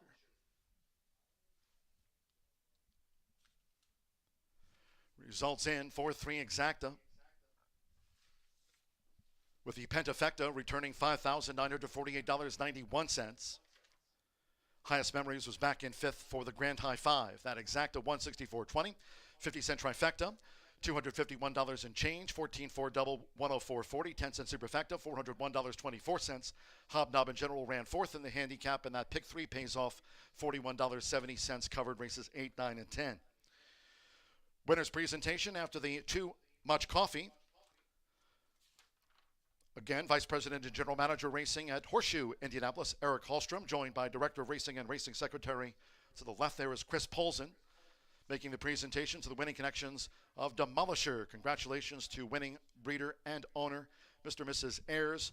Trainer Cipriano Contreras and Manny Esquivel has rode the son of Dominus, Demolisher, to 5 in a row.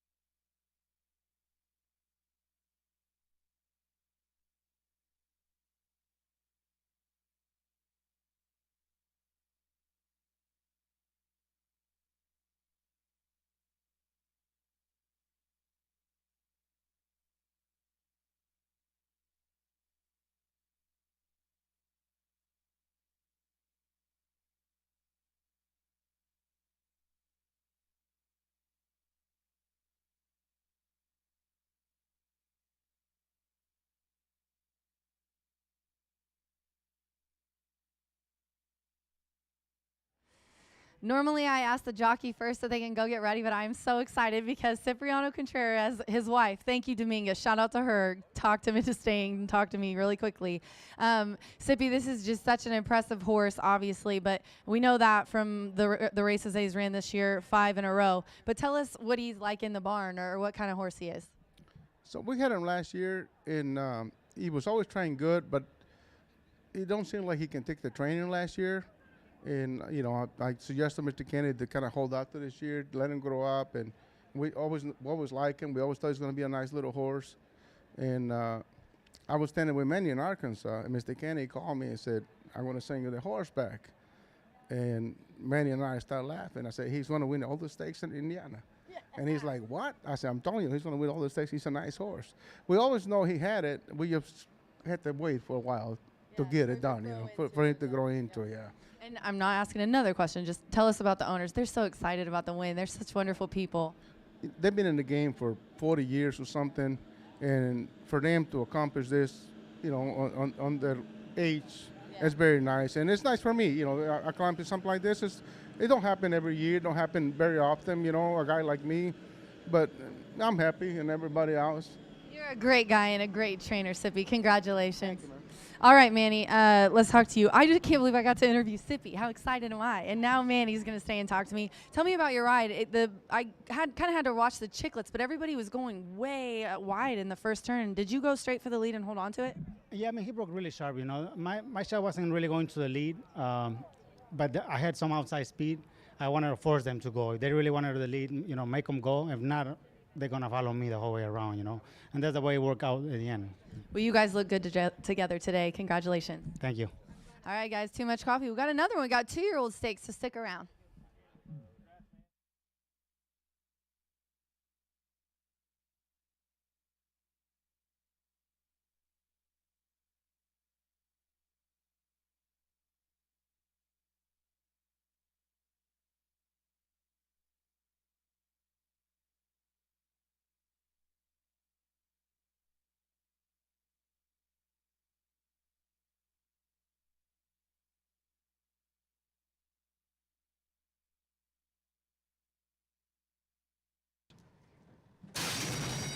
And they're off in the 2, Much Coffee. Runaway Rojo broke sharp. Dominus toward the inside. The son of Dominus, Demolisher, quick to engage Runaway Rojo as they make their way into the first turn. Here comes an early bid by CJ Storm with Zolo, and One Big Dude is out there in the 5 path as Demolisher has taken the early lead here for Manny Esquivel as Runaway Rojo is coming with an early bid now. One Big Dude is covering a lot of ground. CJ Storm is also out deep on the track. In the meantime, saving ground is Black, White, and Gold in 5th.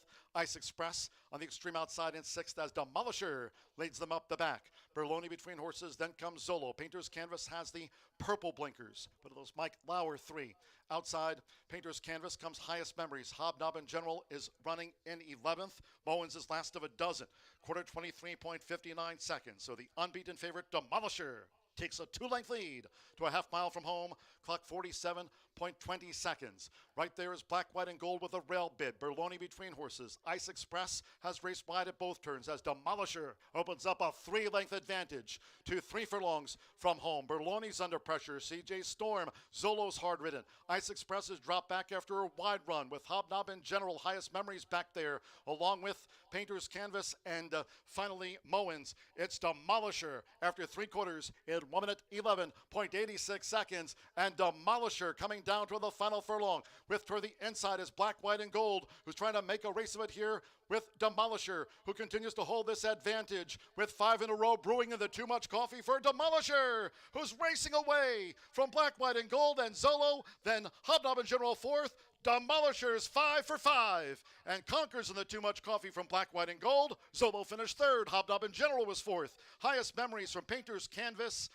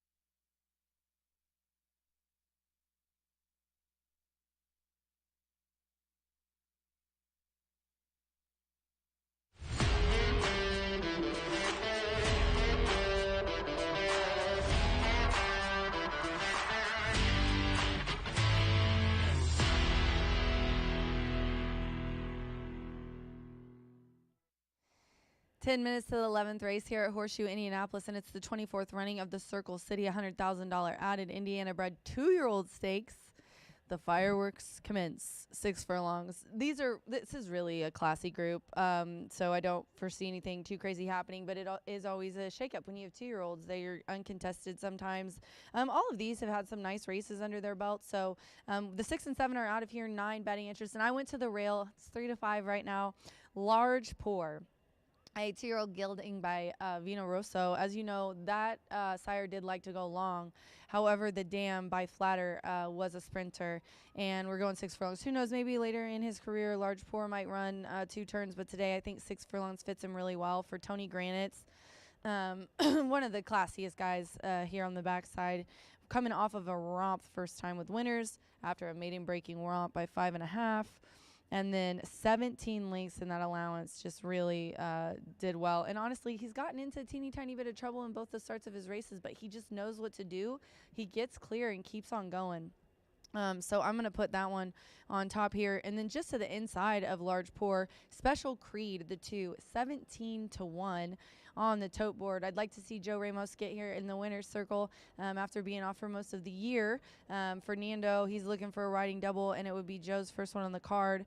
Michelle Elliott trains for breeder, owner, and co-owns. Larry Goodwin. This is a 2-year-old gelding by Jimmy Creed, and Jimmy Creed has 16% with his 2-year-old. So like to see that percent. This one, really, all 3 of the maiden runs were nice. She's really taken her time with this one. It hasn't ran since June. Couple of very close seconds, and then finally broke the maiden in June at 5 furlongs. We're going to add an 1/8 of a mile here to 6, and I think that Special Creed will like it. Has been the better's favorite in the last 2. And then I'm going to put in Gisoli. Eric and Steve having won a race today. The father-son duo are going to see if they can't team up here for a double on the card. You got to take note when Steve's in the house. He's been in family working very hard inside there, and definitely I think this one has an awesome shot. I mean, a couple of races is the better's favorite as well. One in August, one as recently as September 10th in an allowance here. Won by almost 2 against some of these horses. I mean, in each race, El Rocky came back to win. Tap, Tap, Tap It In came back to win. Has ran against Dr. Alex is in a lot of horses in this in these races and has beaten them. So definitely came second to Large Pour. Gisoli did. So it's definitely one that you got to include the 5. And then I'll just mention quickly the 9 here at 5 to 1. Mondavilla, Evan Roman on board for Klopp. You can't leave Klopp out in these big races. And what a really nice maiden-breaking win by 5.5. I mean, all these horses, these 2-year-olds, I mean, there's a reason why they're in this stakes race, obviously, but them all winning by so many margins. Just a talented group, and I think that this one, winning at 5.5 like that, is going to relish a little bit of added distance here today. This Mondavilla, we'll see how this one runs, but kind of got out wide and was pressed in that race, but definitely has a nice quick turn of foot and gets to the lead nicely. I think that early speed on the outside is going to be something to look for, but you know, all these horses have shown really nice early pace, so we'll see. I have the one though, Large Pour here to take the Circle City. We'll see what happens, and we'll be back with an interview after the race. Then we do have one more quarter horse race. If you're not betting with us today, we do have one more after this, so stick around.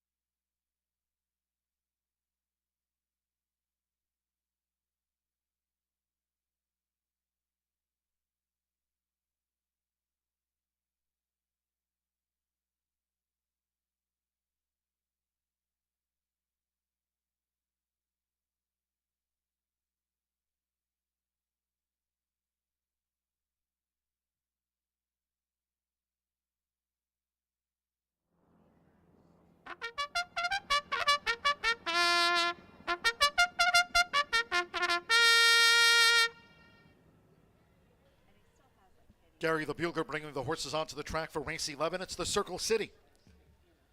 6 furlongs here in this juvenile stakes. St. Field of 9.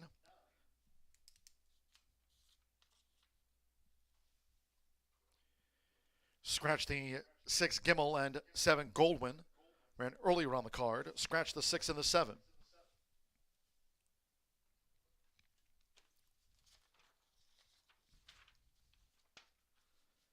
Here's the field on parade for the Circle City. The one is Large Pour. Ridden again by Fernando de la Cruz, the son of Vino Rosso. Postword for Jordan Wood, Michael Wern, and Tony Gramitz. Large Pour, 2 for 2. To a special creed with Joe Ramos. Takes the call for breeder owner Larry Goodwin and trainer Michelle Elliott's Elliott Racing LLC. Number 3 is Dr. Alex is in, partnered with Deshaun Parker. Michelle Elliott trains for Ziggy Zaggy Stables of Steve Solarski. Number 4 is My Business. Manny Esquivel going for the double here on Hoosier Day. Riding here for Miguel Silva's Silva Racing LLC. Number 5 is Jazzoli. Winner 2 straight. Eric Asmussen on board for Steve Asmussen. Trains for William and Corinne Hallebro. 6 and 7 withdrawn. 8 is Slam Dunk Justice with Santos Sanjor. For Steve H. Lewis and trainer Gennaro Garcia's Southwest Racing Stables Incorporated. Number 9, Monda Villa. Won here on debut. Evan Roman on board again for Randy Klopp. Postword for Liz Klopp and Jill and Patrick here in the stakes. Number 10, Monarch Emotion with Marcelino Pedroso Jr. Postword for Steve H. Lewis and trainer Gennaro Garcia's Southwest Racing Stables Incorporated. Wears the Lewis Silks, white turquoise stars. And 11 is Polar Drift with Eddie Perez riding for Bob Gorham. Last out, maiden turf winner here for Marion Gorham. The field of 9 juveniles for the Circle City. Exacta, trifecta, superfecta, 10-cent pentafecta, and we start our final double on Hoosier Day. Fast track, 2 left, and 2 minutes to post time.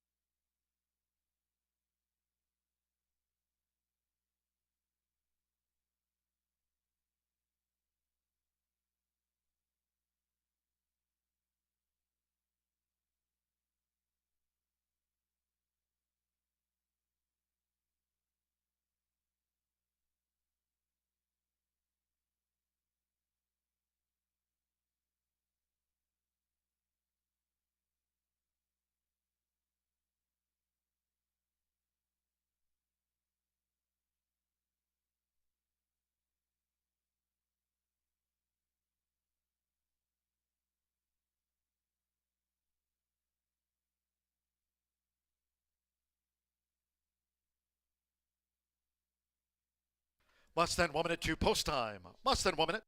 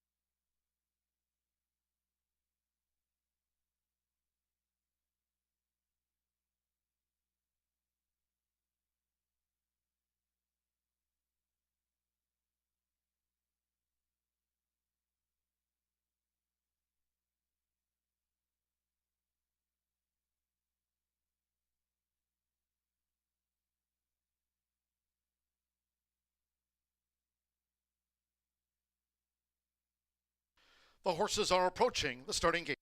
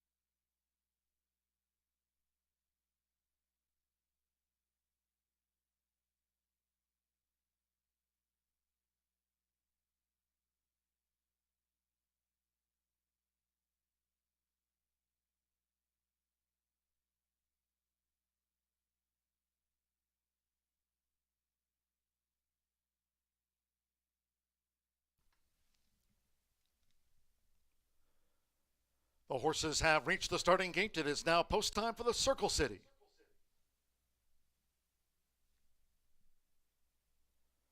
Fernando de la Cruz with Large Pour coming up, the son of Vino Rosso. Eric Asmussen with Gisoli, like Large Pour, both the winner of 2 straight.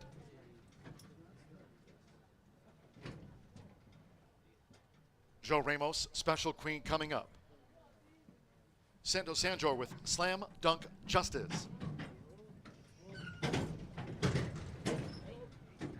Sean Parker, Dr. Alex is in.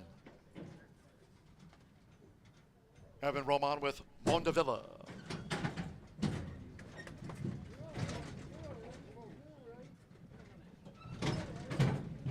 Is My Business. Manny Esquivel going for a double after Demolishers' Too Much Coffee win. Marcelino Pedrosa Jr. with Monarch of Motion. Stand by, one more. Eddie Perez with Polar Drift to make up the 9.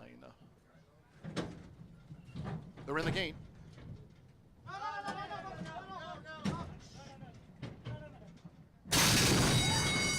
They're off. Racing in the Circle City. And a fast start for Slam Dunk Justice. There's Dr. Alex is in making a dash for it. Right there toward the inside is Large Pour and Special Queen, another close one. It's Dr. Alex is in. Dr. Alex is in, just leads Large Pour, who's pressing hard for the run past the half-mile pole. After a sharp start, Slam Dunk Justice tracks them from 3rd, and Dr. Alex is in is well out into the track. Then comes Special Queen with the rail. Gisoli right there close up, just over 3 furlongs to go. Is My Business making headway. Then further back to Polar Drift with Monda Villa and finally Monarch of Motion as they round the far turn. Large Pour has taken the lead and leads these juveniles to a quarter in 21.64 seconds. It's Large Pour with Fernando de la Cruz. Large Pour is in front of Slam Dunk Justice is My Business. Gisoli toward the inside, and after bearing out on the back of the track, Dr. Alex is in on the far outside, and here come the Hoosiers being led by Large Pour. Large Pour is in front with toward the inside Gisoli, who's making a strong challenge for Eric Asmussen. Win streaks on the line. Large Pour slightly lugging in. Gisoli's all game past the 16th. Then on the outside, Slam Dunk Justice. It's Large Pour in a test to the wire with Gisoli, who's narrowly in front. Gisoli makes it a hat trick of wins here on Hoosier Day. Has beaten home Large Pour. Slam Dunk Justice was 3rd, and the Mondavilla.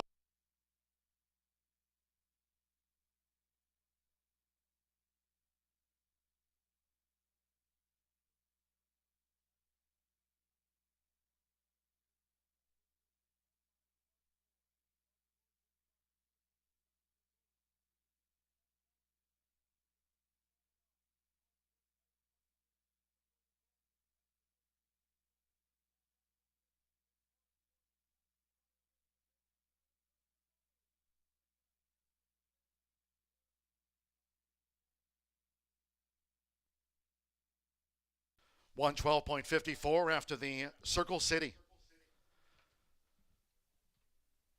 Gisoli battled Large Pour.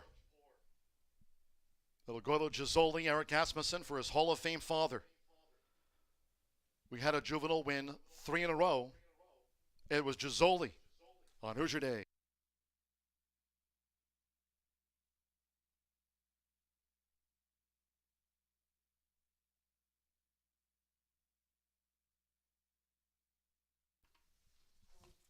5-1-8-9, 3 runs fifth after the Circle City 5. Gizzoli 6-1 gets the result over 1 Large Pour.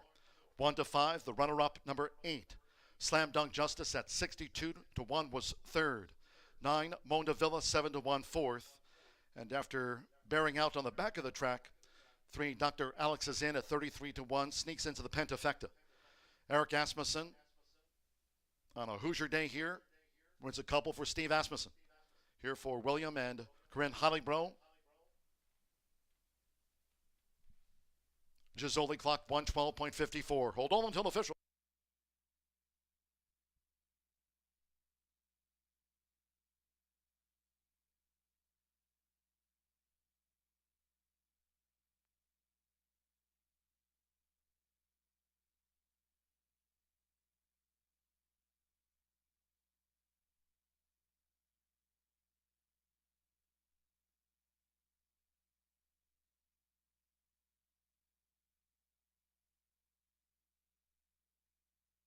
Returning to the Murphy Trailer Sales Winner's Circle for a hat trick of wins at the meet. Gizzoli with Eric Asmussen.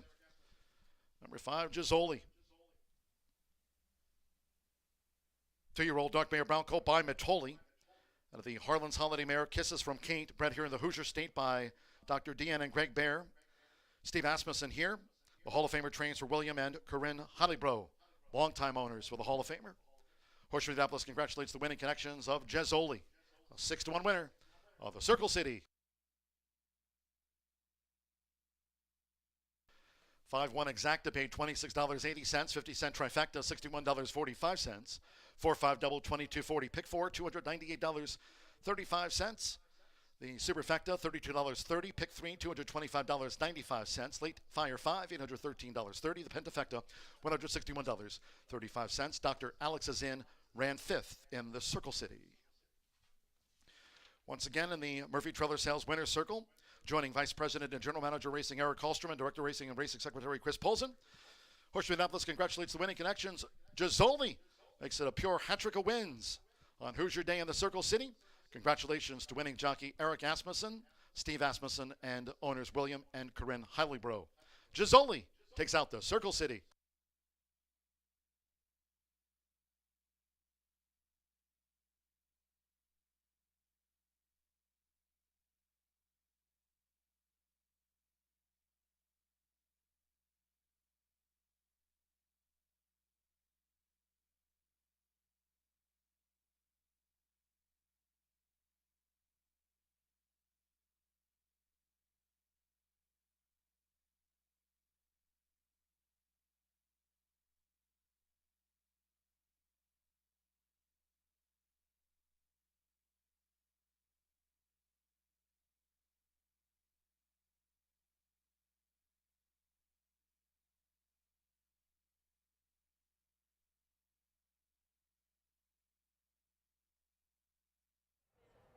All right, we cap off the stakes with this 2-year-old Circle City, and we've got Eric Asmussen and Steve here. We're going to talk to Eric so we can get him cleaned up and get him out of here. Gizzoli, you know, you guys have you've ridden him the last couple of times, and he looked really, really good.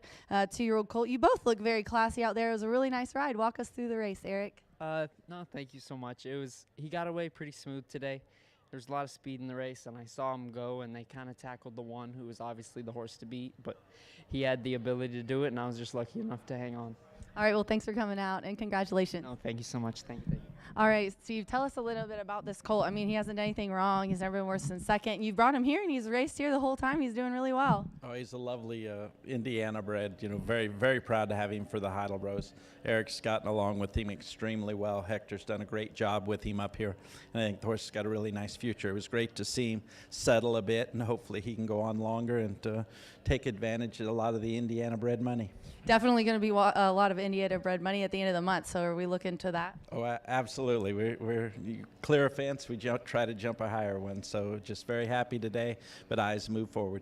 Thanks so much for talking to us and being here today. Oh, thank you. Love it. Circle City, it goes to Gizzoli here. Eric Asmussen and Steve team up for a double, a training and riding double today on the card. We got one more race. It's the quarters. Stick around.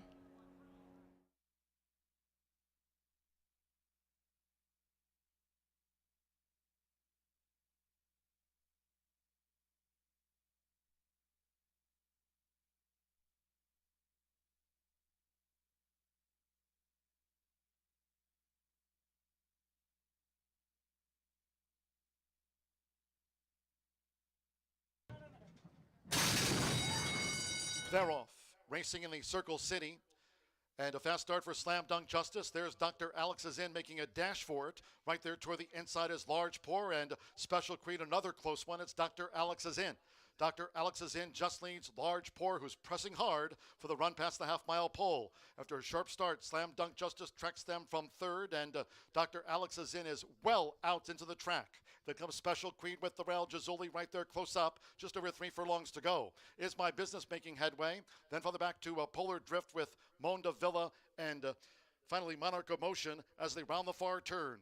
Large Pour has taken the lead and leads these juveniles through a quarter in 21.64 seconds. It's Large Pour with Fernando de la Cruz. Large Pour is in front of Slam Dunk Justice Is My Business. Jazuli toward the inside, and after bearing out on the back of the track, Dr. Alex is in on the front outside, and here come the Hoosiers being led by Large Pour. Large Pour is in front with toward the inside Jazuli, who's making a strong challenge for Eric Asmussen. Win streaks on the line. Large Pour slightly lugging in. Jazuli's all game past the 16th. Then on the outside, Slam Dunk Justice. It's Large Pour and a test to the wire with Jazuli, who's narrowly in front. Jazuli makes it a hat trick of wins here on Hoosier Day. Has beaten home Large Pour.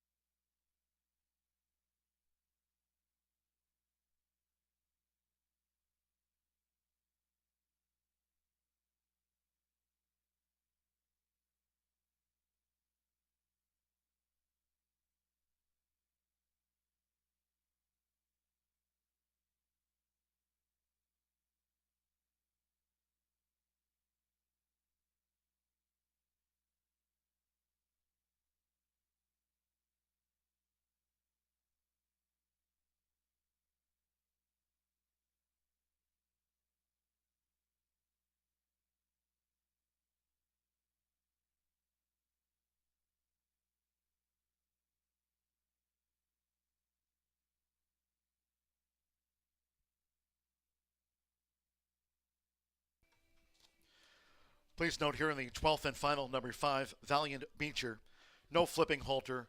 Last time, no flipping halter here in the finale for the 5. No flipping halter.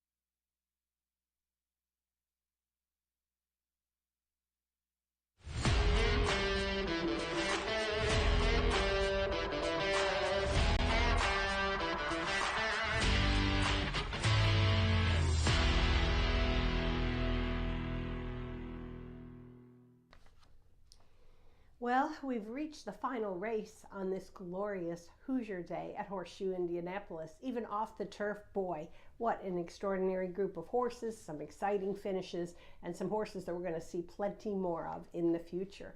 All right, well, we're getting ready to run our finale, which is a quarter horse race for 2-year-old registered Indiana breds. We have scratches of all the also eligibles, but still a nice full field of 10 that will be going 300 yards. So let's go to the paddock. We've got trainer Tony Cunningham who's sending in 2. I'm kind of getting a bad habit of picking the wrong Cunningham horse on top, but you got to go with what you got to go with. And so I'll go with number 8, Rafa. The reason being, Rafa is the only horse in this field that has qualified for a futurity. That was the $135,000 Jaguar Rocket Futurity that took place on July 20th. So based on experience and the drop in class, Rafa will be my top choice. This is a gelding by Corona's Leaving You. He's very well bred, and we'll just hope, this is subjective of course, but we'll hope that he digs in just like maybe his namesake Rafael Nadal, who never ever held back in all of his competitive tennis matches. Loved him, miss him now that he's retired. Him and Federer, this has been a tough year for me. Okay, so moving on. Number 2 is Zahavis Crown, makes just her second start for some really top connections here at Horseshoe Indianapolis. Leading owner Campos Family Ventures, leading jockey Edgar Diaz, and Claudio Barazza, whose training is at 64%. He's hitting the board with 64% of his winners, and he's not far from the top of the standings as well. This is a daughter of Grade 1 winner KVN Corona. Ooh, KVN Corona was a magnificent racing champion, and is now producing some really, really good horses. So you got the pedigree and the connections on this filly. She's only made one start. We'll see if she needs a little bit more experience, but I wouldn't leave her out. We'll move next to talk about Williams Racing Stables Homebred number 3, WRS Mirror Image. The Williams are amazing contributors to Horseshoe Indianapolis quarter horse racing. They breed their horses, and they've had some unbelievable champions, probably some of the top quarter horses ever to have run here. Now this one exits a 4th place finish at this level on August 31st. She broke well under jockey Diego Bocanegra, just needed one more gear. Natasha Perez, who was a jockey here and now in her training career and doing very well with her horses, is going to saddle this filly by the Marfa Lights. Actually, Natasha won a race yesterday with an offspring of the Marfa Lights, so it could be 2 in a row today. And we'll round out my top 4 with number 5, Valiant Beecher. Jockey L. Danny Martinez is going to guide this gelding for Tony Cunningham. This is the horse that it looks pretty good in terms of the pedigree and the ability to get the distance, just hasn't had the experience that Rafa did. So we'll see. It's always a tough decision. Is a horse had peaked or peaking? So we'll see, but I think they're both going to do well. So 8, 2, 3, 5 for me in my selections. Want to remind everybody that tomorrow we've got 3 trials for the QHRAI Derby. That final will be run on Champions Day, which is October 26th, but it's going to take the 10 fastest qualifiers to get these 3-year-olds to a Champions Day berth. And then Saturday morning, 10:45, we'll get rolling with our 5th all-quarter horse card, 11 races, trials for 2 major futurities. 2 major futurities, and I know what they are, but I can't think of them right now. I'll give you more information tomorrow. So anyway, good luck to all today. Glad you enjoyed the Hoosier Day program here at Horseshoe Indianapolis.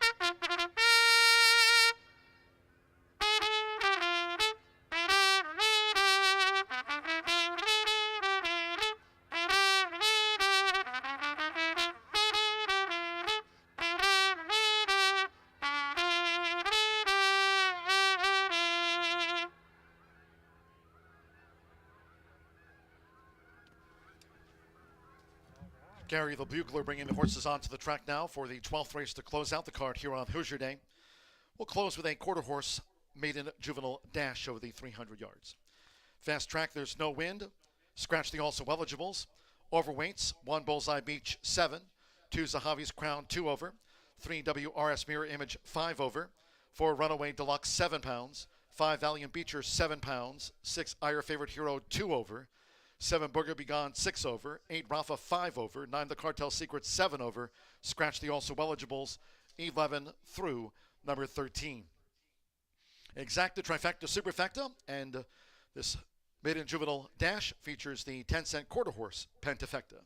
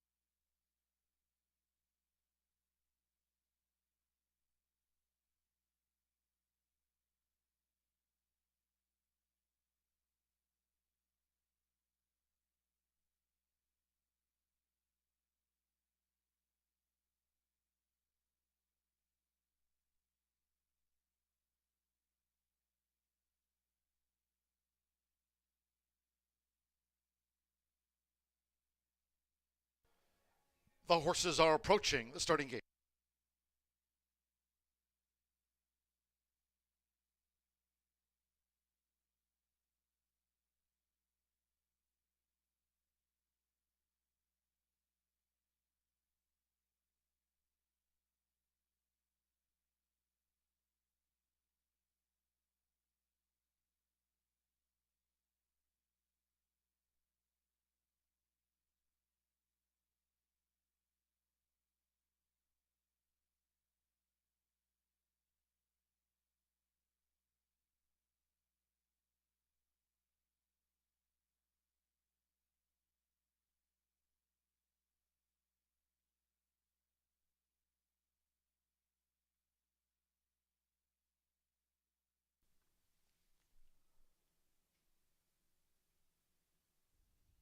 The horses have reached the starting gate.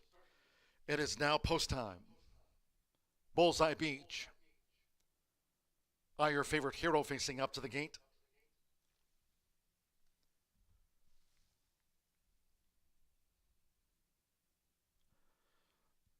Zahavi's Crown.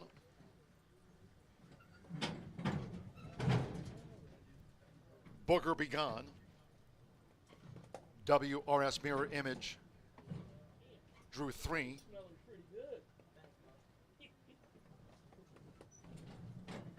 Now Rafa loaded here for the maiden. WRS Mirror Image. By the way, Deluxe.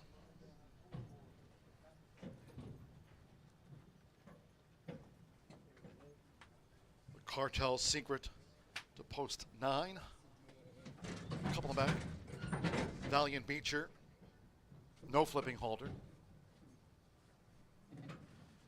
300 yards. Fast track. No wind. It's been a beautiful day. One more. Sizzle and Grill. Thursday post time 2:10. All in.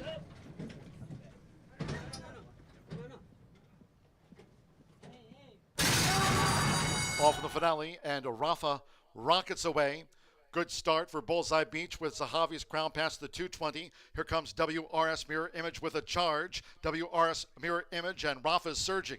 And it's Rafa to take out the maiden to close out Hoosier Day from WRS Mirror Image and Booger Be Gone.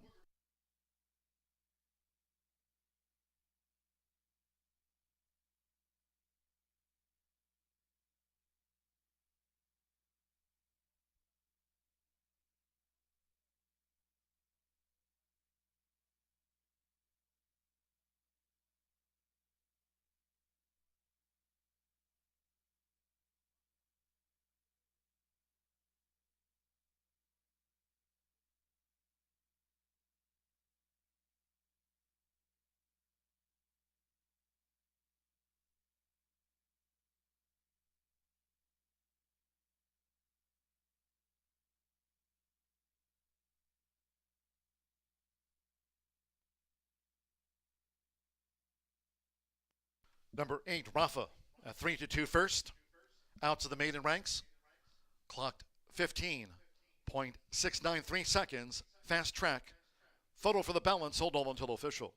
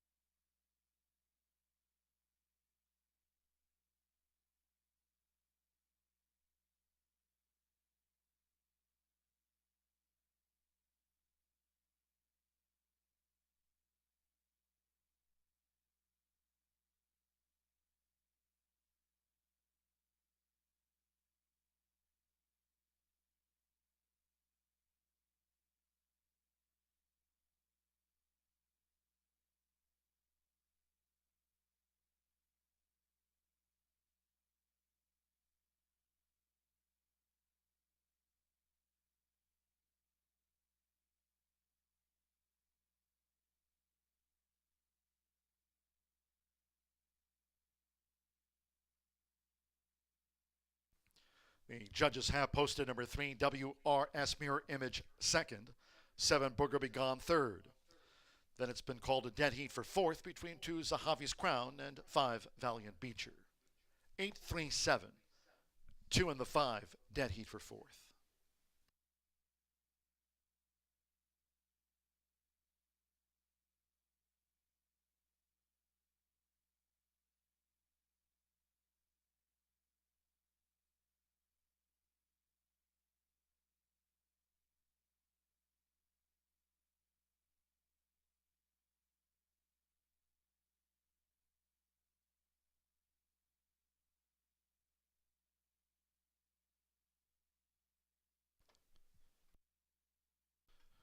Returning to the Murphy Trailer Sales winner's circle, the 8 Rafa with Francisco Quintero.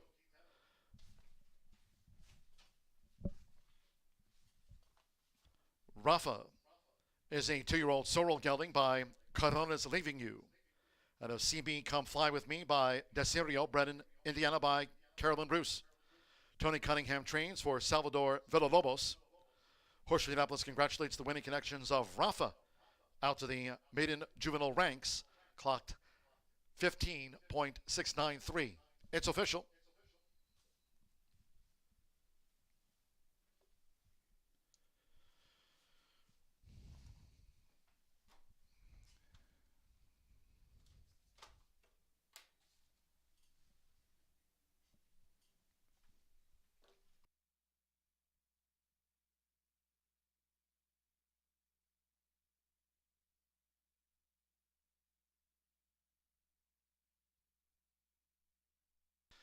Final results and prices after the quarter horse maiden juvenile.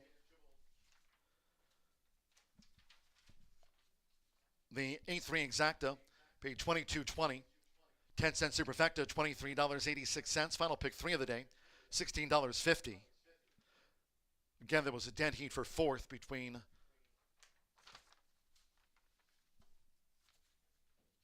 the 2 Zahavi's Crown and the 5 dead heated for fourth. A couple of winning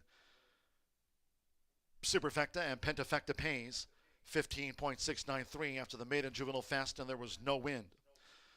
On this Hoosiers Day, as we wrap up, congratulations to Jim Hamilton picking up the $1,000 top prize, playing on track here today, winning today's Hoosier Day Legends contest. It was Jim Hamilton getting the gold and the $1,000 top prize. That concludes our live racing program for today. We thank all that joined us here at the races. Cheers to all who tuned in. Live racing resumes tomorrow to wrap up a 4-day stretch. All quarter horse card here this coming Saturday. Saturday, Rise and Shine from 10:45 a.m. Back tomorrow from 2:10. Until next time, for all of us here at Horseshoe Indianapolis, it's been my pleasure for the broadcast booth on Hoosier Day 2024. Track announcer John G. Dooley saying goodnight.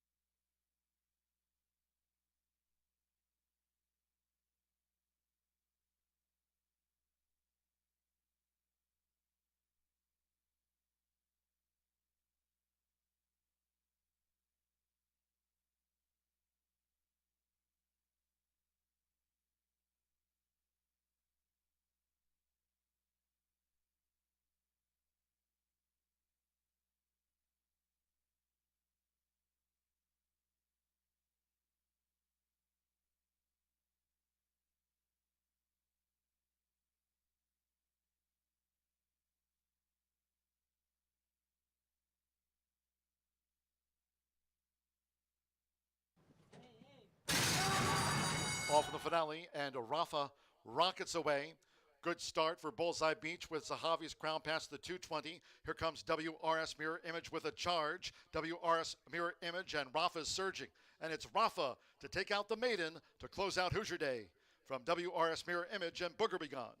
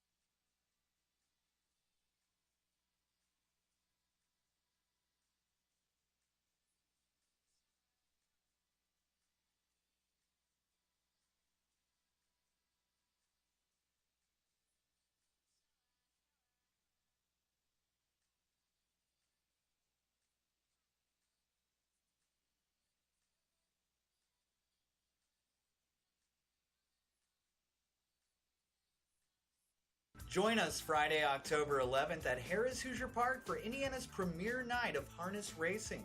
12 championship races, $1.2 million in purse money, and the title of Indiana's best on the line.